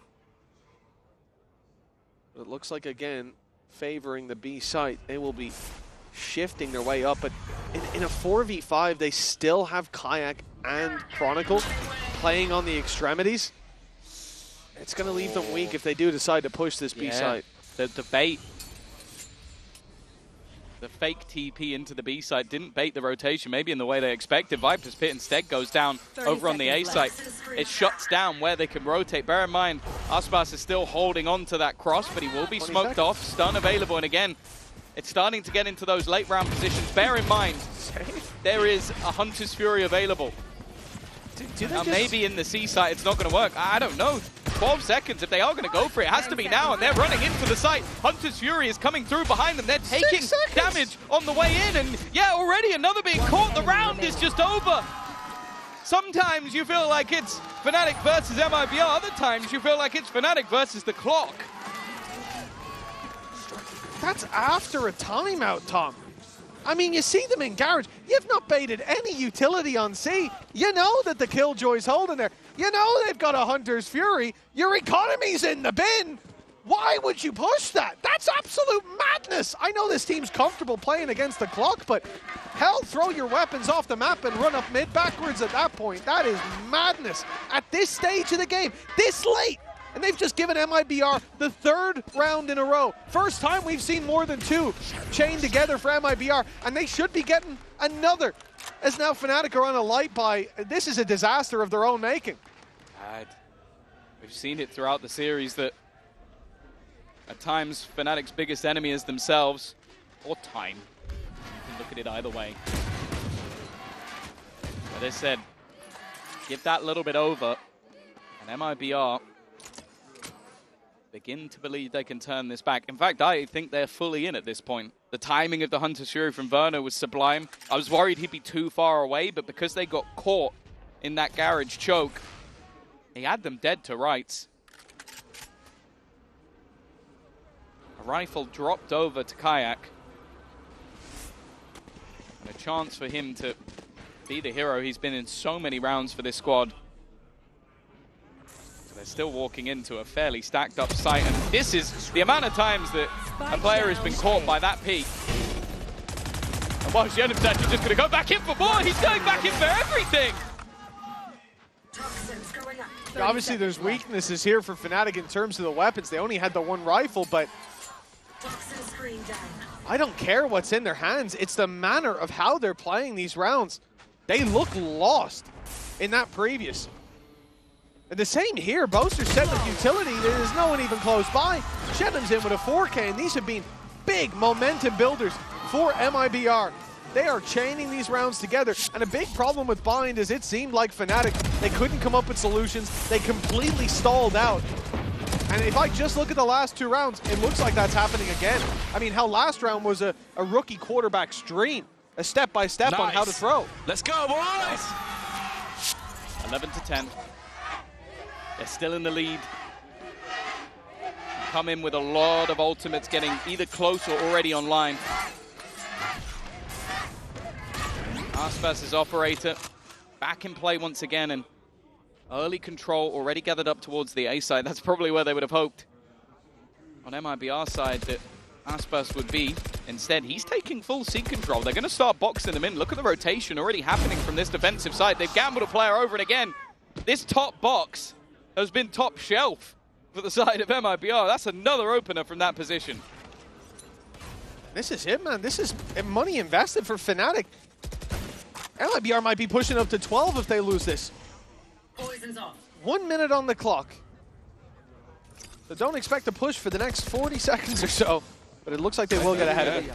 Reveal's going through. Ready to break into this side, but Hunter's Fury's going to have to land. Have to find its mark. It's 1 man, but there's so many more on the site itself. Oh, nice work from Kayak. Nice work from Chronicle. Fnatic back on the horse at last. That shock dart could be deadly. Kron just about dodges it.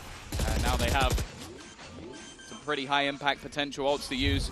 Dimensional Drift if they want the info, but I think they might just gamble the pit. It's definitely being considered. The blockade of Kayak put into play, and in the meantime, Alpha's dropped another.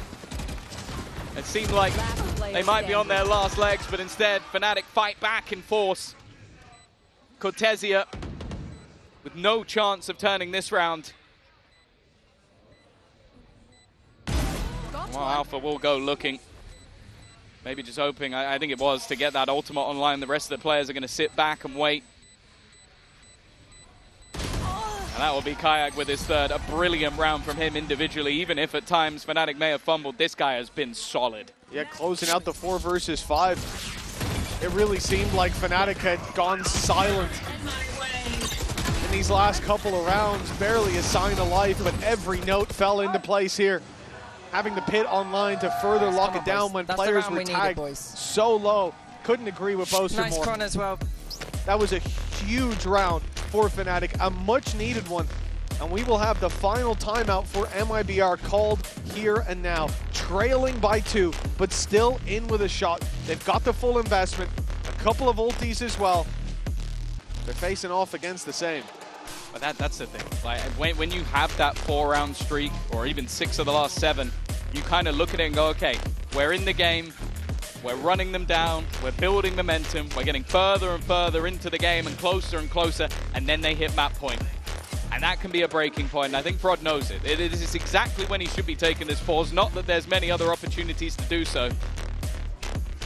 And if he can find the words that rallies the troops, we've seen some brilliant play. Artsin, Genem especially, in this final map have been superb.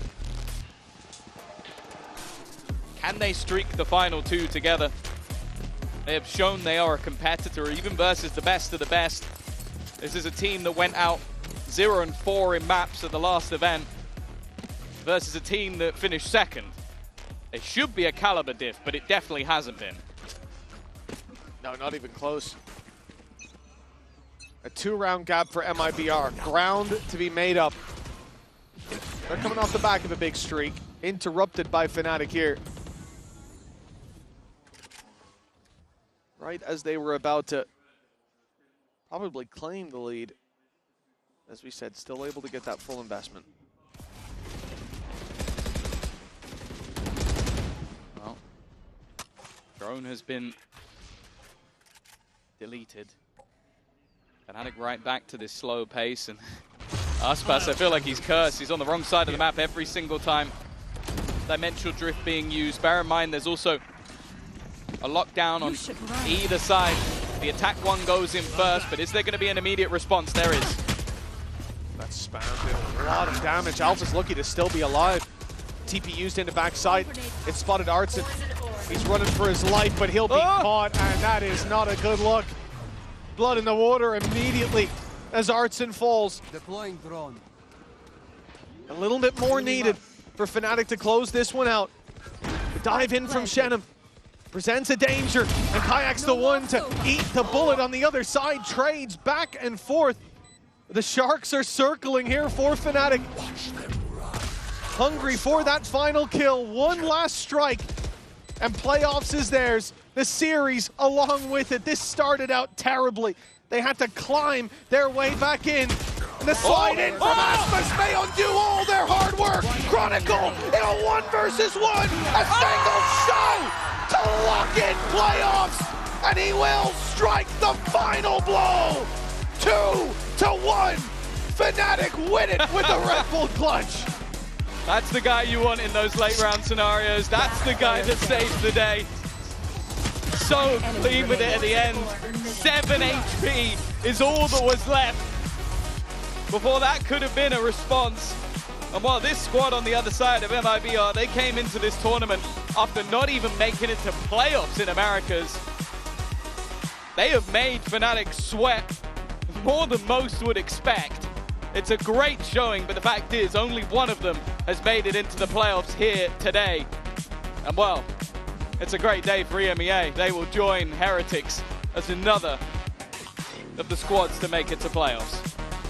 What a debut, though, from MIBR on that champ stage. They looked absolutely clean in their opening matchup, but here, pushing Fnatic the distance, making them sweat, as you said, but it wasn't enough to claim the day. Fnatic now have time to prepare for playoffs. They have a little bit of a break, well earned after this series. They'll certainly need it. Yeah, for sure. And I think there's going to be a lot of things they're going to talk about after the match, about maybe things that need to be changed, but we talk about this squad often, about the resilience that they had. And I think more importantly for Kayak, after a few dud maps throughout this tournament so far, in the last 2 he was the difference maker. I think if he didn't have the performance on this map here, it could have been a very different story. And on the last map as well, a big part of that flawless attack side is he plays into that perfect system. Is this the best Fnatic have ever looked? Maybe not, but is it a team that's building their way into that championship form? I think so. Certainly a step in the right direction for this squad. But for MIBR as well, all signs pointing towards them being a strong contender here. That victory over BLG and a close one here against Fnatic, but it wasn't enough. In the end, Fnatic take the dub. It's time to go down to the stage where Crashies is standing by for the Verizon post-match interview. Plaisir d'accueillir Crashies ici à Paris après cette victoire. Congratulations, Crashies. Thank you for joining me after that big victory and welcome to playoffs.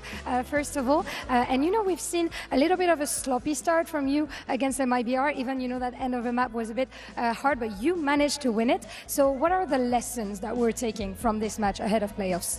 I think we just started kind of slow, and they had a really good game plan on how we wanted to play Bind. And then we just had a good talk after their map 1 and like refocused and like really just brought a lot of energy. Just got a little countered on Bind, let's say, right? Du coup, première question, on a vu que c'était un petit peu compliqué au début pour Fnatic, qui se sont inclinés sur leur choix de carte de Bind. Ils arrivent à remonter derrière. Donc, qu'est-ce qu'on retient un petit peu de ce match? Et bah, tout simplement, ils avaient un très bon game plan pour counter le nôtre sur Bind. Donc voilà, on s'est remis en confiance après la première map. On a eu pas mal voilà, de gens qui sont intervenus et c'est allé bien mieux. And a few months ago, you dropped everything back in America to give it a try in Europe with Fnatic. So, you know, looking back at it, how has it been, you know, this journey as an import, let's say, up to Champs Paris? It's been a crazy ride, honestly. Like I never would have expected like how this year went. I love my teammates and I love like every staff and the organization just gives us so much support, and it's been a surreal experience for me, and I'm just so grateful to be here. So. And we're very proud to have you in Europe too, trust me. Donc deuxième question, Crashies a tout laissé derrière lui en Amérique pour venir tenter sa chance en Europe avec Fnatic. Donc qu'est-ce qui retient un petit peu de cette expérience cette année en tant qu'import? Et bah tout simplement, je le referai. J'adore mes teammates, j'adore tous les membres du staff qui sont avec moi, et c'est ça aussi qui rend l'aventure d'autant plus palpitante. And last but not least, finally, you know, we've seen Boaster, you know, dancing, alpha waving. You do a little bit too, but Crashies, I need to ask you this. What would it take to see you dance on stage? We need that. Maybe another grand finals. If we get in the grand finals, maybe we'll do some dancing, but from now on, it's just like full energy, full hype, and yeah. I'm keeping that in my mind. If he makes grand finals, we're going to have a dancing Crashies on stage, hopefully. Donc, dernière question, qu'est-ce qu'il nous faudrait pour te voir danser sur scène comme Boaster? Et bah, si on se qualifie en grande finale, je vais peut-être vous cook un petit quelque chose. Merci, thank you very much. Crashies, always a pleasure. Fnatic and Team Heretics have locked their spot in playoffs, and tomorrow is going to be the time to discover who are going to be our first eliminated teams from Champs Paris. See you tomorrow.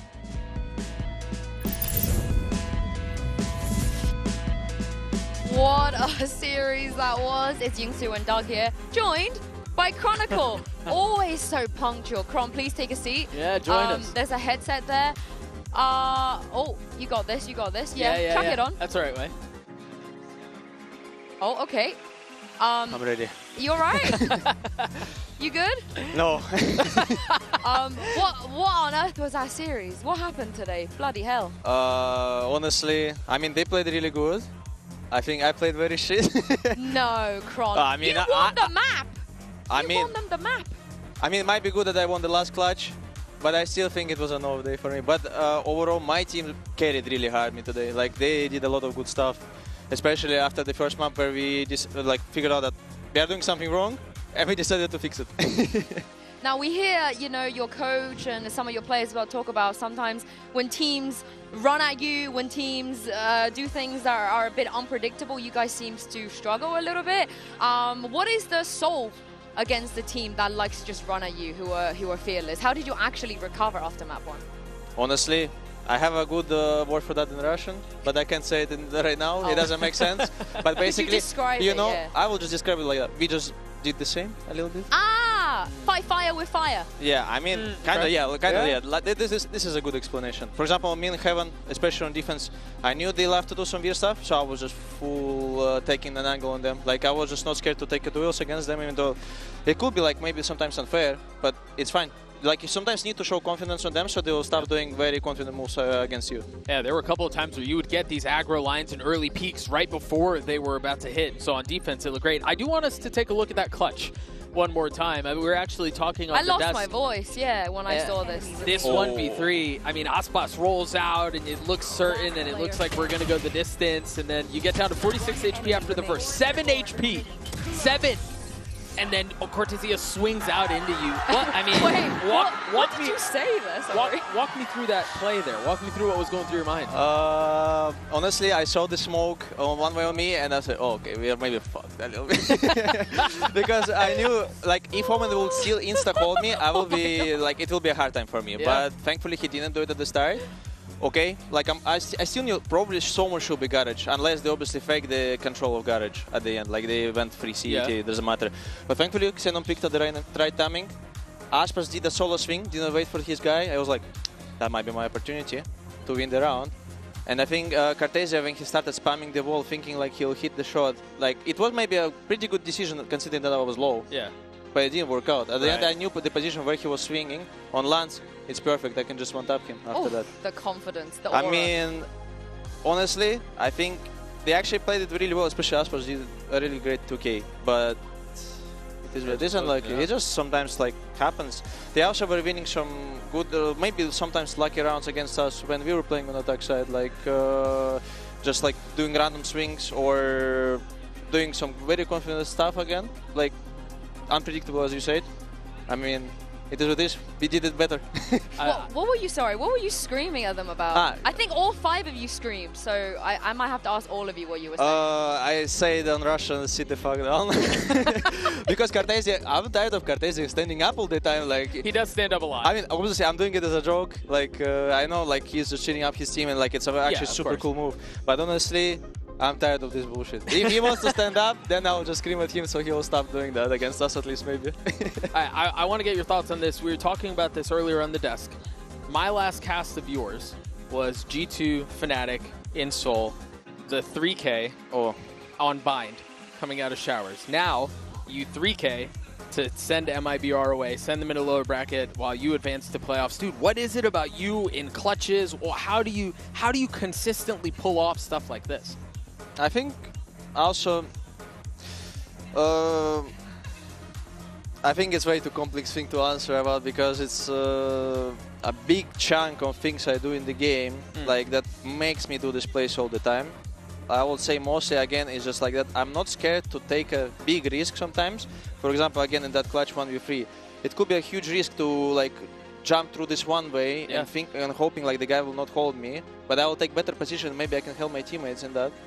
Like, sadly I couldn't help my teammates, but at the end I won the clutch because I did a very risky move. Even though like, other stuff what I could do. Like, maybe I could go back instantly just to play for the spike. Sure. Or maybe I will just play, I'm trying to spam around the smoke, maybe hoping I will get the frag, but I'm not doing that. I'm just doing very straightforward risk.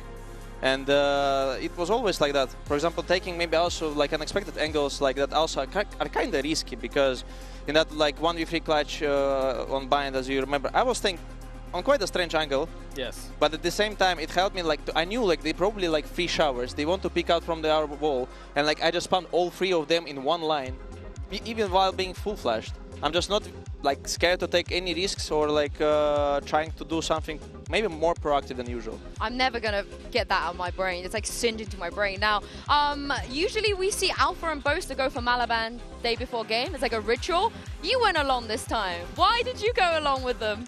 You think it was the thing that make me off today? No. I think it's usually a buff, right, for Alpha Boaster. It's like they like to go fill their stomachs with extremely spicy Chinese food. Right. But Kron, you don't usually go with them. So wait, I mean, I don't go. What compelled you to go? But I don't go with them. But I go with my wife almost every day. Okay. I mean, I think you know as well about it. We are walking to our Malaban place near us in Berlin almost every second, third day. You do like Malaban as well? Of course. I've also been with your wife. But I'm a big meat lover. I don't like vegetables. I'm only eating meat. Wait, what did you fill your bowl with?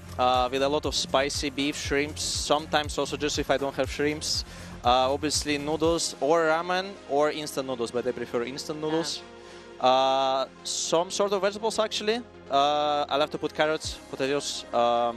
You need to go, Doug. And maybe celery. I mean, he's selling me. We should take you. I'm down. But let's take a look at the bracket because 3 teams have 4 even teams, I can't count, have made it to playoffs already, which means there's only 4 slots left. Doug, I'm not going to see you for a while, so can you just, you're doing so well in predictions. Yeah. So can you just like fire them off real quick before you go so we could get your takes? All right. Who's making Between, A, B, for Group C, D. A, Let's go. Group A, yeah. Sen. Okay. Group B, MIBR. Okay. And then Group C, who was it? It was EDG. It was. It's the EDG Liquid and the DRX. Oh. I don't want to be in that group. Honestly, that was a tough group. Yeah. What do you think? I want to say DRX, but I will cheer for my guys. I will say Liquid. Yeah. Okay. Just for nuts. Like I hope he'll do great. Course. Yeah, sure. 2 Gambit boys in playoffs. That'd be crazy. And then the last group. The G2. Oh, G2. Yeah, G2 for sure. G2 for sure. I don't even need to know who else is there. I think they'll be fine. I didn't even have to finish that off.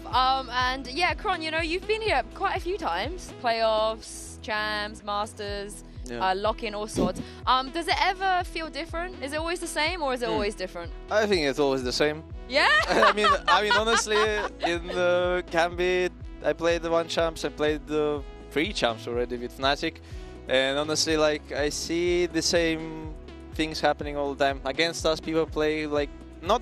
I'm not saying they're playing the same. But I see the same pattern, same mistakes. I see the same mistakes in our team as well. Yeah.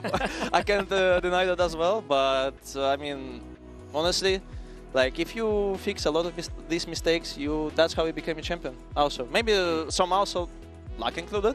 But I mean, doesn't matter really. Like you can't win champs just because of one day or like some other stuff. You just have to be good consistently in order to win it. And I think this time. We are ready for doing that, but we also have to prove it.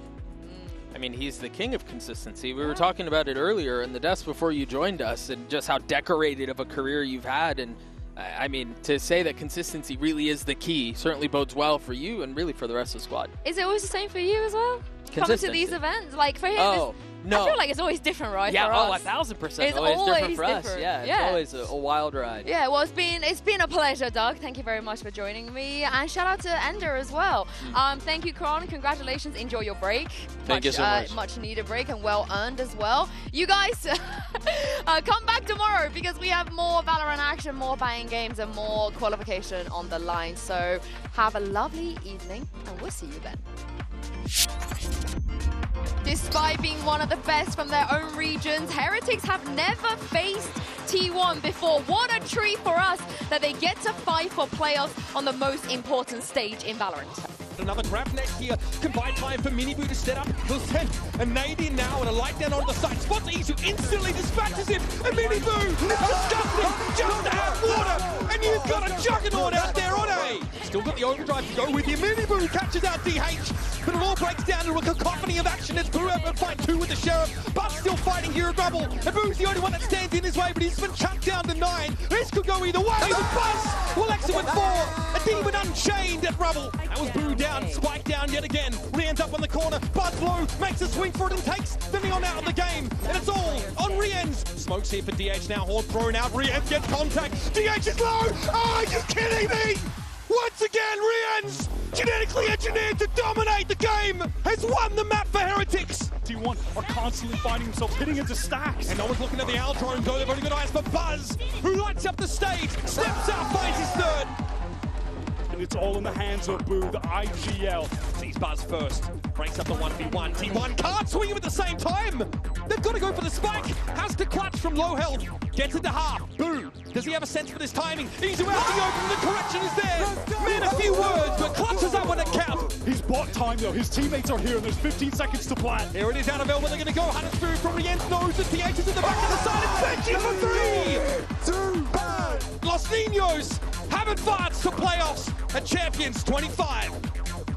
Very few can live up to the rivalry of Aspas versus Fnatic. This is for a spot at playoffs in Champs Paris, but this time around, the players next to Aspas are not the familiar ones we're used to seeing on Loud. Fnatic don't need to with the man advantage. That's quickly faded away, though. MIBR, they're rolling all over this A site. He is just having one hell of a round. Come on! Aspis falls with the wall bang. Verno doing a ton of damage. He'll take down Kayak, and he leaves Boaster. A huge opportunity. Valfa regenning his health and dropping Verno. They could clean up the rest of the kills on the site, and it ends up 1 versus 1. Cortesia alone. Alpha's close on the site, in that corner, just to his left, crouched down. The read is there, and so is the round for MIBR. Look at me, Alpha. You like to say that?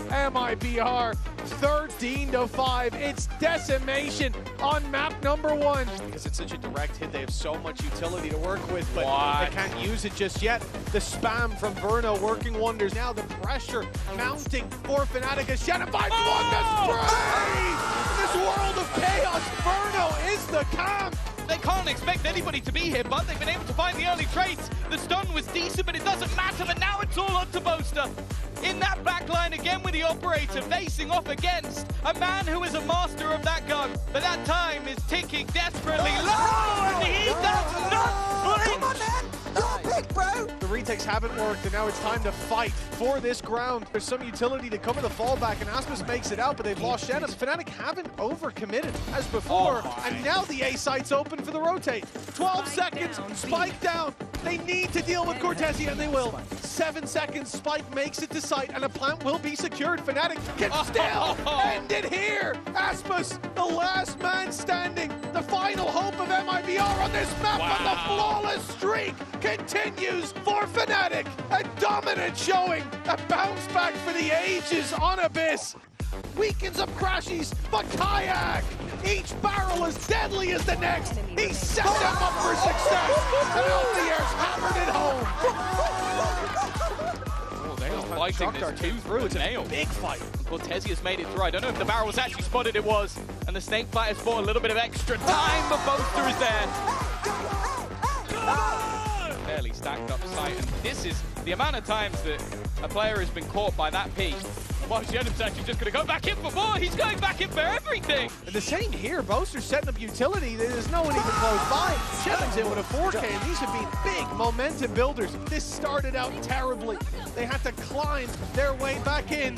The slide in from Aspis may undo all their hard work. Chronicle in a 1 versus 1. A single shot to lock in playoffs, and he will strike the final blow. 2-1. Fnatic win it with the Red Bull clutch.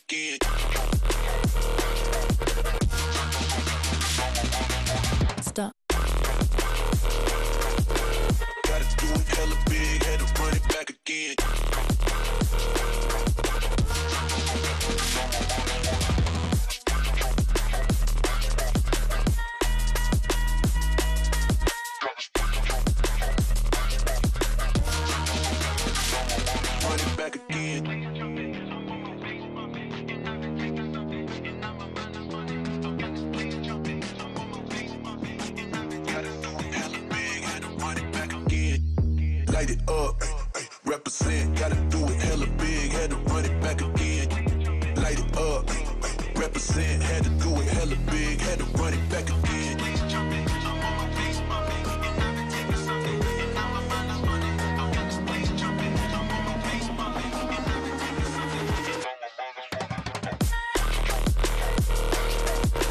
Gotta do it hella big, had to run it back again.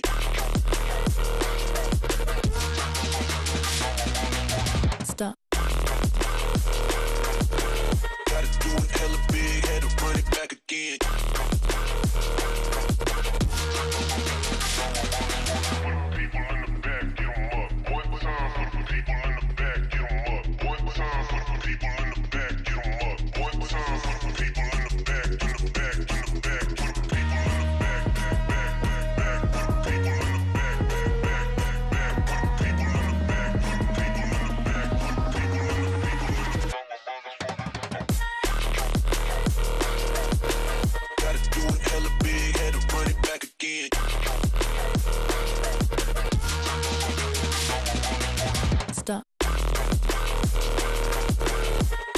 it hella big, had to run it back again.